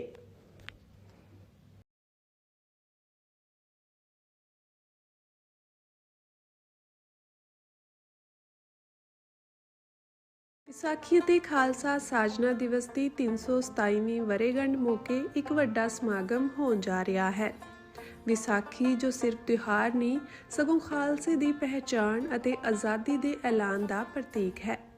ਅਮਰੀਕਾ ਦੀ ਰਾਜਧਾਨੀ ਵਾਸ਼ਿੰਗਟਨ DC ਵਿੱਚ ਕੱਢਿਆ ਜਾਵੇਗਾ ਸਿੱਖ ਫਰੀडम ਮਾਰਚ, ਜਿੱਥੇ ਗੂੰਜੇਗੀ ਸੱਚ ਦੀ ਆਵਾਜ਼ ਅਤੇ ਇਨਸਾਫ ਦੀ ਮੰਗ। ਇਸ ਮੌਕੇ ਵਿਸਾਖੀ ਨੂੰ ਨੈਸ਼ਨਲ ਸਿੱਖ ਡੇ USA ਵਜੋਂ ਮਨਾਇਆ ਜਾਵੇਗਾ। ਤਾਂ ਇਸ ਫਰੀडम ਮਾਰਚ ਦਾ ਹਿੱਸਾ ਬਣਨ ਲਈ ਜ਼ਰੂਰ ਪਹੁੰਚੋ ਜੀ। ਸ਼ਨੀਚਰਵਾਰ 4 ਅਪ੍ਰੈਲ 2026 ਨੂੰ ਵਾਸ਼ਿੰਗਟਨ DC ਵਿਖੇ। ਤੁਸੀਂ ਵੇਖ ਰਹੇ ਹੋ TV 84, ਇੱਕ ਅਜਿਹਾ ਚੈਨਲ ਜੋ ਪਾਬੰਦੀਆਂ ਦੇ ਬਾਵਜੂਦ ਵੀ ਸੱਚ ਨੂੰ ਆਧਾਰ ਬਣਾ ਕੇ ਸਿੱਖ ਸੰਘਰਸ਼, ਸਿੱਖ ਨਜ਼ਰੀਏ ਅਤੇ ਕੌਮੀ ਮੁੱਦਿਆਂ ਨੂੰ ਨਿਡਰਤਾ ਨਾਲ ਸਾਹਮਣੇ ਰੱਖਦਾ ਆ ਰਿਹਾ ਹੈ। ਹੁਣ ਇੱਕ ਵਾਰ ਫਿਰ ਭਾਰਤ ਵਿੱਚ TV 84 ਨੂੰ ਰਿਸਟ੍ਰਿਕਟ ਕਰ ਦਿੱਤਾ ਗਿਆ। ਸੱਚ ਨੂੰ ਦਬਾਇਆ ਤਾਂ ਜਾ ਸਕਦਾ ਹੈ ਪਰ ਮਿਟਾਇਆ ਨਹੀਂ। ਅਸੀਂ ਖਾਮੋਸ਼ ਨਹੀਂ ਹੋਏ, ਸਾਡੀ ਆਵਾਜ਼ ਅਜੇ ਵੀ ਜਿਉਂਦੀ ਹੈ। ਭਾਰਤ ਤੋਂ ਬਾਹਰ TV 84 ਅਜੇ ਵੀ ਉਪਲਬਧ ਹੈ ਤੇ ਭਾਰਤ ਵਿੱਚ ਤੁਸੀਂ TV 84 ਦੀ ਵੈਬਸਾਈਟ ਤੇ ਸਾਡੀ ਪੂਰੀ ਰਿਪੋਰਟਿੰਗ, ਵੀਡੀਓਜ਼ ਅਤੇ ਸੱਚੀ ਜਾਣਕਾਰੀ ਵੇਖ ਸਕਦੇ ਹੋ। ਤਾਂ ਅੱਜ ਹੀ ਜੁੜੋ TV84 ਦੀ ਵੈਬਸਾਈਟ ਦੇ ਨਾਲ। ਸਾਨੂੰ ਸਹਿਯੋਗ ਦਿਓ ਅਤੇ ਸੱਚ ਨਾਲ ਜੁੜੇ ਰਹੋ। TV84। Viewers welcome back to programme. So ਇਸ ਗੱਲਬਾਤ ਕਰਨ ਜਾ ਰਹੇ ਹਾਂ ਕਿ ਬੀਜੇਪੀ ਵੱਲੋਂ 2027 ਵਿੱਚ ਪੰਜਾਬ ਵਿਧਾਨ ਸਭਾ ਚੋਣਾਂ ਜਿੱਤਣ ਲਈ ਹਰ ਕਿਸਮ ਦੇ ਹਰਬੇ ਜਿਹੜੇ ਨੇ ਉਹ ਵਰਤੇ ਜਾ ਰਹੇ ਨੇ। ਉਹ ਚੰਡੀਗੜ੍ਹ ਬੀਜੇਪੀ ਦਫ਼ਤਰ ਬਾਅਦ ਹੋਇਆ ਅਖੌਤੀ ਧਮਾਕਾ ਇਸੇ ਨੀਤੀ ਦਾ ਹਿੱਸਾ ਹੈ। ਔਰ ਦੂਸਰੇ ਪਾਸੇ ਨਵੰਬਰ 84 ਨਸਲਕੁਸ਼ੀ ਦੇ ਕੇਸ ਲੜਨ ਵਾਲੇ ਵਕੀਲ SH ਫੂਲਕਾ ਦਾ ਬੀਜੇਪੀ ਵਿੱਚ ਸ਼ਾਮਲ ਹੋਣਾ ਵੀ ਇਸੇ ਕੜੀ ਵੱਲ ਇਸ਼ਾਰਾ ਕਰਦਾ ਹੈ। ਸੋ ਇਸ ਬਾਰੇ ਆਪਾਂ ਗੱਲਬਾਤ ਕਰਨ ਜਾ ਰਹੇ ਹਾਂ। ਸੋ ਅਸੀਂ ਚਾਹਾਂਗੇ ਕਿ ਤੁਸੀਂ ਇਸੇ ਤਰ੍ਹਾਂ ਬੜੇ ਰਹਿਣਾ ਦੇਖਣ ਸੁਣ ਲਈ ਲਿਖਣ ਲਈ ਤੁਹਾਡਾ ਸਭ ਦਾ ਬਹੁਤ ਬਹੁਤ ਧੰਨਵਾਦ ਹੈ ਜੀ। ਡਾਕਟਰ ਸਾਹਿਬ ਕੀ ਕਹਿਣਾ ਚਾਹੋਗੇ? ਦੇਖੋ, ਜਦੋਂ ਕੁਝ ਅਰਸਾ ਪਹਿਲਾਂ ਅਮਿਤ ਸ਼ਾਹ ਨੂੰ ਇੱਕ ਪੱਤਰਕਾਰ ਵੱਲੋਂ ਪੁੱਛਿਆ ਗਿਆ ਸੀ ਕਿ ਕੀ ਤੁਸੀਂ 2027 ਦੇ ਵਿੱਚ ਪੰਜਾਬ ਦੇ ਵਿੱਚ ਸਰਕਾਰ ਬਣਾਉਣ ਦੇ ਸਮਰੱਥ ਹੋਵੋਗੇ, ਤੇ ਉਹਨੇ ਬੜੇ ਸ਼ਾਤਰ ਅੰਦਾਜ਼ ਦੇ ਵਿੱਚ ਇਹ ਕਿਹਾ ਸੀ ਕਿ ਇਸ सृष्टि को ब्रह्मा ने बनाया है और इस सृष्टि को बनाने वाला ब्रह्मा भी नहीं जानता कि पंजाब में क्या होने वाला है या पंजाब में क्या होगा। इस किस्म का ਉਹਦਾ ਡਾਇਲੌਗ ਸੀ। ਹਾਲਾਂਕਿ ਇਸ ਤੋਂ ਅਸੀਂ ਵੀ ਇਹ ਕਨਕਲੂਡ ਵੀ ਕੀਤਾ ਔਰ ਇਸ ਨੂੰ ਕਿਹਾ ਕਿ ਭਾਈ ਕਿਉਂਕਿ ਇਹਨਾਂ ਤੋਂ ਸਿੱਖ ਕਾਬੂ ਨਹੀਂ ਆ ਰਹੇ, ਇਹਨਾਂ ਨੂੰ ਸਮਝ ਨਹੀਂ ਆ ਰਹੀ ਕਿ ਪੰਜਾਬ ਦੇ ਵਿੱਚ ਕਿਵੇਂ ਹਿੰਦੂਤਵਾ ਦਾ ਰੱਥ ਜਿਹੜਾ ਹਰ ਵਾਰ ਸਿੱਖਾਂ ਨੇ ਰੋਕਿਆ ਔਰ ਹੁਣ ਵੀ ਜਿੱਥੇ ਕਿ 20 ਕਰੋੜ ਦੇ ਲਗਭਗ ਭਾਰਤ ਦਾ ਮੁਸਲਮਾਨ ਬਿਲਕੁਲ ਉਹਨੂੰ ਨਿਸਲ ਕੀਤਾ ਹੋਇਆ। ਹੁਣ ਆਸਾਮ, ਬੰਗਾਲ, ਤਮਿਲਨਾਡੂ ਦੇ ਵਿੱਚ ਚੋਣਾਂ ਹੋਣੀਆਂ ਨੇ। ਆਸਾਮ ਦੇ ਵਿੱਚ ਭਾਰਤ ਦੀਆਂ ਸਟੇਟਾਂ 'ਚ ਸਭ ਤੋਂ ਜ਼ਿਆਦਾ ਮੁਸਲਮਾਨ ਨੇ ਪਰਸੈਂਟੇਜ ਵਿੱਚ 40 ਜਾਂ 42% ਮੁਸਲਮਾਨ ਨੇ। ਵੈਸਟ ਬੰਗਾਲ ਦੇ ਵਿੱਚ 32-33% ਨੇ। ਲੇਕਿਨ ਉੱਥੇ ਇਹਨਾਂ ਨਾਸਾਂ 'ਚ ਦਮ ਕੀਤਾ ਹੋਇਆ ਮੁਸਲਮਾਨ। ਈਵਨ ਮੋਦੀ ਜਾ ਕੇ ਅੱਜ ਪਿਛਲੇ ਕੱਲ੍ਹ ਉੱਥੇ ਕਹਿ ਰਿਹਾ ਸੀ ਕਿ ਜੀ ਜੇ ਕਾਂਗਰਸ ਦੀ ਹਕੂਮਤ ਆਲਰੇਡੀ ਅਸਾਮ ਦੇ ਵਿੱਚ ਇੱਕ ਬੜਾ ਖਤਰਨਾਕ ਫਿਰਕੂ ਹਿੰਦੂ ਹੈ ਜਿਹਦੀ ਹਕੂਮਤ ਹੈ ਬੀਜੇਪੀ ਦੇ ਥੱਲੇ, ਉਹ ਕਹਿੰਦੇ ਜੇ ਕਾਂਗਰਸ ਦੀ ਬਣ ਗਈ ਤੇ ਉਹ ਮੁਸਲਮਾਨਾਂ ਨੂੰ ਅਪੀਜ਼ ਕਰਨ ਵਾਲੇ ਕਾਨੂੰਨ ਬਣਾਉਣਗੇ। ਉੱਥੇ ਵੀ ਉਹਨਾਂ ਨੇ ਵੱਡੀ ਗਿਣਤੀ 'ਚ ਡੀਫਰੈਂਚਾਈਜ਼ ਕੀਤਾ ਹੈ, ਵੋਟਾਂ ਕੱਟੀਆਂ ਨੇ, ਬੰਗਾਲ 'ਚ ਵੀ ਕੱਟੀਆਂ ਨੇ ਬਹੁਤ ਸਾਰੇ ਮੁਸਲਮਾਨਾਂ ਦੀਆਂ। ਹੁਣ ਇਸ ਸਾਰੇ ਦੇ ਚੱਲਦੇ ਆ ਪੰਜਾਬ ਦੇ ਵਿੱਚ ਤਾਂ ਅਜੇ ਉਹ ਵੋਟ ਕੱਟ ਵਾਲਾ ਮਹਿਕਮਾ ਅਜੇ ਉਹਨਾਂ ਨੇ ਆਉਣਾ, ਉਹ ਦੇਖਣਗੇ ਕਿ ਵੀ ਕਿਹਨੂੰ ਕਿੱਥੇ ਕੀ ਰੱਖਣਾ। ਲੇਕਿਨ ਇਹਦੇ 'ਚ ਕੋਈ ਸ਼ੱਕ ਨਹੀਂ ਹੈ ਕਿ ਜਦੋਂ ਅਸੀਂ ਅੰਗਰੇਜ਼ੀ ਦੇ ਡਰਟੀ ਟ੍ਰਿਕਸ ਕਹਿ ਲਈਏ, ਬਾਈ ਹੁੱਕ ਔਰ ਬਾਈ ਕਰੁੱਕ ਕਹਿ ਲਈਏ, ਜਾਂ ਜਿਵੇਂ ਇਹਨਾਂ ਦੇ ਆਮ ਆਦਮੀ ਪਾਰਟੀ ਦਾ ਮਨੀਸ਼ ਸਿਸੋਦੀਆ ਉਹ ਆਪਣੇ ਜਿਹੜਾ MLA ਨੂੰ ਔਰ ਦੂਸਰਿਆਂ ਨੂੰ ਇਹ ਕਹਿ ਰਿਹਾ ਸੀ ਕਿ ਕੁਝ ਵੀ ਕਰਨਾ ਪੈਂਦਾ ਹੈ, ਚੋਰ, ਡਾਕਾ, ਧਮਾਕਾ ਜੋ ਵੀ ਹੈ ਚੋਣਾਂ ਜਿੱਤਣੀਆਂ। ਮਤਲਬ ਇਹ ਹੈ ਕਿ ਬਾਈ ਆਲ ਮੀਨਸ ਪੋਸੀਬਲ ਦੇ ਥੱਲੇ ਤਾਂ ਸਭ ਕੁਝ ਹੈ। ਇੰਨਾ ਪੈਸਾ ਵੀ ਹੈ ਇਹਨਾਂ ਦੇ ਕੋਲ, ਜਿਹਦੇ ਮਰਜ਼ੀ ਬੂਹੇ ਦੇ ਮੂਹਰੇ CBI ਖੜੀ ਕਰ ਦਿੰਦੇ ਨੇ ਲਿਆ ਕੇ। ਹੁਣ ਤਾਂ ਜਿਹੜਾ ਉਹ NSA ਦੇ ਥੱਲੇ ਇੰਨੇ ਕੁ ਰਾਈਟ ਨੇ, ਜਿਹਨੂੰ ਮਰਜ਼ੀ ਜਿਹੜਾ ਉਹ ਥ੍ਰੈਟ ਦੱਸ ਦੇਣ। ਗੈਂਗਸਟਰ ਵੈਸੇ ਹੀ ਇੰਨੇ ਕੁ ਰੱਖੇ ਹੋਏ ਨੇ ਵੀ ਕਿਹਨੂੰ ਕਿਹੜਾ ਸਰਪੰਚ ਮਾਰਨਾ ਹੈ, ਕਿਹੜਾ ਚੁੱਕਣਾ ਹੈ, ਕਿਹਨੂੰ ਡਰੱਗ ਥੱਲੇ ਲਿਆਉਣਾ ਹੈ, ਇਹ ਸਾਰਾ ਪਾਰਟ ਚੱਲ ਹੀ ਰਿਹਾ। ਸੋ ਅਸੀਂ ਇਹ ਦੇਖ ਰਹੇ ਹਾਂ ਕਿ ਵੀ ਜਿਉਂ-ਜਿਉਂ 2027 ਨੇੜੇ ਆ ਰਿਹਾ ਹੈ, ਘਟਨਾਵਾਂ ਜੇ ਅਸੀਂ ਬਹੁਤ ਧਿਆਨ ਨਾਲ ਦੇਖੀਏ, ਹਾਲਾਂਕਿ ਬਹੁਤਿਆਂ ਨੂੰ ਇਹ ਲੱਗਦਾ ਹੈ ਕਿ ਜੀ ਆਮ ਆਦਮੀ ਪਾਰਟੀ ਨੂੰ ਇਹ ਕਹਿ ਦਿੱਤਾ ਬੀਜੇਪੀ ਨੇ ਜਾਂ ਉਹ ਕਹਿ ਦਿੱਤਾ ਜਾਂ ਭਗਵੰਤ ਮਾਨ ਨੇ, ਲੇਕਿਨ ਇੱਕ ਗੱਲ ਦਾ ਧਿਆਨ ਰਹੇ, ਭਗਵੰਤ ਮਾਨ ਜਾਂ ਦੂਜੇ ਤਾਂ ਛੋਟੇ ਲੈਵਲ ਦੇ ਫੀਲੇ ਨੇ। ਅੱਪਰ ਲੈਵਲ 'ਤੇ ਜਿਹੜੀ ਅੰਡਰਸਟੈਂਡਿੰਗ ਹੈ ਕੇਜਰੀਵਾਲ ਦੀ RSS ਦੇ ਹੈੱਡਕੁਆਰਟਰ ਦੇ ਨਾਲ, ਤੁਹਾਨੂੰ ਕਦੇ ਕੇਜਰੀਵਾਲ ਦਾ ਕੋਈ ਬਿਆਨ RSS ਦੇ ਖਿਲਾਫ ਨਹੀਂ ਮਿਲੇਗਾ। ਉਹ ਮੋਦੀ ਜਾਂ ਅਮਿਤ ਸ਼ਾਹ ਬਾਰੇ ਇਨ ਪਰਸਨ ਕੁਛ ਕਹਿ ਦੇ ਜਾਂ ਅਦਰਵਾਈਜ਼ ਕਿ ਜੀ ਦੇਖੋ ਵਿਕਟਮ ਮੇਰੀ ਜਿੱਤ ਹੋਈ, ਕਾਨੂੰਨ ਜਿੱਤ ਗਿਆ, ਧਰਮ ਜਿੱਤ ਗਿਆ ਜਾਂ ਫਲਾਣਾ ਜਿੱਤ ਗਿਆ। ਲੇਕਿਨ ਵੈਸੇ ਜਿਹੜਾ ਉਹ ਨਾਗਪੁਰ ਦਾ ਹੀ ਉਹਨੇ ਕਿਹਾ ਵੀ ਇਹ ਤਾਂ ਹੁਣ ਹੋਣਗੇ ਇਹਨਾਂ 'ਚ ਕੁਛ ਬਣੇ। ਮੇਰੇ ਤਾਂ ਫਾਦਰ ਵੀ ਜਿਹੜੇ ਖਾਕੀ ਨਿੱਕਰ ਪਾਉਂਦੇ ਸੀ, ਅਸੀਂ ਤਾਂ ਉਦੋਂ ਦੇ RSS ਨਾਲ ਜੁੜੇ ਹਾਂ। ਸੋ ਇਹਨੂੰ ਇਵੇਂ ਨਾ ਦੇਖਿਆ ਜਾਏ, ਕਿਉਂਕਿ ਉਹਨਾਂ ਨੇ ਮੁੱਖ ਪੰਥਕ ਧਿਰਾਂ ਨੂੰ, ਪੰਥਕ ਏਜੰਡੇ ਨੂੰ ਪੰਜਾਬ ਤੋਂ ਬਾਹਰ ਕੱਢਣਾ ਔਰ ਇਸ ਦੇ ਲਈ ਇਹ ਨੂਰਾ ਕੁਸ਼ਤੀ ਜਿਹੜੇ ਕਿਹਾ ਜਾਂਦਾ ਵੀ ਭਲਵਾਨ ਲੜਨ ਤੋਂ ਪਹਿਲਾਂ ਉਹ ਰਲ ਜਾਂਦੇ ਨੇ ਆਪਸ ਵਿੱਚ, ਚੱਲ ਇਹ ਮੇਰੀ ਟੈਰੀਟਰੀ ਹੈ, ਮੇਰੇ ਪਿੰਡਾਂ ਦਾ ਇਲਾਕਾ, ਇਹਦੇ 'ਚ ਤੂੰ ਢੱਠ ਜਾਈ ਮੇਰੇ ਤੋਂ, ਤੇ ਮੈਂ ਜਦੋਂ ਤੇਰੇ ਇਲਾਕੇ 'ਚ ਲੜਨ ਲਈ ਛਿੰਝ ਦੇ ਵਿੱਚ ਆਵਾਂਗਾ ਉਦੋਂ ਮੈਂ ਢੱਠ ਜਾਵਾਂਗਾ, ਜਾਂ ਸੌਦੇਬਾਜ਼ੀ ਹੋ ਜਾਂਦੀ, ਉਹਨੂੰ ਨੂਰਾ ਕੁਸ਼ਤੀ ਕਹਿੰਦੇ ਨੇ। ਸੋ ਇਹਨਾਂ ਦੀ ਤਾਂ ਜਿਹੜੀ ਬੀਜੇਪੀ ਔਰ ਇਹਨਾਂ ਦਾ ਇਹ ਤਾਂ ਨੂਰਾ ਕੁਸ਼ਤੀ ਹੈ। ਪਰ ਬੀਜੇਪੀ ਖੌਫਜ਼ਦਾ ਹੈ ਕਿ ਵੀ ਸਿੱਖਾਂ ਦੇ ਵਿੱਚ ਔਰ ਪੰਜਾਬ ਦੇ ਵਿੱਚ ਮੈਜੋਰਿਟੀ ਸਿੱਖ ਖਾਸ ਤੌਰ ਤੇ ਰੂਰਲ ਬੈਲਟ ਦੇ ਵਿੱਚ ਇਹਦੇ ਬਾਵਜੂਦ ਕਿ ਉਹਨਾਂ ਨੇ ਕੈਪਟਨ ਅਮਰਿੰਦਰ ਵਰਗੇ, ਉਹਦੇ ਪ੍ਰਤਾਪ ਬਾਜਵੇ ਦੇ ਭਰਾ ਵਰਗੇ ਔਰ ਦੂਸਰੇ ਵੀ ਕਈ ਚਿਹਰੇ ਜਿਹੜੇ ਨੇ, ਜਗਮੀਤ ਬਰਾੜ, ਫਲਾਣੇ ਟਿਮਕੇ ਲਿਆਂਦੇ। ਪਿਛਲੀਆਂ ਜਿਹੜੀਆਂ ਚੋਣਾਂ ਵੀ ਸੀ ਉਸ ਦੇ ਵਿੱਚ ਲੋਕ ਸਭਾ ਦੀਆਂ ਚੋਣਾਂ ਵੇਲੇ ਵੀ ਪਰਸੈਂਟੇਜ ਆਫ ਵੋਟਸ ਤਾਂ ਥੋੜੀ ਬਹੁਤ ਵਧੀ, ਲੇਕਿਨ ਜਿਵੇਂ ਸੁਨੀਲ ਜਾਖੜ ਜਾਂ ਦੂਜੇ ਇਹਨੂੰ ਜਿਹਨੂੰ ਵੱਡਾ ਬਣਾਇਆ ਹੋਇਆ, ਉਹਨਾਂ ਦਾ ਲੀਡਰ ਹੈ ਪੰਜਾਬ ਦਾ, ਹਾਲਾਂ ਉਹਨਾਂ ਦਾ ਐਕਟਿੰਗ ਪ੍ਰੈਜ਼ੀਡੈਂਟ ਅਸ਼ਵਨੀ ਕੁਮਾਰ ਬਣਾਇਆ ਹੋਇਆ, ਉਹ ਬਾਦਲਾਂ ਦੇ ਨਾਲ ਅਲਾਇੰਸ ਦੀ ਗੱਲ ਵੀ ਕਰਦਾ, ਜਿਹੜਾ ਪੋਸੀਬਲ ਹੋ ਸਕਦਾ ਕਿਉਂਕਿ ਅਜੇ ਤਾਂ ਇਲੈਕਸ਼ਨ ਪਹੁੰਚਣ ਤੋਂ ਪਹਿਲਾਂ ਤੱਕ ਇਹ ਸਾਰੇ ਉਹ ਹਰਬੇ ਵਰਤਣਾ ਚਾਹੁੰਦੇ ਨੇ ਜਿਹਦੇ ਰਾਹੀਂ ਆਪਣਾ ਇੱਕ ਦਾਇਰਾਕਾਰ ਬਣਾਉਣ, ਇੱਕ ਖੌਫ ਵੀ ਪੈਦਾ ਕਰਨਾ। ਜੇ ਪੰਜਾਬ ਦੇ ਹਿੰਦੂਆਂ ਨੂੰ ਔਰ ਜਿਹਦੇ 'ਚ ਉਹਨਾਂ ਨੇ ਜਿਵੇਂ ਰਾਪੁਰ ਬੱਲਾਂ ਵਾਲੇ ਸਾਧ ਨੂੰ ਇਹਨਾਂ ਨੇ ਉੱਪਰ ਪਹੁੰਚਾਇਆ, ਜਿਵੇਂ ਮੋਦੀ ਆਇਆ, ਆਦਮਪੁਰ ਹਵਾਈ ਅੱਡੇ ਦਾ ਨਾਂ ਭਗਤ ਰਵਿਦਾਸ ਜੀ ਦੇ ਨਾਂ ਦੇ ਉੱਤੇ ਰੱਖਣ ਔਰ ਪੂਰੀ ਹਮਦਰਦੀ ਇੱਧਰ ਉੱਧਰ, ਔਰ ਈਵਨ ਪਿਛਲੀਆਂ ਲੋਕ ਸਭਾ ਦੀਆਂ ਚੋਣਾਂ ਵੇਲੇ ਵੀ, ਹਾਲਾਂ ਅੱਜ ਉਹ ਹੰਸਰਾਜ ਹੰਸ ਬੜਾ ਮਾਸੂਮ ਬਣਿਆ ਹੋਇਆ ਕਿ ਜੀ ਮੈਂ ਸਿਆਸਤ 'ਚੋਂ ਕੀ ਖੱਟਣਾ ਸੀ, ਮੇਰਾ ਤਾਂ ਸੰਗੀਤ ਹੀ, ਲੇਕਿਨ ਫਰੀਦਕੋਟ ਦੀ ਚੋਣ ਵੇਲੇ ਜ਼ਿਮੀਂਦਾਰ ਦਲਿਤ ਕਾਰਡ ਟਕਰਾਅ ਦੀ ਲਾਈਨ ਨੂੰ ਕਾਰਡ ਇਹਨੇ ਵੀ ਖੇਲਣ ਦੀ ਕੋਸ਼ਿਸ਼ ਕੀਤੀ। ਸੋ ਬੀਜੇਪੀ ਦੇ ਜਿਹੜੇ ਉੱਥੇ ਦਿੱਲੀ 'ਚ ਬੈਠੇ ਹੋਏ ਨੇ ਉਹਨਾਂ ਨੂੰ ਇਹ ਲੱਗਦਾ ਹੈ ਕਿ ਵੀ ਜੇ ਸੋਲਿਡ ਜਿਹੜੀ 34-35% ਵੋਟ ਹੈ ਦਲਿਤ ਵੋਟ ਔਰ ਉਹਦੇ 'ਚ 15% ਸ਼ਹਿਰੀ ਹਿੰਦੂ ਵੋਟ ਔਰ ਜਿਹੜੀ ਪੇਂਡੂ ਸਿੱਖ ਵੋਟ ਹੈ ਜਿਹੜੀ ਜ਼ਾਹਰ ਹੈ ਡਿਵਾਈਡ ਹੁੰਦੀ ਹੈ ਕਾਂਗਰਸ, ਆਮ ਆਦਮੀ ਜਾਂ ਅਕਾਲੀ ਦਲ ਦੇ ਵਿੱਚ, ਜੇ ਉਹ ਪੇਂਡੂ ਸਿੱਖ ਵੋਟ ਦਾ ਇੱਕ ਸਾਈਜ਼ੇਬਲ 10-15% ਮਿਲ ਜਾਏ ਤੇ ਬਾਕੀਆਂ ਨੂੰ ਅਸੀਂ ਕਰਕੇ ਪੰਜਾਬ ਦੇ ਉੱਤੇ ਵੀ ਹਿੰਦੂਤਵਾ ਦਾ ਝੰਡਾ ਗੱਡ ਦਈਏ। ਸੋ ਉਸ ਦੇ ਲਈ ਦੋ ਪਾਰਟ ਬੜੇ ਜ਼ਰੂਰੀ ਨੇ। ਪੰਜਾਬ ਦੇ ਹਿੰਦੂ ਦੇ ਵਿੱਚ ਜਦੋਂ ਤੱਕ ਇਹ ਖੌਫ ਪੈਦਾ ਨਹੀਂ ਕੀਤਾ ਜਾਂਦਾ ਕਿ ਜੀ ਆ ਗਏ ਅੱਤਵਾਦੀ ਆ ਗਏ, ਦਹਿਸ਼ਤਗਰਦ ਆ ਗਏ, ਫਲਾਣਾ ਹੋ ਗਿਆ, ਉਹਦੇ ਲਈ ਬੜਾ ਜ਼ਰੂਰੀ ਹੈ ਕਿ ਕੋਈ ਨਾ ਕੋਈ ਇਨਸੀਡੈਂਟ ਕਰਵਾਉਂਦੇ ਰਹੋ, ਆਪਣਿਆਂ ਤੋਂ ਹੀ ਕਰਵਾ ਦਿਓ। ਪਹਿਲਾਂ ਸੌਦਾ ਸਾਹਿਬ ਨੂੰ ਵਰਤਿਆ ਪੂਰੀ ਤਰ੍ਹਾਂ, ਗੁਰੂ ਗ੍ਰੰਥ ਸਾਹਿਬ ਦੀ ਬੇਅਦਬੀ ਦੀਆਂ ਘਟਨਾਵਾਂ, ਪਰ ਉਸ ਤੋਂ ਇਲਾਵਾ ਆ ਮੋੜ ਮੰਡੀ ਜਿਹੜਾ ਬੰਬ ਧਮਾਕੇ ਹੋਏ ਸੀ, ਉਹ ਜਿਹੜੇ ਫੁੱਟ ਸਟੈਪ ਨੇ ਉਹ ਸੌਦਾ ਸਾਹਿਬ ਦੇ ਡੇਰੇ ਤੱਕ ਜਾਂਦੇ ਸੀ, ਉੱਥੇ ਕੇਸ ਖਤਮ। ਉਹਨਾਂ ਦੇ ਐਸਪੀ ਨੇ ਕਿਹਾ ਕਿ ਜੀ ਆਰਡਰ ਆ ਗਏ ਵੀ ਅੱਗੇ ਕਿਤੇ ਕੰਢੇ ਤੇ ਨਹੀਂ ਜਾਣਾ। ਹੁਣ ਜਿਹੜੀ ਅੱਜ ਦੋ ਘਟਨਾਵਾਂ ਜਿਹੜੀਆਂ ਅੱਜ ਪੰਜਾਬ ਦੇ ਹਵਾਲੇ ਨਾਲ ਜਿਹੜਾ ਇਸ ਸਾਡੇ ਟੌਪਿਕ 'ਚ ਫਿੱਟ ਹੁੰਦੀਆਂ ਨੇ, ਇੱਕ ਤਾਂ ਇਹ ਹੈ ਕਿ ਜੀ ਚੰਡੀਗੜ੍ਹ ਬੀਜੇਪੀ ਦੇ ਦਫ਼ਤਰ ਦੇ ਬਾਹਰ ਬਲਾਸਟ ਹੋਇਆ। ਪਹਿਲੀਆਂ ਖਬਰਾਂ ਜਿੰਨੀਆਂ ਇੰਡੀਅਨ ਐਕਸਪ੍ਰੈਸ ਸਮੇਤ ਦੂਜੇ ਤੀਜੇ ਸੀ ਕਿ ਐਵੇਂ ਹੀ ਕੋਈ ਕਰੂੜ ਜਿਹੀ ਜਿਹੜੀ ਹੈ ਇਨਵਾਇਸ ਸੀ ਜਿਹਦੇ ਥੱਲੇ ਥੋੜ੍ਹਾ ਜਿਹਾ ਧੂੰਆਂ, ਇੱਕ ਅੱਧੀ ਸਕੂਟਰੀ ਨੂੰ 2-4 ਛਿਲਤਾਂ ਲੱਗੀਆਂ। ਫਿਰ all of a sudden Tribune ਦੇ ਵਿੱਚ ਹੈਡਲਾਈਨ ਔਰ ਪੂਰੀ ਬਣ ਗਈ ਕਿ big hand grenade attack at BJP office in Chandigarh.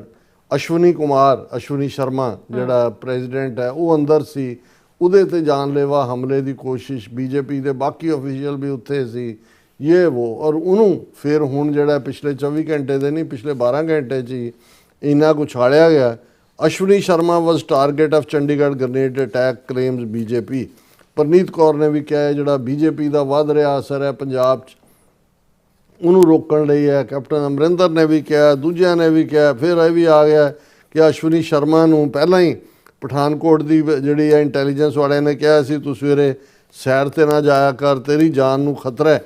ਔਰ ਇਹ ਜਿਹੜਾ ਗ੍ਰੇਨੇਡ ਅਟੈਕ ਹੋਇਆ ਇਹ ਉਹ ਤਾਂ ਬਾਹਰ ਹੀ ਡਿੱਗ ਪਿਆ ਗ੍ਰੇਨੇਡ, ਜੇ ਅੰਦਰ ਡਿੱਗਦਾ ਤੇ ਉਹ ਅਸ਼ਵਨੀ ਕੁਮਾਰ ਨਹੀਂ ਸੀ ਰਹਿਣਾ ਤੇ ਫਲਾਣਾ ਢਿਮਕਾ। ਇਸ ਦੇ ਉੱਤੇ ਉਹਨਾਂ ਨੇ ਕਿਹਾ ਕਿ ਜੀ ਕਿਉਂਕਿ ਬੀਜੇਪੀ ਦਾ ਬੇਸ ਪੰਜਾਬ ਦੇ ਵਿੱਚ ਵੱਧ ਰਿਹਾ ਹੈ। ਫਿਰ ਗੱਲ ਇੱਥੇ ਨਹੀਂ ਰੋਕੀ ਉਹਨਾਂ ਨੇ ਨਾਲ ਦੀ ਨਾਲ ਕਿਹਾ ਕਿ ਜੀ ਇਸ ਦੀ ਜ਼ਿੰਮੇਵਾਰੀ ਗ੍ਰੇਨੇਡ ਅਟੈਕ ਦੀ ਬੱਬਰ ਖਾਲਸਾ ਨੇ ਲਈ ਹੈ। ਔਰ ਬੱਬਰ ਖਾਲਸਾ ਨੇ ਕਿਹਾ ਵੀ ਜਿਹੜਾ ਰਣਜੀਤ ਸਿੰਘ 19 ਸਾਲਾ ਨੌਜਵਾਨ ਜਿਹੜਾ ਉਹ ਬਾਰਡਰ ਏਰੀਆ ਦਾ ਗੁਰਦਾਸਪੁਰ ਜ਼ਿਲ੍ਹੇ ਦਾ ਝੂਠੇ ਪੁਲਿਸ ਮੁਕਾਬਲੇ ਜਿਸ ਨੂੰ ਮਾਰਿਆ ਗਿਆ, ਉਸ ਦਾ ਅਸੀਂ ਬਦਲਾ ਲਿਆ। ਔਰ ਇਸ ਦੇ ਉੱਤੇ ਹੁਣ ਪੂਰਾ ਅਗਲੇ 48 ਘੰਟੇ 'ਚ ਪੂਰਾ ਇਸ 'ਤੇ ਤਬਸਰਾ ਹੋਗਾ। ਪਹਿਲੀ ਗੱਲ ਤਾਂ ਇਹ ਹੈ ਕਿ ਵੀ ਹੁਣ ਜਿਵੇਂ ਸੁਨੀਲ ਜਾਖੜ ਕਹਿ ਰਿਹਾ he linked the Chandigarh blast to a series of recent incidents in Punjab. ਉਹਨੇ ਕਿਹਾ ਜੀ ਇਹ ਜਿਹੜਾ ਰੈਗੂਲਰ ਗ੍ਰੇਨੇਡ ਅਟੈਕ ਹੋ ਰਹੇ ਨੇ ਪੰਜਾਬ ਦੇ ਪੁਲਿਸ ਸਟੇਸ਼ਨਾਂ 'ਤੇ, BR ਅੰਬੇਦਕਰ ਦਾ ਸਟੈਚੂ ਵੈਂਡਲਾਈਜ਼ ਹੋਇਆ, ਹੁਣ ਬੀਜੇਪੀ ਦੇ ਸਟੇਟ ਲੈਵਲ ਆਫਿਸ 'ਤੇ ਚੰਡੀਗੜ੍ਹ 'ਚ ਹਮਲਾ ਹੋਇਆ।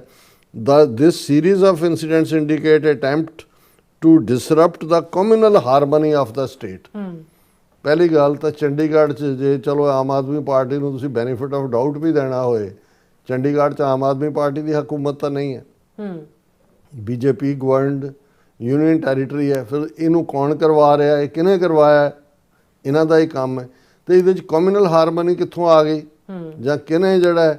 ਇਹ ਸਭ ਫੇਕ ਜਿਹੜਾ ਹੈ, ਕਿਉਂਕਿ ਇਹ ਇੱਕ ਖੌਫ ਪੈਦਾ ਕਰਨਾ ਚਾਹੁੰਦੇ ਨੇ ਔਰ ਪੰਜਾਬ ਦੇ ਹਿੰਦੂਆਂ ਨੂੰ ਕੰਸੋਲੀਡੇਟ ਕਰਨ ਦੇ ਲਈ ਕਿ ਜੀ ਅਸੀਂ ਹੀ ਤੁਹਾਨੂੰ ਬਚਾ ਸਕਦੇ ਹਾਂ, ਨਹੀਂ ਤਾਂ ਖਾਲਿਸਤਾਨੀਆਂ ਨੇ ਤੁਹਾਨੂੰ ਖਾ ਜਾਣਾ। ਇੱਕ ਪਾਰਟ ਤਾਂ ਇਹ ਹੈ। ਹੁਣ ਦੂਸਰੀ ਖਬਰ ਜਿਹੜੀ ਉਹਨਾਂ ਦਾ ਪੋਲੀਟੀਕਲ ਮੂਵ ਹੈ ਉਹ HS ਫੂਲਕਾ ਜੀ ਨਵੰਬਰ 84 ਦੀ ਸਿੱਖ ਨਸਲਕੁਸ਼ੀ ਦੇ ਕੇਸਾਂ 'ਚ HKL ਭਗਤ ਤੋਂ ਲੈ ਕੇ ਤੇ ਸੱਜਣ ਕੁਮਾਰ ਤੱਕ ਜਿੰਨੇ ਟਰਾਇਲ ਦੇ ਵਿੱਚ ਕੇਸ ਜਿਸ ਲੈਵਲ ਤੱਕ ਵੀ ਗਏ, ਉਹਦੇ 'ਚ ਪ੍ਰੋਮੀਨੈਂਟਲੀ HS ਫੂਲਕਾ ਜਿਹੜਾ ਉਸ ਦਾ ਨਾਂ ਆਉਂਦਾ ਰਿਹਾ ਕਿ ਜੀ ਉਹਨੇ ਲੜਿਆ। ਉਹਨੇ ਵੀ ਕਿਹਾ ਜੀ ਮੈਂ ਯੰਗ ਸੀ ਜਦੋਂ ਨਵੰਬਰ 84 ਹੋਇਆ ਔਰ ਮੈਂ ਉਦੋਂ ਹੀ ਆਪਣੀਆਂ ਅੱਖਾਂ ਨਾਲ ਦੇਖਿਆ। ਇਹਦੇ 'ਚ ਕੋਈ ਸ਼ੱਕ ਨਹੀਂ ਹੈ ਕਿ ਬਈ HS ਫੂਲਕਾ ਨੇ ਇਸ ਪੀਰੀਅਡ 'ਚ, ਇਹ 40 ਸਾਲਾਂ ਦੇ ਪੀਰੀਅਡ 'ਚ ਆਪਣਾ ਨਾਂ ਔਰ ਪੈਸਾ ਵੀ ਜੇ ਬਣਾਇਆ ਤੇ ਇਹ 'ਚ ਨਵੰਬਰ 84 ਦੇ ਕੇਸਾਂ ਨੂੰ ਲੜਨਾ ਸੀ। ਹੁਣ ਇਹੀ HS ਫੂਲਕਾ ਆਮ ਆਦਮੀ ਪਾਰਟੀ 'ਚ ਨੇ ਜੁਆਇਨ ਕੀਤਾ। ਉਹਨਾਂ ਦੇ ਟਿਕਟ ਦੇ ਉੱਤੇ ਲੁਧਿਆਣਾ ਪਾਰਲੀਮੈਂਟਰੀ ਇਲੈਕਸ਼ਨ ਲੜੀ, ਲੂਜ਼ ਕੀਤੀ। ਦਾਖਾ ਹਲਕੇ ਤੋਂ ਅਸੈਂਬਲੀ 'ਚ ਗਿਆ। 20 ਮੈਂਬਰ ਬਣੇ ਸੀ ਜਿਹੜੇ ਆਮ ਆਦਮੀ ਪਾਰਟੀ ਦੇ MLA ਉਸ ਪੀਰੀਅਡ 'ਚ। ਲੀਡਰ ਆਫ ਦਾ ਆਪੋਜੀਸ਼ਨ ਬਣਿਆ ਉਹਨਾਂ ਆਮ ਆਦਮੀ ਪਾਰਟੀ, ਕਿਉਂਕਿ Aam Aadmi party main opposition ਸੀ, ਅਮਰਿੰਦਰ ਸਿੰਘ ਦੀ ਸਰਕਾਰ ਸੀ। ਉਹਨੇ ਮੇਨ ਆਪੋਜੀਸ਼ਨ ਲੀਡਰ ਦੇ ਨਾਤੇ ਕੈਬਨਿਟ ਰੈਂਕ ਵੀ ਉਹਨੂੰ HS ਫੂਲਕਾ ਨੂੰ ਦਿੱਤਾ, ਕਿਉਂਕਿ HS ਫੂਲਕਾ ਰਿਸ਼ਤੇਦਾਰ ਵੀ ਹੈ ਕੈਪਟਨ ਅਮਰਿੰਦਰ ਦਾ। ਇਹ ਜਿਹੜੇ ਫੂਲਕੀਆਂ ਰਿਆਸਤ ਹੈ ਉਸ ਦੇ ਹੀ ਇਹ ਕਜ਼ਨ ਨੇ। ਇਹ ਕੋਈ ਭਤੌੜ ਹੈ ਤੇ ਕੋਈ ਬਹਾਦਰਗੜ੍ਹ ਹੈ ਤੇ ਕੋਈ ਜਿਹੜਾ ਉਹ ਨਾਭ ਹੈ ਤੇ ਕੋਈ ਪਟਿਆਲਾ। ਇਹ ਸਾਰੇ ਇੱਕੋ ਹੀ ਨਸਲ ਦੇ ਲੋਕ ਨੇ। ਹਾਲਾਂਕਿ ਕੁਛ ਲੋਕਾਂ 'ਚ ਸੀ ਕਿ ਵੀ ਦੇਖੋ ਬੜੀ ਜੁਰਤ ਦੇ ਨਾਲ HKL ਭਗਤ ਵਰਗਿਆਂ ਦੇ ਖਿਲਾਫ ਖਲੋਣਾ, ਸੱਜਣ ਕੁਮਾਰ ਦੇ ਇੱਕ ਜਿਹੜੀ ਇੱਜ਼ਤ ਅਰਨ ਕੀਤੀ ਹੁੰਦੀ ਹੈ। ਆਮ ਆਦਮੀ ਪਾਰਟੀ ਦਾ ਲੀਡਰ, ਆਪੋਜੀਸ਼ਨ ਦਾ ਲੀਡਰ, ਕੈਬਨਿਟ ਰੈਂਕ। ਸਾਲ ਕੁ ਬਾਅਦ ਇਹਨੇ ਇਹ ਕਹਿ ਕੇ ਕਿ ਜੀ ਨਹੀਂ ਮੈਂ ਜਿਹੜਾ ਪਬਲਿਕ ਮੂਵਮੈਂਟ ਖੜੀ ਕਰਨਾ ਚਾਹੁੰਦਾ ਹੈ, ਸ਼੍ਰੋਮਣੀ ਕਮੇਟੀ ਨੂੰ ਜਿਹੜਾ ਹੈ ਉਹ ਗੁਰੂ ਗ੍ਰੰਥ ਸਾਹਿਬ ਦੀ ਬੇਅਦਬੀ ਦੀਆਂ ਘਟਨਾਵਾਂ ਦੇ ਵੇਲੇ ਜਿਹੜਾ ਇਹ ਸਾਰੇ ਨੂੰ ਆਧਾਰ ਬਣਾ ਕੇ ਉਹਨੇ ਜਿਹੜਾ ਹੈ ਉਹ ਰਿਜ਼ਾਈਨ ਕਰ ਦਿੱਤਾ। MLA ਦੀ ਸੀਟ ਵੀ ਛੱਡਤੀ। ਚਲੋ ਲੱਗਾ ਕਿ ਭਾਈ ਸ਼ਾਇਦ ਅੰਦਰ ਕੁਛ ਐਸਾ ਚੱਲ ਰਿਹਾ, ਉਹਨੂੰ ਕੇਜਰੀਵਾਲ ਦੀ ਸਮਝ ਆ ਗਈ, ਸ਼ਾਇਦ ਉਹਦੇ ਵਿਚਲਾ ਸਿੱਖ ਜਾਗ ਪਿਆ ਤੇ ਉਹਨੂੰ ਕੁਛ ਐਸਾ ਕਰਨ ਨੂੰ ਉਹ ਕਹਿ ਰਹੇ ਨੇ ਜਿਹੜਾ ਉਹ ਕਰਨਾ ਨਹੀਂ ਚਾਹੁੰਦਾ, ਤਾਂ ਉਹਨੇ ਬਹਾਨਾ ਬਣਾ ਕੇ ਨਿਕਲ ਗਿਆ। ਸਾਲ ਪਹਿਲਾਂ ਜਦੋਂ 2 ਦਸੰਬਰ ਨੂੰ ਅਕਾਲ ਤਖਤ ਤੋਂ ਹੁਕਮਨਾਮਾ ਜਾਰੀ ਹੁੰਦਾ ਹੈ ਬਾਦਲਾਂ ਨੂੰ, ਸੁਖਬੀਰ ਬਾਦਲ ਨੂੰ, ਦੂਜੇ ਤੀਜੇ ਆਨਸਰੇਬਲ ਗਿਲਟੀ ਜੋ ਉਹਨੇ ਕਬੂਲ ਕੀਤਾ, ਉਸ ਤੋਂ ਫੌਰਨ ਬਾਅਦ HS ਫੂਲਕਾ ਕਹਿੰਦਾ ਜੀ ਕਿ ਮੈਂ ਸ਼੍ਰੋਮਣੀ ਕਮੇਟੀ ਨੂੰ ਸਿਆਸੀ ਪ੍ਰਭਾਵ ਤੋਂ ਮੁਕਤ ਕਰਨ ਦੇ ਲਈ ਔਰ ਸ਼੍ਰੋਮਣੀ ਕਮੇਟੀ ਨੂੰ ਅੱਗੇ ਤੋਰਨ ਲਈ, ਸਿੱਖ ਹਿੱਤਾਂ ਦੇ ਲਈ ਅਕਾਲੀ ਦਲ ਜੁਆਇਨ ਕਰ ਰਹੇ, ਕਿਉਂਕਿ ਉਹਦੇ 'ਚ ਪੁਨਰਗਠਿਤ ਅਕਾਲੀ ਦਲ ਬਣਾਉਣ ਦੀ ਲਾਈਨ ਸੀ। ਔਰ ਬਹੁਤਿਆਂ ਨੂੰ ਲੱਗਾ ਦੇਖੋ ਜੀ ਇੱਕ ਸਾਫ਼ ਚਿਹਰਾ ਜਿਹੜਾ ਇੱਧਰ ਆਉਣ ਲੱਗਾ। ਉਹਨੇ ਕਿਉਂਕਿ ਨਾ ਉਹ ਪੁਨਰਗਠਿਤ ਕਦੇ ਹੋਇਆ, ਨਾ ਕਦੇ ਫੂਲਕੇ ਦਾ ਮੁੜ ਕੇ ਨਾ ਆਇਆ। ਹੁਣ ਅਚਾਨਕ ਦਿੱਲੀ ਦੇ ਵਿੱਚ BJP ਦਾ ਮੇਨ ਹੈੱਡਕੁਆਰਟਰ, ਜਿੱਥੇ ਤਰੁਣ ਚੁੱਗ BJP ਦਾ ਮੇਨ ਆਗੂ, ਜਿਹੜਾ ਬਿਸ਼ਨ ਸਿੰਘ ਸਮੁੰਦਰੀ ਦਾ ਪੋਤਾ, ਜਿਹੜਾ ਟਰਾਂਸਨੈਸ਼ਨਲ ਰਿਪਰੈਸ਼ਨ ਲਈ ਅਮਰੀਕਾ 'ਚ ਜ਼ਿੰਮੇਵਾਰ, ਤਰਨਜੀਤ ਸੰਧੂ, ਉਹਨੂੰ ਦਿੱਲੀ ਦਾ ਲੈਫਟੀਨੈਂਟ ਗਵਰਨਰ ਬਣਾਇਆ, ਉਹ ਮੌਜੂਦ। ਮਨਜਿੰਦਰ ਸਿਰਸਾ ਜਿਹੜਾ ਕਦੇ ਸੁਖਬੀਰ ਬਾਦਲ ਦੀ ਮੁੱਛ ਦਾ ਵਾਲ ਸੀ, ਉਹਨੂੰ ਹੁਣ ਮਿਨਿਸਟਰ ਬਣਾਇਆ ਹੋਇਆ Delhi BJP government, Delhi committee ਦਾ ਵੀ ਉਹਦਾ ਕਬਜ਼ਾ। ਹਰਦੀਪ ਪੁਰੀ ਔਰ ਇਹ ਸਾਰੇ ਸਿੱਖ ਚਿਹਰਿਆਂ ਦੇ ਨਾਲ HS ਫੂਲਕਾ ਪੁੱਠੀ ਦਾੜੀ ਚੜਾਈ ਹੁੰਦੀ ਹੈ ਫੌਜੀਆਂ ਵਾਂਗੂ, ਉਹਦੀ ਫੋਟੋ। ਔਰ ਉਹ ਇਹ ਕਹਿ ਰਿਹਾ ਜੀ ਮੈਂ BJP ਜੁਆਇਨ ਕਰ ਰਿਹਾ। ਜਦੋਂ ਨਵੰਬਰ 84 ਹੋਇਆ ਸੀ ਮੇਰੀ ਵਾਈਫ ਵੀ ਪ੍ਰੈਗਨੈਂਟ ਸੀ, ਮੇਰੇ ਘਰ 'ਤੇ ਵੀ ਹਮਲਾ ਹੋਇਆ, ਉਦੋਂ ਇੱਕ BJP ਵਾਲੇ ਨੇ ਮੇਰੀ ਜਿਹੜੀ ਹੈ ਸਾਡੀ ਜਾਨ ਬਚਾਈ ਸੀ। ਹੁਣ ਤੁਸੀਂ ਦੇਖੋ ਕਿਸ ਲੈਵਲ। ਹਾਲਾਂ ਡੀਲ ਇਹਦੇ ਨਾਲ ਇਹ ਹੀ ਹੋਈ ਹੋਣੀ ਹੈ। ਮਿਨਿਸਟਰ ਲੈਵਲ ਤਾਂ ਆਮ ਆਦਮੀ ਪਾਰਟੀ ਵੇਲੇ ਵੀ ਮਿਲਿਆ ਸੀ ਉਹਨੂੰ, ਪਰ BJP ਇੱਕ ਚੰਗੇ ਸਿੱਖ ਚਿਹਰੇ ਦੀ, ਜਿਸ ਦੇ ਉੱਤੇ ਹਿੰਦੂਤਵਾ ਦਾ ਸਿੱਧਾ ਨਿਸ਼ਾਨ ਨਾ ਲੱਗਦਾ ਹੋਏ, ਚਿਹਰੇ ਦੀ ਭਾਲ 'ਚ ਹੈ, ਜਿਹਨੂੰ ਉਹ as a chief minister face 2027 ਦੀਆਂ ਚੋਣਾਂ ਲਈ ਪ੍ਰੈਜ਼ੈਂਟ ਕਰੇ। ਔਰ ਮੈਨੂੰ ਇਹ ਲੱਗਦਾ ਵੀ ਇਹਦੇ ਨਾਲ ਜਿਹੜੀ ਡੀਲ ਬਣਾਈ ਹੋਏਗੀ HS ਫੂਲਕੇ ਨਾਲ ਕਿ ਭਾਈ ਤੈਨੂੰ ਅਸੀਂ ਮੁੱਖ ਮੰਤਰੀ ਬਣਾਵਾਂਗੇ, ਕਿਉਂਕਿ ਉਹਨਾਂ ਨੇ ਕਿਹਾ ਵੀ ਅਸੀਂ ਬਾਈ ਹੁੱਕ ਔਰ ਬਾਈ ਕਰੁਕ ਸਰਕਾਰ ਬਣਾਉਣੀ ਹੈ। ਇਹ ਕਿਰਦਾਰ ਹੈ ਲੋਕਾਂ ਦਾ ਕਿ ਕਿੱਥੋਂ ਕਿੱਡੇ ਬੇਸ਼ਰਮ, ਬੇਹਯਾ, ਬੇਗੈਰਤ ਜਿਹੜੇ ਨੇ। ਇਹ ਕਿਰਦਾਰ ਹੈ ਜਿਹੜਾ ਕਿ ਉਹ ਹਿੰਦੂਤਵਾ, ਜਿਹੜਾ ਹਿੰਦੀ ਹਿੰਦੁਸਤਾਨ, ਜਿਹੜਾ ਤੁਹਾਡੀ ਹੋਂਦ ਨੂੰ ਨਹੀਂ ਕਬੂਲ ਕਰਦਾ, ਜਿਹੜਾ ਘੱਟ ਗਿਣਤੀਆਂ ਦਾ ਨੱਕ 'ਚ ਦਮ ਕੀਤਾ ਹੋਇਆ ਔਰ ਟਰਾਂਸਰੈਸ਼ਨਲ ਰਿਪਰੈਸ਼ਨ ਵਰਗੇ ਹਥਿਆਰ ਨਾਲ ਬਾਹਰ ਆ ਕੇ ਹੁਣ ਇਸ ਕਿਸਮ ਦੇ ਲੋਕ, ਇਹਨੇ ਮਨੋਜ ਝਾ ਕੇ ਕੀ ਨਾਂ ਸੀ ਜਿਹਦੇ ਨਾਲ ਮਿਲ ਕੇ ਕਿਤਾਬ ਵੀ ਲਿਖੀ ਵੈ ਨੇ, ਬਿਗ ਟਰੀ ਫਾਲਸ, ਬਾਹਰ ਵੀ ਇਹਨੂੰ ਸਿਰ ਤੇ ਚੁੱਕੀ ਫਿਰਦੇ ਰਹੇ ਸਿੱਖ ਵੀ ਕਿ ਦੇਖੋ ਜੀ ਇੰਨਾ ਵੱਡਾ ਜਾ ਕੇ ਫਿਰ ਅਲਟੀਮੇਟਲੀ ਜਿਹੜਾ ਉਹ ਕਿੱਥੇ ਜਾ ਕੇ ਬੈਠਾ। ਇਸ ਤੋਂ ਤੁਸੀਂ ਅੰਦਾਜ਼ਾ ਲਾ ਲਓ ਵੀ ਅਸੀਂ ਕਿਸ ਲੈਵਲ ਦੇ ਕਿਰਦਾਰ ਵਾਲਿਆਂ ਦੇ ਨਾਲ ਡੀਲ ਕਰ ਰਹੇ ਹਾਂ। ਬੀਜੇਪੀ ਤਾਂ ਜ਼ਾਹਰ ਹੈ ਉਹਨਾਂ ਨੇ ਬਾਈ ਹੁੱਕ ਔਰ ਬਾਈ ਕਰੁਕ ਪੰਜਾਬ ਨੂੰ ਕੈਪਚਰ ਕਰਨਾ, ਇਹ ਉਹਨਾਂ ਦਾ ਏਜੰਡਾ ਹੈ। ਬਿਲਕੁਲ ਡਾਕਟਰ ਸਾਹਿਬ, ਤੁਹਾਡਾ ਬਹੁਤ ਬਹੁਤ ਧੰਨਵਾਦ। ਸਾਥ ਲੈਣ ਬ੍ਰੇਕ ਵਿਊਅਰਸ, ਤੁਸੀਂ ਕਿਤੇ ਜਾਣਾ, ਮਿਲਦੇ ਹਾਂ after this short break.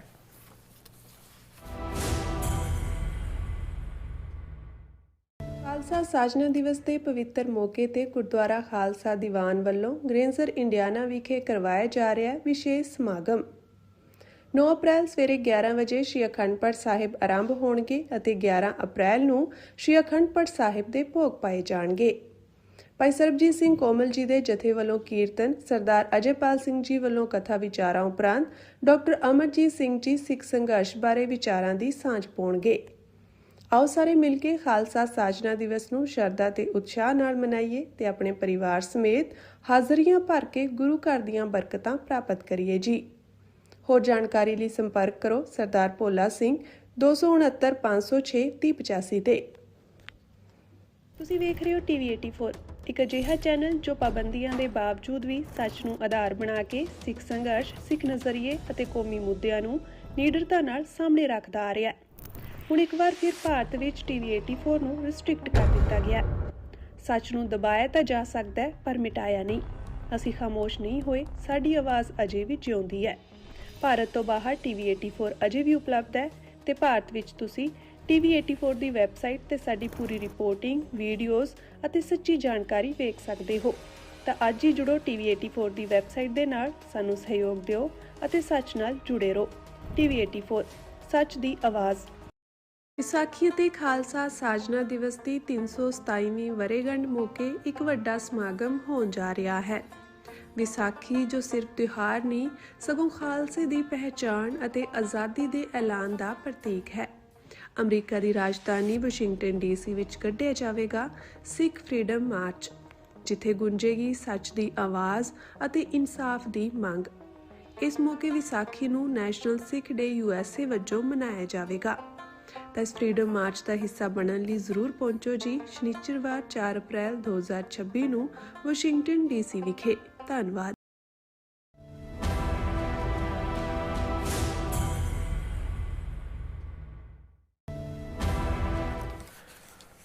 Viewers, welcome back on program. So viewers, ਗੱਲਬਾਤ ਕਰਨ ਜਾ ਰਹੇ ਹਾਂ ਕਿ ਜੂਨ 84 ਦੇ ਘੱਲੂਘਾਰੇ ਦੌਰਾਨ ਭਾਰਤੀ ਫੌਜ ਵੱਲੋਂ ਸਿੱਖ ਰੈਫਰੈਂਸ ਲਾਇਬ੍ਰੇਰੀ ਵਿੱਚ ਪਿਆ ਸਿੱਖਾਂ ਦਾ ਇਤਿਹਾਸਕ ਖਜ਼ਾਨਾ ਲੁੱਟ ਕੇ ਦਿੱਲੀ ਪਹੁੰਚਾਇਆ ਗਿਆ ਸੀ। 42 ਸਾਲ ਬਾਅਦ ਵੀ ਪਾਰਲੀਮੈਂਟ ਹੋਵੇ ਜਾਂ ਅਦਾਲਤਾਂ, ਇਹ ਬਹਿਸ ਜਾਰੀ ਹੈ ਕਿ ਇਹ ਜਿਹੜਾ ਇਹਨਾਂ 'ਚੋਂ ਕਿੰਨੀਆਂ ਚੀਜ਼ਾਂ ਸ਼੍ਰੋਮਣੀ ਕਮੇਟੀ ਨੂੰ ਵਾਪਸ ਕੀਤੀਆਂ ਗਈਆਂ ਤੇ ਬਾਕੀ ਖਜ਼ਾਨਾ ਕਿੱਥੇ ਗਿਆ। ਸੋ ਅਫਸੋਸ ਹੈ ਕਿ ਭਾਰਤ ਸਰਕਾਰ ਤੇ ਸ਼੍ਰੋਮਣੀ ਕਮੇਟੀ ਦੋਵੇਂ ਹੀ ਬੇਈਮਾਨ ਹਨ ਅਤੇ ਸਿੱਖ ਸੰਗਤਾਂ ਨੂੰ ਹਨੇਰੇ ਵਿੱਚ ਰੱਖਿਆ ਜਾ ਰਿਹਾ। ਸੋ ਇਸ ਬਾਰੇ ਆਪਾਂ ਗੱਲਬਾਤ ਕਰਨ ਜਾ ਰਹੇ ਹਾਂ। ਨਾਲ ਜਿਹੜੇ ਤੁਹਾਡੇ ਲਾਈਵ ਮੈਸੇਜ ਨੇ ਉਹ ਵੀ ਆਪਾਂ ਸ਼ੇਅਰ ਕਰਾਂਗੇ। ਸੋ ਅਸੀਂ ਚਾਹਾਂਗੇ ਕਿ ਤੁਸੀਂ ਇਸੇ ਤਰ੍ਹਾਂ ਬਣੇ ਰਹਿਣਾ।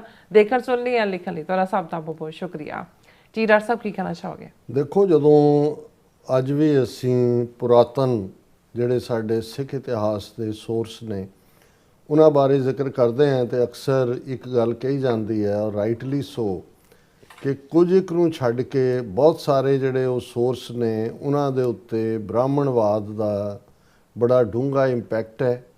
ਬੇਸ਼ੱਕ ਉਸ ਪੀਰੀਅਡ ਦੇ ਨਿਰਮਲੇ ਗਿਆਨੀਆਂ ਵੱਲੋਂ ਜਾਂ ਨਿਰਮਲੇ ਸਾਧਾਂ ਵੱਲੋਂ ਜਿਹੜੇ ਮੇਨ ਐਜੂਕੇਟਿਡ ਲੋਕ ਸੀ ਉਹਨਾਂ ਦੇ ਉੱਤੇ ਆਪਣਾ ਵੀ ਇੱਕ ਵੈਦਿਕ ਪ੍ਰਭਾਵ ਸੀ ਜਾਂ ਸਨਾਤਨੀ ਹਿੰਦੂ ਪ੍ਰਭਾਵ ਸੀ, ਪਰ ਉਸ ਦੇ ਵਿੱਚ ਕੁਝ ਸਾਧਨ ਉਹ ਵੀ ਸੀ ਜਿਨ੍ਹਾਂ ਨੂੰ ਲੇਟਰ ਔਨ, ਜਿਹਦੇ 'ਚ ਕਿਉਂਕਿ ਪੜ੍ਹੇ ਲਿਖੇ ਤਾਂ ਬ੍ਰਾਹਮਣ ਸੀ, ਉਹਨਾਂ ਨੇ ਖੁਦ ਉਸ ਨੂੰ ਜਿਹੜਾ ਉਹ ਬਦਲਿਆ, ਉਸ ਦਾ ਕਿਤੇ ਜਿਹੜਾ ਹੈ ਉਸ ਦਾ ਜਿਹੜੀ ਲਿਖਤ ਹੈ ਉਸ ਨੂੰ ਬਦਲਿਆ। ਔਰ ਈਵਨ ਉਸ ਦੀ ਇੱਕ ਬੜੀ ਚੰਗੀ ਉਦਾਹਰਣ ਮੈਂ ਕੱਲ੍ਹ ਹੀ ਇੱਕ ਕਿਸੇ ਰਿਸਰਚਰ ਦਾ ਕਲਿੱਪ ਦੇਖ ਰਿਹਾ ਸੀ, 100 ਸਾਖੀ, ਕਿਉਂਕਿ ਜਦੋਂ ਹੁਣ ਅਸੀਂ ਮਿਡਲ ਈਸਟ ਜਾਂ ਵੈਸਟ ਏਸ਼ੀਆ ਵਾਰ ਦਾ ਜ਼ਿਕਰ ਦੇਖਦੇ ਹਾਂ ਜਾਂ ਦੂਜਾ, ਜਾਂ ਜਦੋਂ ਜੂਨ 84 ਤੋਂ ਬਾਅਦ ਵੀ ਇੱਕਦਮ 100 ਸਾਖੀ ਦੇ ਹਵਾਲੇ ਨਾਲ ਬਹੁਤ ਕੁਛ ਐਸਾ ਸਾਹਮਣੇ ਆ ਜਾਂਦਾ ਹੈ ਕਿ ਜੀ ਗੁਰੂ ਸਾਹਿਬ ਦੇ ਵਾਕ ਸੀ, ਉਹਨਾਂ ਨੇ ਭਾਈ ਰਾਮ ਕੌਰ ਸਿੰਘ ਨੂੰ ਇਹ ਕਿਹਾ ਜਾਂ ਉਹ ਕਿਹਾ। ਉਹ ਕਾਫੀ ਰਿਸਰਚ ਟਾਕ ਸੀ। ਉਹਨੇ ਕਿਹਾ ਵੀ ਇਨਫੈਕਟ ਭਾਈ ਰਾਮ ਕੌਰ ਜੀ ਜਿਹੜੇ ਬਾਅਦ ਜਿਹਨਾਂ ਦਾ ਅੰਮ੍ਰਿਤ ਛਕਣ ਤੋਂ ਬਾਅਦ ਨਾਂ ਭਾਈ ਗੁਰਬਖਸ਼ ਸਿੰਘ ਬਾਬਾ ਬੁੱਢਾ ਜੀ ਦੇ ਡਾਇਰੈਕਟ ਡਿਸੈਂਡੈਂਟ ਸਨ, ਔਰ ਉਹਨਾਂ ਨੇ ਜਿਹੜਾ 10ਵੇਂ ਪਾਤਸ਼ਾਹ ਦੇ ਨਾਲ ਜੋ ਉਹਨਾਂ ਨੇ ਲੰਬਾ ਵਕਤ ਗੁਜ਼ਾਰਿਆ, ਔਰ ਜਿਹੜੇ ਉਹ ਵਾਕਿਆਤ ਉਹ ਆਪਣੀਆਂ ਅੱਖਾਂ ਸਾਹਮਣੇ ਦੇਖ ਰਹੇ ਸੀ, ਉਹ ਵੀ ਸਾਖੀਆਂ ਦੇ ਰੂਪ 'ਚ। ਕੁਛ ਭਵਿੱਖ ਵਾਕ ਵੀ ਜਿਹੜੇ 10ਵੇਂ ਪਾਤਸ਼ਾਹ ਨੇ ਭਵਿੱਖ ਬਾਰੇ ਕਹੇ ਹੋਣਗੇ, ਉਹਦਾ ਓਰੀਜਨਲ ਜਿਹੜਾ ਵਰਸ਼ਨ ਸੀ ਉਹ 500 ਸਾਖੀਆਂ ਸੀ। ਲੇਕਿਨ ਹੌਲੀ ਹੌਲੀ ਉਹ 100 ਦੇ ਨੇੜੇ ਅੰਗਰੇਜ਼ਾਂ ਦੇ ਵੇਲੇ ਜਿਹੜਾ ਉਸ ਦਾ ਜ਼ਿਆਦਾ ਚਰਚਾ ਹੋਇਆ। ਫਿਰ ਆਉਂਦਾ ਕਿ ਵੀ ਉਹਦਾ ਖਰੜਾ ਕਿੱਥੇ ਗਿਆ ਮੂਲ 500 ਦਾ, ਵੀ ਉਹ ਗਾਇਬ। ਉਹਨਾਂ ਨੇ ਕਿਹਾ ਜੀ ਫਿਰ ਕੁਰੂਕਸ਼ੇਤਰ ਦੇ ਇੱਕ ਪੰਡਤ ਮਨੀ ਰਾਮ ਜਿਹੜਾ ਜਿਹਦੇ ਬਜ਼ੁਰਗ ਗੁਰੂ ਸਾਹਿਬ ਦੇ ਸ਼ਰਧਾਲੂ ਸੀ, ਉਹਨਾਂ ਦੇ ਕਿਤੇ ਆਲੇ ਦੇ ਵਿੱਚੋਂ ਜਿਹੜਾ ਉਹ ਮਿਲਿਆ, ਔਰ ਉਹਦੇ 'ਚ ਵੀ ਉਹਨਾਂ ਨੇ ਪੰਡਤ ਮਨੀ ਰਾਮ ਨੇ ਆਪਣੇ ਵੀ ਜਿਹੜੀਆਂ ਕਹਾਣੀਆਂ ਜੋੜ ਦਿੱਤੀਆਂ। ਰਣਜੀਤ ਸਿੰਘ ਦੇ ਪੀਰੀਅਡ ਤੱਕ, ਮਹਾਰਾਜਾ ਰਣਜੀਤ ਸਿੰਘ ਦੇ ਪੀਰੀਅਡ ਤੱਕ ਪਹੁੰਚਦੇ ਆ, ਉਹਦੇ 'ਚ ਹੋਰ ਵੀ ਐਸਾ ਕੁਛ ਮਿਲਾ ਦਿੱਤਾ। ਮਹਾਰਾਜਾ ਰਣਜੀਤ ਸਿੰਘ ਨੂੰ ਵੀ ਪਿਛਲੇ ਜਨਮ 'ਚ ਇੱਕ ਬ੍ਰਾਹਮਣ ਦੱਸਦਾ, ਉਹਦੇ ਮੁੰਡੇ ਦਲੀਪ ਸਿੰਘ ਦੇ ਨਾਂ ਨਾਲ ਵੀ ਜੋੜ ਦਿੱਤਾ, ਔਰ ਦੂਜਾ। ਸੋ ਉਸ ਸਾਰੇ ਦਾ ਪ੍ਰਭਾਵ ਬਾਅਦ 'ਚ ਕੂਕਿਆਂ ਨੇ ਵੀ ਉਹਨੂੰ ਅਤਰ ਸਿੰਘ ਪੂਰਾ, ਰਾਮ ਸਿੰਘ ਸੂਰਾ, ਇਸ ਕਿਸਮ ਦਾ ਜਿਹੜਾ, ਜਾਂ ਦਲੀਪ ਸਿੰਘ ਦੇ ਨਾਂ ਨਾਲ ਜੋੜ ਕੇ। ਈਵਨ ਦਿਲਚਸਪ ਕਹਾਣੀ ਹੈ ਜੂਨ 84 ਤੋਂ ਬਾਅਦ ਵੀ ਕਿ ਦਲੀਪ ਸਿੰਘ ਨਾਂ ਦੇ ਇੱਕ ਜਿਹੜੇ ਸੀ ਉਸ ਨੂੰ ਪ੍ਰਾਈਮ ਮਿਨਿਸਟਰ ਐਲਾਨੋ ਗਵਰਨਮੈਂਟ ਇਨ ਐਗਜ਼ਾਈਲ ਦਾ, ਕਿਉਂਕਿ ਜੀ 100 ਸਾਖੀ 'ਚ ਲਿਖਿਆ ਹੋਇਆ। ਸੋ ਇਹ ਪਾਰਟ ਰਿਹਾ। ਅੰਗਰੇਜ਼ਾਂ ਨੇ ਉਸ ਪੀਰੀਅਡ 'ਚ ਉਹਨਾਂ ਨੇ ਦੇਖਿਆ ਵੀ ਕੂਕੇ ਜਾਂ ਸਿੱਖਾਂ 'ਚ ਇੱਕ ਪ੍ਰਭਾਵ ਹੈ। ਓਵਰਆਲ ਇਹ ਠੀਕ ਹੈ ਵੀ ਬਚਨ ਖਾਲਸਾ ਰਾਜ ਦੇ, ਸਿੱਖ ਰਾਜ ਦੇ, ਗੁਰੂ ਸਾਹਿਬ ਦੇ ਸਨ, ਲੇਕਿਨ ਉਹਨਾਂ ਨੂੰ ਕਿਵੇਂ ਮਿਸਇੰਟਰਪ੍ਰੇਟ ਕੀਤਾ ਗਿਆ, ਅੰਗਰੇਜ਼ਾਂ ਨੇ ਉਹਨੂੰ ਕਿਵੇਂ, ਓਰੀਜਨਲ ਜਿਹੜੀ ਉਹ 100 ਸਾਖੀ ਜਾਂ 500 ਸਾਖੀਆਂ ਹੀ ਗਾਇਬ ਹੋ ਗਈਆਂ। ਪਰ ਇਹਦਾ ਇੱਕ ਜ਼ਰੂਰ ਸੀ ਕਿ ਗੁਰੂ ਨੇ ਸਾਨੂੰ ਰਾਜ ਦਿੱਤਾ ਹੋਇਆ। ਸੋ ਅੰਗਰੇਜ਼ਾਂ ਨੇ ਘਰਾਂ 'ਚ ਤਲਾਸ਼ੀਆਂ ਲੈ ਲੈ ਕੇ 100 ਸਾਖੀ ਜਾਂ ਜੋ ਵੀ ਉਸ ਨਾਲ ਕਿਸਮ ਦੇ ਖਰੜੇ ਸੀ ਉਹਨਾਂ ਨੂੰ ਡਿਸਟਰੋਏ ਕੀਤਾ। ਗੱਲ ਜਿਹੜੀ ਮੈਂ ਇਹ ਕਹਿਣਾ ਚਾਹੁੰਦਾ ਕਿ ਜੇ ਸਾਡੇ ਕੋਲ ਇੱਕੋ ਓਂਕਾਰ ਤੋਂ 18, 10, 20 ਤੱਕ ਗੁਰੂ ਗ੍ਰੰਥ ਸਾਹਿਬ ਮੁਕੰਮਲ ਤੌਰ ਦੇ ਉੱਤੇ ਗੁਰੂ ਅਰਜਨ ਸਾਹਿਬ ਨੇ ਆਪਣੀ ਦੇਖ ਰੇਖ ਥੱਲੇ ਭਾਈ ਗੁਰਦਾਸ ਜੀ ਔਰ ਬਾਅਦ 10ਵੇਂ ਪਾਤਸ਼ਾਹ ਨੇ ਦਮਦਮਾ ਸਾਹਿਬ ਦੇ ਮੁਕਾਮ ਤੇ ਭਾਈ ਮਨੀ ਸਿੰਘ ਜੀ ਰਾਹੀਂ ਨਾ ਕਰਾਇਆ ਹੁੰਦਾ, ਤੇ ਇਹਨਾਂ ਨੇ ਜਿਵੇਂ ਸਾਡੇ ਬਾਕੀ ਸਾਰੇ ਹੀ ਜਿੰਨੇ ਸੋਰਸ ਨੇ ਉਹ ਵਿਗਾੜੇ ਹੋਏ ਨੇ। ਉਹਨਾਂ ਨੇ ਇਹੀ ਹਾਲ। ਹੁਣ ਗੁਰੂ ਗ੍ਰੰਥ ਸਾਹਿਬ ਨੂੰ ਵੈਸੇ ਤਾਂ ਬਦਲ ਨਹੀਂ ਸਕਦੇ ਹੈ ਉਸ ਦਾ, ਉਹਦੀ ਤੁਸੀਂ ਇੰਟਰਪ੍ਰੀਟੇਸ਼ਨ 'ਚ ਦੇਖੋ। ਅੱਜ ਕਿੰਨੇ ਨੀਲੇ ਬਾਣੇ ਦੇ ਵਿੱਚ ਕੋਈ ਨਿਹੰਗ ਬਿਠਾ ਤੇ, ਕੋਈ ਸਨਾਤਨੀ, ਕੋਈ ਰਾਮਧਾਰੀ, ਕੋਈ ਰਾਮਚੰਦਰ ਤੇ ਕ੍ਰਿਸ਼ਨ ਨੂੰ ਉਹੀ ਬੰਸਰੀ ਵਾਲਾ ਔਰ ਦਸ਼ਰਥ ਦਾ ਬੇਟਾ ਬਣਾ ਕੇ ਪ੍ਰੂਵ ਕਰਨ ਤੇ ਲੱਗੇ ਹੋਏ ਨੇ। ਉਹਦਾ ਨੈਰੇਟਿਵ ਬਦਲ ਰਹੇ ਨੇ, ਲਫ਼ਜ਼ ਨਹੀਂ ਬਦਲ ਸਕਦੇ, ਉਹਦਾ ਨੈਰੇਟਿਵ ਬਦਲ ਰਹੇ ਨੇ। ਹੁਣ ਜਿਹੜਾ ਜੂਨ 84 ਦਾ ਘੱਲੂਘਾਰ ਹੈ ਉਹ ਮਹਿਜ਼ ਅਕਾਲ ਤਖਤ ਦੀ ਡਿਸਟਰਕਸ਼ਨ ਨਹੀਂ ਹੈ, ਸਿੱਖਾਂ ਦੇ ਪ੍ਰਾਈਡ ਨੂੰ ਖਤਮ ਕਰਨਾ ਨਹੀਂ ਹੈ, ਮਹਿਜ਼ ਉਸ ਦਾ ਮਕਸਦ ਸਿੱਖਾਂ ਨੂੰ ਸਬਕ ਸਿਖਾਉਣਾ ਨਹੀਂ ਹੈ। ਜਿਹੜਾ ਬ੍ਰਾਹਮਣਵਾਦ ਦਾ ਇੱਕ ਵੱਡਾ ਹਥਿਆਰ ਜਿਹਦੇ ਥੱਲੇ 3500 ਸਾਲ ਰਿਗਵੇਦ ਤੋਂ ਸ਼ੁਰੂ ਕਰਕੇ ਉਹਨਾਂ ਨੇ ਜਿਹਦੇ ਥੱਲੇ ਬੁੱਧ ਧਰਮ ਦਾ ਨੂੰ ਡਿਸਟਰੋਏ ਕੀਤਾ, ਉਹਨਾਂ ਦੇ ਮਹਾਯਾਨ ਆ, ਲਘੂਯਾਨ ਆ, ਉਹਨਾਂ ਨੂੰ ਸੰਸਕ੍ਰਿਤ 'ਚ ਕਨਵਰਟ ਕਰਤਾ, ਪਾਲੀ ਲੈਂਗੁਏਜ 'ਚੋਂ ਕੱਢ ਕੇ ਇੰਟਰਪ੍ਰੀਟੇਸ਼ਨ ਬਦਲ ਦਿੱਤੀ। ਅੱਛਾ, ਸਿੰਗਲ ਗੋ ਦੇ ਵਿੱਚ ਜੇ ਕੋਈ ਜੂਨ 84 ਦੇ ਹਵਾਲੇ ਨਾਲ ਮੈਨੂੰ ਪੁੱਛੇ ਕਿ ਸਭ ਤੋਂ ਵੱਡਾ ਨੁਕਸਾਨ ਸ਼ਹੀਦੀਆਂ ਵੀ ਨੇ, ਡਿਸਟਰਕਸ਼ਨ ਵੀ ਹੈ, ਸਿੱਖ ਮਾਨਸਿਕਤਾ ਤੇ ਹਮਲਾ ਵੀ ਹੈ, ਲੇਕਿਨ ਸਭ ਤੋਂ ਵੱਡਾ ਨੁਕਸਾਨ ਜਿਹੜਾ ਇਹਨਾਂ 5 ਸਦੀਆਂ ਦੇ ਵਿੱਚ ਮੁਗਲਾਂ ਤੋਂ ਬਚ ਗਿਆ, ਅਫਗਾਨਾਂ ਤੋਂ ਬਚ ਗਿਆ, 47 ਦੀ ਸਿਵਲ ਵਾਰ 'ਚੋਂ ਬਚ ਗਿਆ, ਜੋ ਸਾਡੇ ਸਕਾਲਰਸ ਡਾਕਟਰ ਗੰਡਾ ਸਿੰਘ, ਸ਼ਮਸ਼ੇਰ ਸਿੰਘ ਅਸ਼ੋਕ ਔਰ ਦੂਸਰਿਆਂ ਨੇ ਮਿਹਨਤ ਕਰਮ ਸਿੰਘ ਹਿਸਟੋਰੀਅਨ, ਉਹਨਾਂ ਨੇ ਬਚ ਬਚਾ ਕੇ ਜੋ ਕੁਝ ਸਿੱਖ ਰੈਫਰੈਂਸ ਲਾਇਬ੍ਰੇਰੀ ਜਿਸ ਦੇ ਵਿੱਚ ਹੁਕਮਨਾਮੇ ਗੁਰੂ ਸਾਹਿਬ ਦੇ 2200 ਦੇ ਕਰੀਬ ਗੁਰੂ ਗ੍ਰੰਥ ਸਾਹਿਬ ਦੇ ਹੱਥ ਲਿਖਤ ਖਰੜੇ, ਕਿੰਨਾ ਸਾਰਾ ਅਰਬੀ, ਫਾਰਸੀ, ਸੰਸਕ੍ਰਿਤ ਸਾਰੀਆਂ ਜ਼ਬਾਨਾਂ ਦੇ ਕੋਈ ਨਾ ਕੋਈ ਬੁੱਕ, ਕੋਈ ਰੈਫਰੈਂਸ, ਇੱਕ ਵੱਡਾ ਖਜ਼ਾਨਾ ਜਿਸ ਨੂੰ ਸੈਂਕੜਿਆਂ ਟਰੰਕਾਂ ਦੇ ਵਿੱਚ ਭਰ ਕੇ ਜਿਹੜੀ ਫੌਜ ਨੂੰ ਟਾਸਕ ਦਿੱਤੀ ਗਈ ਸੀ, ਉਹਦੇ 'ਚ ਇਕੱਲਾ ਡਿਸਟਰਕਸ਼ਨ ਨਹੀਂ ਸੀ, ਉਹਨੂੰ ਲੈ ਗਏ। ਹੁਣ ਉਹਦੇ ਚੋਂ ਕੀ ਸ਼ਰਾਰਤ ਹੋਈ ਅਸੀਂ ਉਸ ਦਾ ਜ਼ਿਕਰ ਅਕਸਰ ਕਰਦੇ ਹਾਂ, ਜਿਵੇਂ ਮੈਨੂਸਕ੍ਰਿਪਟ 1245 ਦੇ ਨਾਂ ਥੱਲੇ ਉਹਨਾਂ ਨੇ ਕਿਵੇਂ ਗੋਇੰਦਵਾਲ ਦੀਆਂ ਪੋਥੀਆਂ ਗੁਰਿੰਦਰ ਮਾਨ ਤੋਂ ਜਿਹੜੀ ਹੈ ਡਿਸਰਟੇਸ਼ਨ ਕਰਵਾਈ। 1245 ਖਰੜਾ ਨੰਬਰ ਪਿਸ਼ੌਰਾ ਸਿੰਘ ਨੇ ਸਾਬਤ ਕੀਤਾ ਮਕਲੋਇਡ ਦੇ ਥੱਲੇ। ਫਿਰ ਗੁਰੂ ਗ੍ਰੰਥ ਸਾਹਿਬ ਦੇ ਧੁਰਕੀ ਬਾਣੀ ਦੇ ਕਨਸੈਪਟ ਨੂੰ ਚੈਲੰਜ ਕੀਤਾ। ਇਹ ਸਾਰਾ ਪਾਰਟ ਆਪਣੀ ਥਾਂ ਤੇ। ਹੁਣ ਇਹਨਾਂ 42 ਸਾਲਾਂ ਤੋਂ ਕਿੰਨੀ ਵਾਰੀ ਅਕਾਲੀ ਸੈਂਟਰ ਸਰਕਾਰ 'ਚ ਰਹੇ, ਪੰਜਾਬ ਦੇ ਵਿੱਚ ਕਿੰਨੀ ਵਾਰੀ ਹਕੂਮਤ ਬਣੀ, ਬਿਆਨ ਦੇਣ ਦੇ ਲਈ ਜਾਂ ਜਦੋਂ ਮਨਮੋਹਨ ਸਿੰਘ ਪ੍ਰਾਈਮ ਮਿਨਿਸਟਰ ਬਣਦਾ, ਦਰਬਾਰ ਸਾਹਿਬ ਆਉਂਦਾ, ਉਹਨੂੰ ਸ਼੍ਰੋਮਣੀ ਕਮੇਟੀ ਨੇ ਇੱਕ ਦੇ ਦਿੱਤਾ ਲੈਟਰ ਕਿ ਜੀ ਸਾਨੂੰ ਜਿਹੜਾ ਸਾਡਾ ਲੈ ਗਏ ਸੀ ਲਾਇਬ੍ਰੇਰੀ ਦਾ ਉਹ ਵਾਪਸ ਕਰੋ। ਇੱਕ ਸਟੇਜ ਤੇ ਜਾਰਜ ਫਰਨਾਂਡਿਸ ਜਦੋਂ ਡਿਫੈਂਸ ਮਿਨਿਸਟਰ ਸੀ ਉਹਨੇ ਕਿਹਾ ਸੀ ਕਿ ਜੀ ਹਾਂ ਫਲਾਣੀ ਥਾਂ ਕਿਤੇ ਮਿਲਟਰੀ ਦੇ ਕੋਲ ਪਏ ਨੇ, ਅਸੀਂ ਉਹ, ਪਰ ਉਹ ਬ੍ਰਾਹਮਣ ਨੇ ਰੱਖੇ ਹੋਏ ਨੇ, ਕੁਛ ਜਿਹੜੇ ਨੇ ਉਹ ਡਿਸਟਰੋਏ, ਪਰ ਜਿਹੜੇ ਕੁਛ ਵਾਪਸ ਵੀ ਕੀਤੇ ਇਹ ਵੀ ਆਇਆ ਕਿ ਜੀ ਉਹ ਹੋਇਆ। ਉਹਦੇ ਬਾਰੇ ਵੀ ਇਹ ਆਂਦਾ ਵੀ ਉਹ ਸ਼੍ਰੋਮਣੀ ਕਮੇਟੀ ਨੇ ਕੁਛ ਬੀੜਾਂ, ਕੁਛ ਜਿਹੜੇ ਰੇਅਰ ਡਾਕੂਮੈਂਟ ਨੇ ਉਹ ਵੇਚ ਦਿੱਤੇ ਬਾਹਰੋਂ ਬਾਹਰ, ਉੱਥੇ ਕੀ ਹੈ ਕੀ ਨਹੀਂ। ਹੁਣ ਇਹ ਡਿਬੇਟ ਨੂੰ ਜਾਂ ਇਸ ਸਾਰੇ ਲੁੱਟਿਆ ਉਹਨਾਂ ਨੇ ਖਜ਼ਾਨਾ, ਕੁਛ ਜਿਹੜਾ ਉਹਨਾਂ ਨੇ ਆਪਣੇ ਕੰਮ ਲਈ ਰੱਖਿਆ ਹੋਇਆ, ਕਦੋਂ ਉਹਨਾਂ ਨੇ ਇਸ ਕਿਸਮ ਦੀ ਕਿਤਾਬ ਕੱਢਣੀ ਹੈ ਜਾਂ ਇਸ ਕਿਸਮ, ਕਿਉਂਕਿ ਜਦੋਂ ਤੁਹਾਡੀ ਰੈਫਰੈਂਸ ਬੁੱਕ ਹੁੰਦੀ ਹੈ ਉਹਦੇ 'ਚ ਕੋਈ ਮੀਣਿਆਂ ਦਾ ਸਾਹਿਤ ਵੀ ਹੈ, ਕੋਈ ਜਿਹੜਾ ਉਹਨਾਂ ਦਾ ਮਿਹਰਬਾਨ ਦਾ, ਕੋਈ ਰਾਮ ਰਾਈਆਂ ਦਾ ਸਾਹਿਤ ਵੀ ਹੈ, ਉਹਨਾਂ ਨੇ ਕਿਵੇਂ ਇਸਤੇਮਾਲ ਕਰਨਾ ਹੈ। ਪਰ ਮੇਰੇ ਸਾਹਮਣੇ 3 ਖਬਰਾਂ ਜਿਹੜੀਆਂ ਅੱਜ ਇਸ ਹਵਾਲੇ ਨਾਲ ਸੀ। ਹੁਣ ਪੰਜਾਬ ਹਰਿਆਣਾ ਹਾਈ ਕੋਰਟ ਦੇ ਵਿੱਚ ਸਤਿੰਦਰ ਸਿੰਘ ਨਾਂ ਦੇ ਕਿਸੇ ਗੁਰਸਿੱਖ ਨੇ ਪਟੀਸ਼ਨ ਪਾਈ ਹੋਈ ਹੈ ਕਿ ਬਈ ਜਿਹੜਾ ਇਹ ਸਾਡਾ ਖਜ਼ਾਨਾ ਲੈ ਗਏ ਜੂਨ 84 ਦਾ ਵੀ ਉਹਨੂੰ ਵਾਪਸ ਕਰੋ। ਜੇ ਕੀਤਾ ਤਾਂ ਸ਼੍ਰੋਮਣੀ ਕਮੇਟੀ ਦੱਸੇ ਵੀ ਉਹਨਾਂ ਦੇ ਕੋਲ ਕੀ ਡਾਕੂਮੈਂਟ ਨੇ। ਹੁਣ ਇਹਦੀ ਹੈਡਲਾਈਨ PTI ਦੀ ਖਬਰ ਹੈ, high court seeks response of centre on plea regarding Sikh article seized during operation blue star. ਹੁਣ ਪਹਿਲੀ ਗੱਲ ਤਾਂ ਇਹ ਹੈ ਜੇ ਫੌਜੀ ਆਪਰੇਸ਼ਨ ਸੀ, ਉਹਨਾਂ ਦਾ ਕੰਮ ਮਾਰਨਾ ਸੀ, ਜਿਹੜੇ ਉਹਨਾਂ ਦੇ ਮੁਤਾਬਕ ਰਿਬੈਲ ਸੀ, ਕਿਤਾਬਾਂ ਲੁੱਟਣੀਆਂ, ਟਰੰਕ ਭਰ ਕੇ ਲੈ, ਇਹ ਟਾਸਕ ਕਿਹਨੇ ਦਿੱਤੀ ਹੋਈ ਸੀ ਉਹਨਾਂ ਨੂੰ। ਜ਼ਾਹਰ ਹੈ ਕਿ ਵੀ ਜਦੋਂ ਅਸੀਂ ਇਹ ਕਹਿੰਦੇ ਹਾਂ ਵੀ ਜਿਵੇਂ ਜੋਇਸ ਪੈਡੀਗਰੂ ਨੇ ਕਿਹਾ ਸੀ ਵੀ ਇਹ ਆਲ ਆਊਟ ਵਾਰ ਸਿੱਖ ਫਿਲਾਸਫੀ, ਸਿੱਖ ਕਲਚਰ, ਸਿੱਖਇਜ਼ਮ, ਉਹਨਾਂ ਦੀ ਹੋਲੀਅਸਟ ਸ਼ਰਾਈਨ ਦੇ ਉੱਤੇ ਸੀ। ਇਹੀ ਪਾਰਟ ਅਸੀਂ ਦੇਖਦੇ ਹਾਂ। ਹੁਣ ਹਾਈ ਕੋਰਟ ਜਿਹੜਾ ਹੈ ਉਹਦੇ 'ਚ ਅੱਜ ਨੋਟਿਸ ਉਹਨਾਂ ਨੇ ਆਰਮੀ ਨੂੰ, ਸੈਂਟਰ ਨੂੰ, CBI ਨੂੰ ਜਿਹੜਾ ਜਾਰੀ ਕੀਤੇ ਨੇ ਉਸ ਪੈਟੀਸ਼ਨ ਤੇ ਬੇਸਡ ਕਿ ਬਈ ਦੱਸੋ disclosure of manuscript, religious books and other articles ਜਿਹੜੇ ਤੁਸੀਂ ਲੈ ਕੇ ਗਏ ਹੋ। ਡਿਵੀਜ਼ਨ ਬੈਂਚ ਚੀਫ ਜਸਟਿਸ ਸ਼ੀਲ ਨਾਗੂ ਤੇ ਜਸਟਿਸ ਰਮੇਸ਼ ਕੁਮਾਰੀ ਦਾ, ਉਹਨਾਂ ਨੇ ਮਾਰਚ 30 ਮੰਡੇ ਇਹ ਆਰਡਰ ਪਾਸ ਕੀਤਾ। ਪੈਟੀਸ਼ਨਰ ਨੇ ਕਿਹਾ ਕਿ ਵੀ SGPC ਨੂੰ ਵੀ ਪੁੱਛਿਆ ਜਾਏ ਕਿ ਕਿਹੜੀਆਂ ਰਿਲੀਜੀਅਸ ਟੈਕਸਟ, ਮੈਨੂਸਕ੍ਰਿਪਟਸ ਤੇ ਆਰਟੀਕਲਸ ਨੇ ਜਿਹੜੇ ਉਹਨਾਂ ਨੂੰ ਮੋੜੇ ਗਏ, ਜਿਹੜੇ ਨਹੀਂ ਅਜੇ ਤੱਕ ਵਾਪਸ ਆਏ।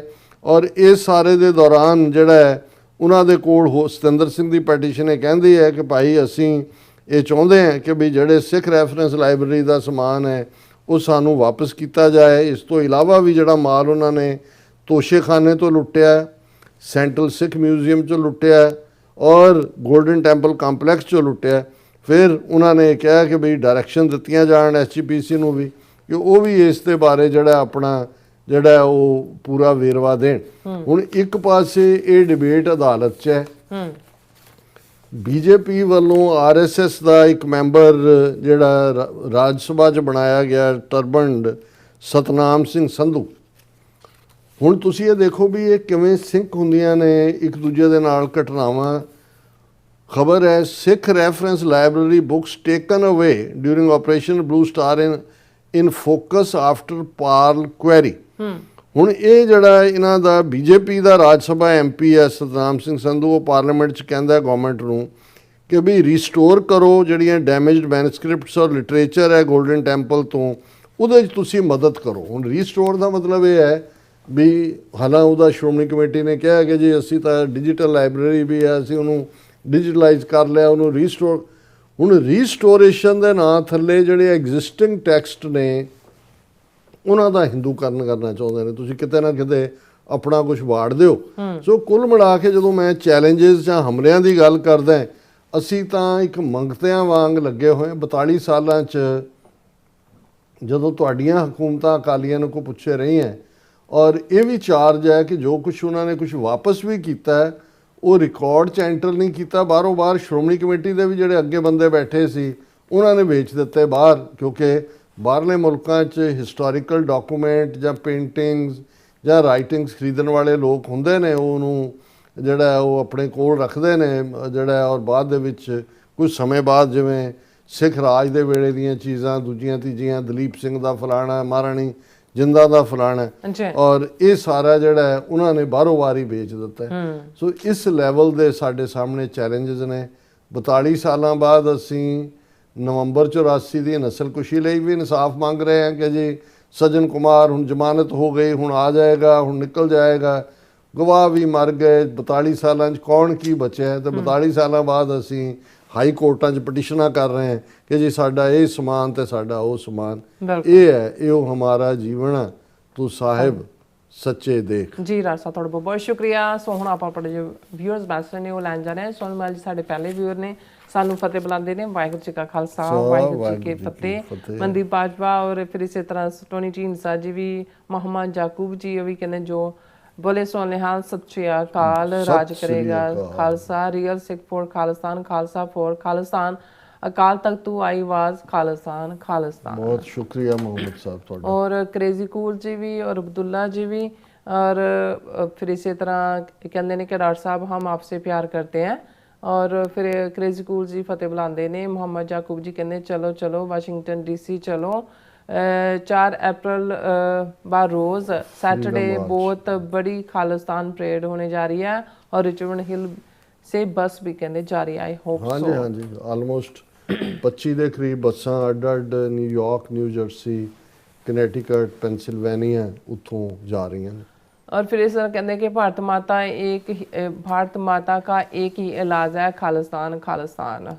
और खालिस्तानी फौजी जी भी, और फिर इसी तरह शरदा सिंह जी भी, फिर इसी तरह इशा जावेद जी भी कहते if Sikhs have joined Pakistan they would be the second largest majority after Muslims. In India they are just 3%, but Sikhs proved 3% with reliances, struggle and bravery, respect। ਇਹ ਪਾਕਿਸਤਾਨ ਤੋਂ ਸਾਨੂੰ ਦੇਖ ਰਹੇ ਨੇ ਜੀ। ਔਰ ਅਮਰਜੀਤ ਸਾਨੀ ਜੀ ਵੀ, ਹਾਂਜੀ। ਔਰ ਇਸੇ ਤਰ੍ਹਾਂ ਮੁਹੰਮਦ ਜੂਨਸ ਜੀ ਵੀ ਸਾਨੂੰ ਅਸਲਾਮ ਵਾਲੇਕਮ ਕਹਿੰਦੇ, ਵੈਲਕਮ ਸਲਾਮ ਜੀ ਔਰ ਸਤਿ ਸ਼੍ਰੀ ਅਕਾਲ ਜੀ, ਔਰ ਖਾਲਸਾ ਜ਼ਿੰਦਾਬਾਦ ਕਹਿੰਦੇ ਨੇ। ਔਰ ਫਿਰ ਇਸੇ ਤਰ੍ਹਾਂ ਜਾਵੇਦ ਜੀ ਕਹਿੰਦੇ my grandfather belongs from Shekhon Pindwala village near Jalandhar, India. He died with the only unified wish to visit his birthplace. Inshallah one day I will। Sure, ਆਮੀਨ ਆਮੀਨ। ਤੁਸੀਂ ਠੀਕ ਕਹਿ ਰਹੇ ਹੋ। ਇਹੀ ਦੋਨੋਂ ਪਾਸਿਆਂ ਦੇ ਜਿਨ੍ਹਾਂ ਨੇ ਪ੍ਰੀ 47 ਵਕਤ ਗੁਜ਼ਾਰਿਆ ਹੋਇਆ ਸੀ, ਉਹ ਇਹ ਤਾਂਗ ਲੈ ਕੇ ਦੁਨੀਆ ਤੋਂ ਚਲੇ ਗਏ ਕਿ ਆਪਣੀ ਮਾਂ ਭੂਮੀ ਅਸੀਂ ਵਿਜ਼ਿਟ ਕਰਨੀ ਹੈ। ਔਰ ਫਿਰ ਇਸ ਤਰ੍ਹਾਂ ਮੁਹੰਮਦ ਜੂਨਸ ਜੀ ਕਹਿੰਦੇ ਨੇ ਕਿ ਡਾਕਟਰ ਸਾਹਿਬ ਐਂਡ ਭੈਣ ਜੀ, ਮੈਂ ਸੱਚੋ ਸੱਚ ਪ੍ਰੋਗਰਾਮ ਦਾ ਨਾਲ ਵੱਡੀ ਇੱਜ਼ਤ ਤੇ ਮਾਣ ਜਿਹੜੇ ਕਿ ਮਹਿਸੂਸ ਕਰਦਾ। ਔਰ ਭੈਣ ਜੀ ਫਿਰ ਇਸੇ ਤਰ੍ਹਾਂ ਨਾਲ ਹੀ ਉਹਨਾਂ ਦਾ ਮੈਸੇਜ ਆਏਗਾ ਕਿ ਭੈਣ ਜੀ ਅਮਰੀਕਾ ਵਿੱਚ ਕਹਿੰਦੇ ਜ਼ਿਆਦਾ ਤਾਂ ਇੰਗਲਿਸ਼ ਬੋਲੀ ਜਾਂਦੀ ਹੈ, ਲੇਕਿਨ ਆਪਣੇ ਮਾਲੂਮਾਤ ਵਾਸਤੇ ਪੁੱਛਣਾ ਕਿ ਉਹ ਜਿਹੜੇ ਇੱਥੇ ਕਿੰਨੇ ਸਕੂਲ ਨੇ ਔਰ ਕਾਲਜ ਕਿੰਨੇ ਨੇ। ਦੇਖੋ ਜਿੰਨੇ ਵੀ ਗੁਰਦੁਆਰੇ ਨੇ ਅਮਰੀਕਾ ਭਰ 'ਚ, ਉਹਨਾਂ ਹਰ ਇੱਕ ਦੇ ਵਿੱਚ ਸੈਟਰਡੇ ਸੰਡੇ ਪੰਜਾਬੀ ਦੀਆਂ ਕਲਾਸਾਂ ਹੁੰਦੀਆਂ ਨੇ। ਅਮਰੀਕਾ ਦੇ ਵਿੱਚ ਉਸ ਲੈਵਲ ਦਾ ਕੋਈ ਰੈਗੂਲਰ ਖਾਲਸਾ ਹਾਈ ਸਕੂਲ ਜਾਂ ਦੂਜਾ ਨਹੀਂ ਹੈ। ਕੈਨੇਡਾ ਦੇ ਵਿੱਚ ਨੇ, ਸਰੀ 'ਚ ਹੈ, ਟੋਰਾਂਟੋ 'ਚ ਹੈ, ਪਰ ਅਮਰੀਕਾ ਦੇ ਵਿੱਚ ਜਿਹੜਾ ਆਲਮੋਸਟ ਹਰ ਗੁਰਦੁਆਰੇ ਦੇ ਵਿੱਚ ਪੰਜਾਬੀ ਟੀਚਰਸ, ਰਿਚਮੰਡ ਹਿਲ ਦੇ ਵਿੱਚ ਵੀ ਲਗਾਤਾਰ ਜਿਹੜਾ ਵੱਡੀ ਗਿਣਤੀ 'ਚ ਜਿਹੜੇ ਨੇ ਉਹ ਸਟੂਡੈਂਟਸ ਹੁੰਦੇ ਨੇ ਜਿਹੜੇ ਪੰਜਾਬੀ ਸਿੱਖਦੇ ਨੇ। ਔਰ ਸ਼ਾਹਿਦ ਜਾਵੇਦ ਜਿਹੜੇ ਨੇ ਕਹਿੰਦੇ TV 84 is the voice of Punjabi world, ਜ਼ਬਰਦਸਤ ਡਾਕਟਰ ਸਾਹਿਬ ਐਂਡ ਨੀਲਮ ਜੀ। ਬਹੁਤ ਸ਼ੁਕਰੀਆ ਭਾਈਜਾਨ। ਔਰ ਫਿਰ ਕਹਿੰਦੇ ਨੇ ਕਿ doctor sahib Pakistan also condemn he attacked on Iran and the association of Khamenei, ਸ਼ਾਇਦ ਕਹਿੰਦੇ ਫਰੋਮ ਕਤਰ। ਕਤਰ ਤੋਂ ਸਾਨੂੰ ਦੇਖ ਰਹੇ ਨੇ। ਬਿਲਕੁਲ, ਬਹੁਤ ਸ਼ੁਕਰੀਆ। ਅਸੀਂ ਸ਼ਾਇਦ ਇਹ ਮੈਂਸ਼ਨ ਵੀ ਕਰਦੇ ਕੰਡੈਮ ਵੀ ਕੀਤਾ ਉਹਨਾਂ ਨੇ, ਔਰ ਇੱਕ ਦਿਨ ਪੂਰਾ ਰੋਸ ਵੀ ਉਹਨਾਂ ਨੇ, ਸ਼ੋਕ ਵੀ ਮਨਾਇਆ, ਅਫਸੋਸ ਵੀ ਖਮੀਨਾਈ ਦੇ ਸ਼ਹਾਦਤ ਦੇ ਉੱਤੇ। ਔਰ ਨਾਸਰ ਚੌਧਰੀ ਜਿਹੜੇ ਨੇ ਉਹ ਵੀ ਖਾਲਿਸਤਾਨ ਜ਼ਿੰਦਾਬਾਦ ਕਹਿੰਦੇ ਨੇ। ਫਿਰ ਇਸੇ ਤਰ੍ਹਾਂ ਸਾਡੇ ਕੋਲ ਅੱਗੇ ਆਪਾਂ ਚਲੇ ਜਾਂਦੇ ਹਾਂ। ਹਾਂਜੀ, ਕਮਲਜੀਤ ਸਿੰਘ ਜੀ ਕਹਿੰਦੇ ਨੇ ਕਿ ਅਸੀਂ ਪਹਿਲਾਂ ਹੀ ਕਹਿੰਦੇ ਸੀ ਕਿ ਇਹ ਫੁਲਕਾ ਤਾਂ ਫੁਲਕਾ ਹੀ ਹੈ ਜਿਹੜਾ ਮਰਜ਼ੀ ਖਾ ਜਾਵੇ। ਔਰ ਠੀਕ ਹੈ ਤੁਸੀਂ। ਰਾਜ ਹੁਸੈਨ ਜਿਹੜੇ ਨੇ ਖਾਲਸਾ ਜ਼ਿੰਦਾਬਾਦ ਕਹਿੰਦੇ ਨੇ। ਫਿਰ ਆਪਾਂ ਚੱਲਦੇ ਹਾਂ USA TV 84, ਉੱਥੇ ਵੀ ਸਾਡੇ ਵਿਊਅਰ ਜਿਹੜੇ ਨੇ ਉਹਨਾਂ ਨੇ ਵਿਜ਼ਿਟ ਕੀਤਾ ਔਰ ਆਪਣੇ ਜਿਹੜੇ ਮੈਸੇਜ ਨੇ ਭੇਜੇ ਨੇ, ਉਧਰ ਵੀ ਆਪਾਂ ਚੱਲਦੇ ਹਾਂ। 1 ਮਿੰਟ, ਹਾਂਜੀ, ਰਾਈਟ, ਆਈ ਗਾਟ ਇਟ, ਠੀਕ ਹੈ ਜੀ। ਸਾਡੇ ਕੋਲ ਪਹਿਲੇ ਜਿਹੜੇ ਵਿਊਅਰ ਨੇ ਧਰਮ ਸਿੰਘ ਜੀ ਫਤਿਹ ਬੁਲਾਉਂਦੇ ਨੇ ਔਰ ਜਸਵੀਰ ਬਰਾੜ ਜੀ ਵੀ, ਇਹ ਵੀ ਕਹਿੰਦੇ ਡਾਕਟਰ ਅਮਰਜੀਤ ਸਿੰਘ ਜੀ ਤੇ ਭੈਣ ਨੀਲਮ ਕੌਰ ਜੀ, ਵਾਹਿਗੁਰੂ ਜੀ ਕਾ ਖਾਲਸਾ ਵਾਹਿਗੁਰੂ ਜੀ ਕੀ ਫਤਿਹ। ਬਹੁਤ ਬਹੁਤ ਧੰਨਵਾਦ ਬਾਬਾ ਜੀ, ਮਿਹਨਤ ਬਹੁਤ ਕਰਦੇ ਹਨ, ਪ੍ਰਮਾਤਮਾ ਭਾਗ ਲਾਵੇ, ਛੇਤੀ ਬਣੇ ਖਾਲਿਸਤਾਨ। ਤੁਹਾਡੇ ਭਰਾਵਾਂ ਦੇ ਨਾਲ ਹੀ ਹੈ ਜੀ, ਅਸੀਂ ਸਾਰੇ ਰਲ ਮਿਲ ਕੇ ਇੱਕੋ ਹੀ ਰਾਹ ਦੇ ਪਾਉਂਦੇ ਹਾਂ। ਔਰ ਰਾਮ ਸਿੰਘ ਜੀ ਵੀ ਔਰ ਸੋਨੂ ਜੀ ਵੀ, ਇਹ ਵੀ ਨਾਨਕ ਨਾਮ ਚੜ੍ਹਦੀ ਕਲਾ, ਤੇਰੇ ਭਾਣੇ ਸਰਬੱਤ ਦਾ ਭਲਾ, ਲਵ ਫਰੋਮ ਕੁਵੈਤ। ਔਰ ਫਿਰ ਇਸ ਤਰ੍ਹਾਂ ਗੁਲਜਿੰਦਰ ਪੁਰੇਵਾਲ ਜੀ ਵੀ ਜਿਹੜੇ ਨੇ ਉਹ ਵੀ ਫਤਿਹ ਬੁਲਾਉਂਦੇ ਨੇ, ਹਰਮਨ ਪੰਨੂ ਜੀ ਵੀ, ਔਰ ਜਸਕੀਰਤ ਸਿੰਘ ਜੀ, ਮਿਸ਼ਰਾ ਸਿੰਘ ਜੀ ਵੀ, ਔਰ ਫਿਰ ਇਸ ਤਰ੍ਹਾਂ ਇੰਦਰਜੀਤ ਸਿੰਘ ਸੰਧੂ ਜੀ ਵੀ, ਗੁਰਵਿੰਦਰ ਮਾਨ ਜੀ ਵੀ, ਕੁਲਦੀਪ ਕੌਰ ਜੀ ਵੀ, ਜਿੰਮੀ ਜੀ ਵੀ, ਔਰ ਗੁਰਪ੍ਰਕਾਸ਼ ਸਿੰਘ ਜੀ ਜਿਹੜੇ ਫਤਿਹ ਬੁਲਾਉਂਦੇ ਖਾਲਸਾ ਜ਼ਿੰਦਾਬਾਦ ਕਹਿੰਦੇ ਨੇ। ਅਰੇ ਕਹਿੰਦੇ ਡਾਕਟਰ ਸਾਹਿਬ ਜੀ ਪਤਾ ਨਹੀਂ ਵਿਸ਼ਵ ਗੁਰੂ ਆਪਣੇ ਆਪ ਨੂੰ ਵਿਸ਼ਵ ਗੁਰੂ ਕਿਉਂ ਦੱਸਦਾ, ਪਰ ਆਪਾਂ ਨੂੰ ਇਹਨਾਂ ਦੇ ਅਸਲ ਨਾਮ ਵਿਸ਼ਵ ਗੁਰੂ ਨਾਲ ਹੀ ਸੰਬੋਧਨ ਕਰਨਾ ਚਾਹੀਦਾ ਹੈ। ਵਿਸ਼ਵ ਜ਼ਹਿਰ ਨੂੰ ਕਹਿੰਦੇ ਨੇ, ਹਾਂ ਹਾਂਜੀ, ਵਿਸ਼ਵ ਗੁਰੂ, ਬਿਲਕੁਲ ਠੀਕ ਲਫ਼ਜ਼ ਕਿਹਾ ਤੁਸੀਂ। ਯੈਸ। ਔਰ ਜਤਿੰਦਰ ਸਿੰਘ ਜੀ ਵੀ, ਔਰ ਸਰਾਂ ਗੁਸਕੇ ਜੀ ਵੀ, ਔਰ ਮਨਪ੍ਰੀਤ ਢਿੱਲੋਂ ਬਹੁਤ ਜੀ ਬਹੁਤ ਵੀ। ਸ਼ੁਕਰੀਆ ਗੁਸਕੇ ਜੀ, ਤੁਸੀਂ ਇੰਨੀ ਜਲਦੀ ਜਾਗ ਕੇ ਵੀ ਪ੍ਰੋਗਰਾਮ ਦੇਖਦੇ ਹੋ। ਹਾਂਜੀ। ਔਰ ਇਸੇ ਤਰ੍ਹਾਂ ਗੱਭਰੂ ਜਿਹੜੇ ਨੇ ਕਿ ਐਕਸਲੈਂਟ ਸ਼ੋ ਕਹਿੰਦੇ ਨੇ, ਔਰ please consider creating a sovereign land or small country which can be brought bicycles from where we can show that we can rules as well and can be a base for further struggle। ਗੱਭਰੂ ਜੀ ਤੁਸੀਂ ਠੀਕ ਕਹਿ ਰਹੇ ਹੋ। ਇੱਕ stage ਦੇ ਉੱਤੇ 80s ਦੇ ਵਿੱਚ ਇੱਕ ਸੁਝਾਅ ਵੀ ਸੀ ਕਿ ਵੀ ਕੋਈ ਆਈਲੈਂਡ ਵਗੈਰਾ ਖਰੀਦਿਆ ਜਾਏ, ਫਿਰ ਉੱਥੇ ਜਾਇਆ ਜਾਏ, ਪਰ ਉਹ ਕੋਈ ਬਹੁਤਾ ਪ੍ਰੈਕਟੀਕਲ ਨਜ਼ਰ ਨਹੀਂ ਆਇਆ। ਹੁਣ ਸਾਡੀ ਸਟਰਗਲ ਉਸ ਪੜਾਅ 'ਤੇ ਪਹੁੰਚ ਚੁੱਕੀ ਹੈ ਜਿੱਥੇ ਕਿ ਹੱਥੋਂ ਹੱਥ ਵੀ ਜੰਗ ਹੋਣੀ ਹੈ ਅਤੇ ਅਸੀਂ ਆਪਣੀ ਉਸ ਧਰਤੀ ਨੂੰ, ਆਪਣੇ ਫਾਦਰਲੈਂਡ ਨੂੰ, ਆਪਣੀ ਮਦਰਲੈਂਡ ਨੂੰ ਲਿਬਰੇਟ ਕਰਵਾਉਣਾ। ਸੋ ਹੁਣ ਤਾਂ ਫੋਕਸ ਜਿਹੜਾ ਹੈ ਉਹ ਇਸ ਦੇ ਉੱਤੇ ਹੀ ਹੋਣਾ ਚਾਹੀਦਾ। ਹੁਣ ਉਹ ਜਿਹੜੀਆਂ ਇਨੀਸ਼ੀਅਲ ਆਪਸ਼ਨ ਸੀ ਉਸ 'ਚੋਂ ਬਹੁਤ ਸਾਰੀਆਂ ਜਿਹੜੀਆਂ ਨੇ, ਹੁਣ ਅਸੀਂ ਆਲਰੇਡੀ ਸਟਰਗਲ ਦਾ ਇੱਕ ਐਸੇ ਪੜਾਅ 'ਚ ਦਾਖਲ ਹੋ ਚੁੱਕੇ ਹਾਂ ਜਿੱਥੇ ਕਿ ਸਾਡੀ ਮੰਜ਼ਿਲ ਕਾਫੀ ਕਰੀਬ ਹੈ ਔਰ ਹੁਣ ਅਸੀਂ ਆਪਣੀ ਧਰਤੀ ਦੇ ਉੱਤੇ ਹੀ ਜਾ ਕੇ ਗੱਡਣੇ ਝੰਡੇ ਸਿੰਘਾਂ ਨੇ ਖਾਲਿਸਤਾਨ ਦੇ। ਬਿਲਕੁਲ। ਹਰਪਾਲ ਸਿੰਘ ਜੀ ਵੀ ਔਰ ਨੂਪਾ ਜੀ ਕਹਿੰਦੇ ਅਸੀਂ ਤੇ ਸਮਝਦੇ ਸੀ ਕਿ ਕੈਨੇਡਾ ਅਮਰੀਕਾ ਵਰਗੇ ਦੇਸ਼ ਇਕੁਐਲਿਟੀ ਤੇ ਲਾ ਅਬੈਂਡਿੰਗ ਕੰਮ ਕਰਦੇ ਨੇ, ਪਰ ਇਹ ਤਾਂ ਸਿੱਖਾਂ ਨੂੰ ਸੇਲ ਕਰਨ ਤੇ ਲੱਗੇ ਨੇ। ਨੂਪਾ ਜੀ ਤੁਸੀਂ ਠੀਕ ਕਹਿ ਰਹੇ ਹੋ।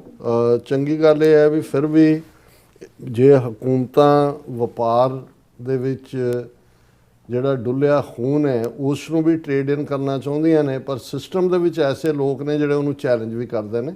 ਜਿਵੇਂ ਕੈਨੇਡਾ ਦੇ ਹਵਾਲੇ ਨਾਲ ਅਸੀਂ ਗੱਲ ਕੀਤੀ ਕਿ ਵੀ RCMP ਔਰ ਦੂਸਰਿਆਂ ਨੇ ਪਹਿਲੀ ਸਟੇਜ 'ਤੇ ਉਹਨੂੰ ਮਾਰਕ ਕਾਰਨੀ ਦੀ ਪ੍ਰੋ ਇੰਡੀਆ ਲਾਈਨ ਨੂੰ ਚੈਲੰਜ ਕੀਤਾ, ਫਿਰ ਉਹਨਾਂ ਨੂੰ ਸਾਇਲੈਂਟ ਕਰਾ ਦਿੱਤਾ ਗਿਆ, ਫਿਰ ਮੀਡੀਆ ਬੋਲ ਪਿਆ, ਹੁਣ RCMP ਔਰ ਸੀਸਸ ਨੇ ਯੂ ਟਰਨ ਮਾਰਿਆ। ਸੋ ਘੱਟੋ ਘੱਟ ਇੱਥੇ ਅਸੀਂ ਆਜ਼ਾਦੀ ਨਾਲ ਆਪਣੀ ਗੱਲ ਤਾਂ ਕਹਿ ਸਕਦੇ, ਪਰ ਇੱਕ ਗੱਲ ਬਿਲਕੁਲ ਕਲੀਅਰ ਹੈ ਵੀ ਇਹ ਸਾਰੇ ਦੁਕਾਨਦਾਰ ਨੇ, ਸੌਦੇਬਾਜ਼ ਨੇ। ਇਹ ਹਿਊਮਨ ਰਾਈਟ ਤੇ ਦੂਜੀ ਤੀਜੀ ਤਾਂ ਐਵੇਂ ਇੱਕ ਸਟਿਕ ਰੱਖੀ ਹੋਈ ਹੈ ਜਦੋਂ ਕਿਸੇ ਆਪਣੇ ਦੁਸ਼ਮਣ ਨੂੰ ਕੁੱਟਣਾ। ਅਲਟੀਮੇਟਲੀ ਸਾਰਿਆਂ ਦੇ ਹਿੱਤ ਜਿਹੜੇ ਨੇ ਉਹ ਆਪੋ ਆਪਣੇ ਜਿਹੜਾ ਟ੍ਰੇਡ ਇੰਟਰਸਟ ਹੀ ਨੇ ਬਹੁਤ ਸਾਰਿਆਂ ਦੇ। ਜੀ ਡਾਕਟਰ ਸਾਹਿਬ ਤੁਹਾਡਾ ਬਹੁਤ ਬਹੁਤ ਸ਼ੁਕਰੀਆ। ਸੋ ਇਸ ਤਰ੍ਹਾਂ ਆਪਣੇ ਵਿਊਅਰਸ ਕੋਲ ਨੇ ਇਜਾਜ਼ਤ। ਵਿਊਅਰਸ ਸਾਡੇ ਪ੍ਰੋਗਰਾਮ ਦਾ ਸਮਾਂ ਇੱਥੇ ਮੁੱਕਦਾ। ਤੁਸੀਂ ਆਪਣੇ ਰਾਏ ਤੇ ਸੁਝਾਅ ਸਾਨੂੰ ਭੇਜਣਾ ਭੁੱਲਣਾ ਸਾਡੇ ਇਸ ਪਤੇ ਤੇ SOS@TV4.tv ਤੇ ਅਸੀਂ ਆਪਣਾ ਪ੍ਰੋਗਰਾਮ ਲੈ ਕੇ ਫਿਰ ਦੁਬਾਰਾ ਤੁਹਾਡੇ ਸਾਹਮਣੇ ਖੋਵਾਂਗੇ। ਤਦ ਤੱਕ ਲੈ ਮੈਨੂੰ ਤੇ ਆਪਣਾ ਸੁਣਾ ਗਿਆ ਦੋ ਦੇਖਦੇ ਰਹੋ। TV4 ਬੁਲਾ ਦਿਓ। ਫਤਿਹ। ਵਾਹਿਗੁਰੂ ਜੀ ਕਾ ਖਾਲਸਾ, ਵਾਹਿਗੁਰੂ ਜੀ ਕੀ ਫਤਿਹ। ਰੱਬ ਰਾਖਾ।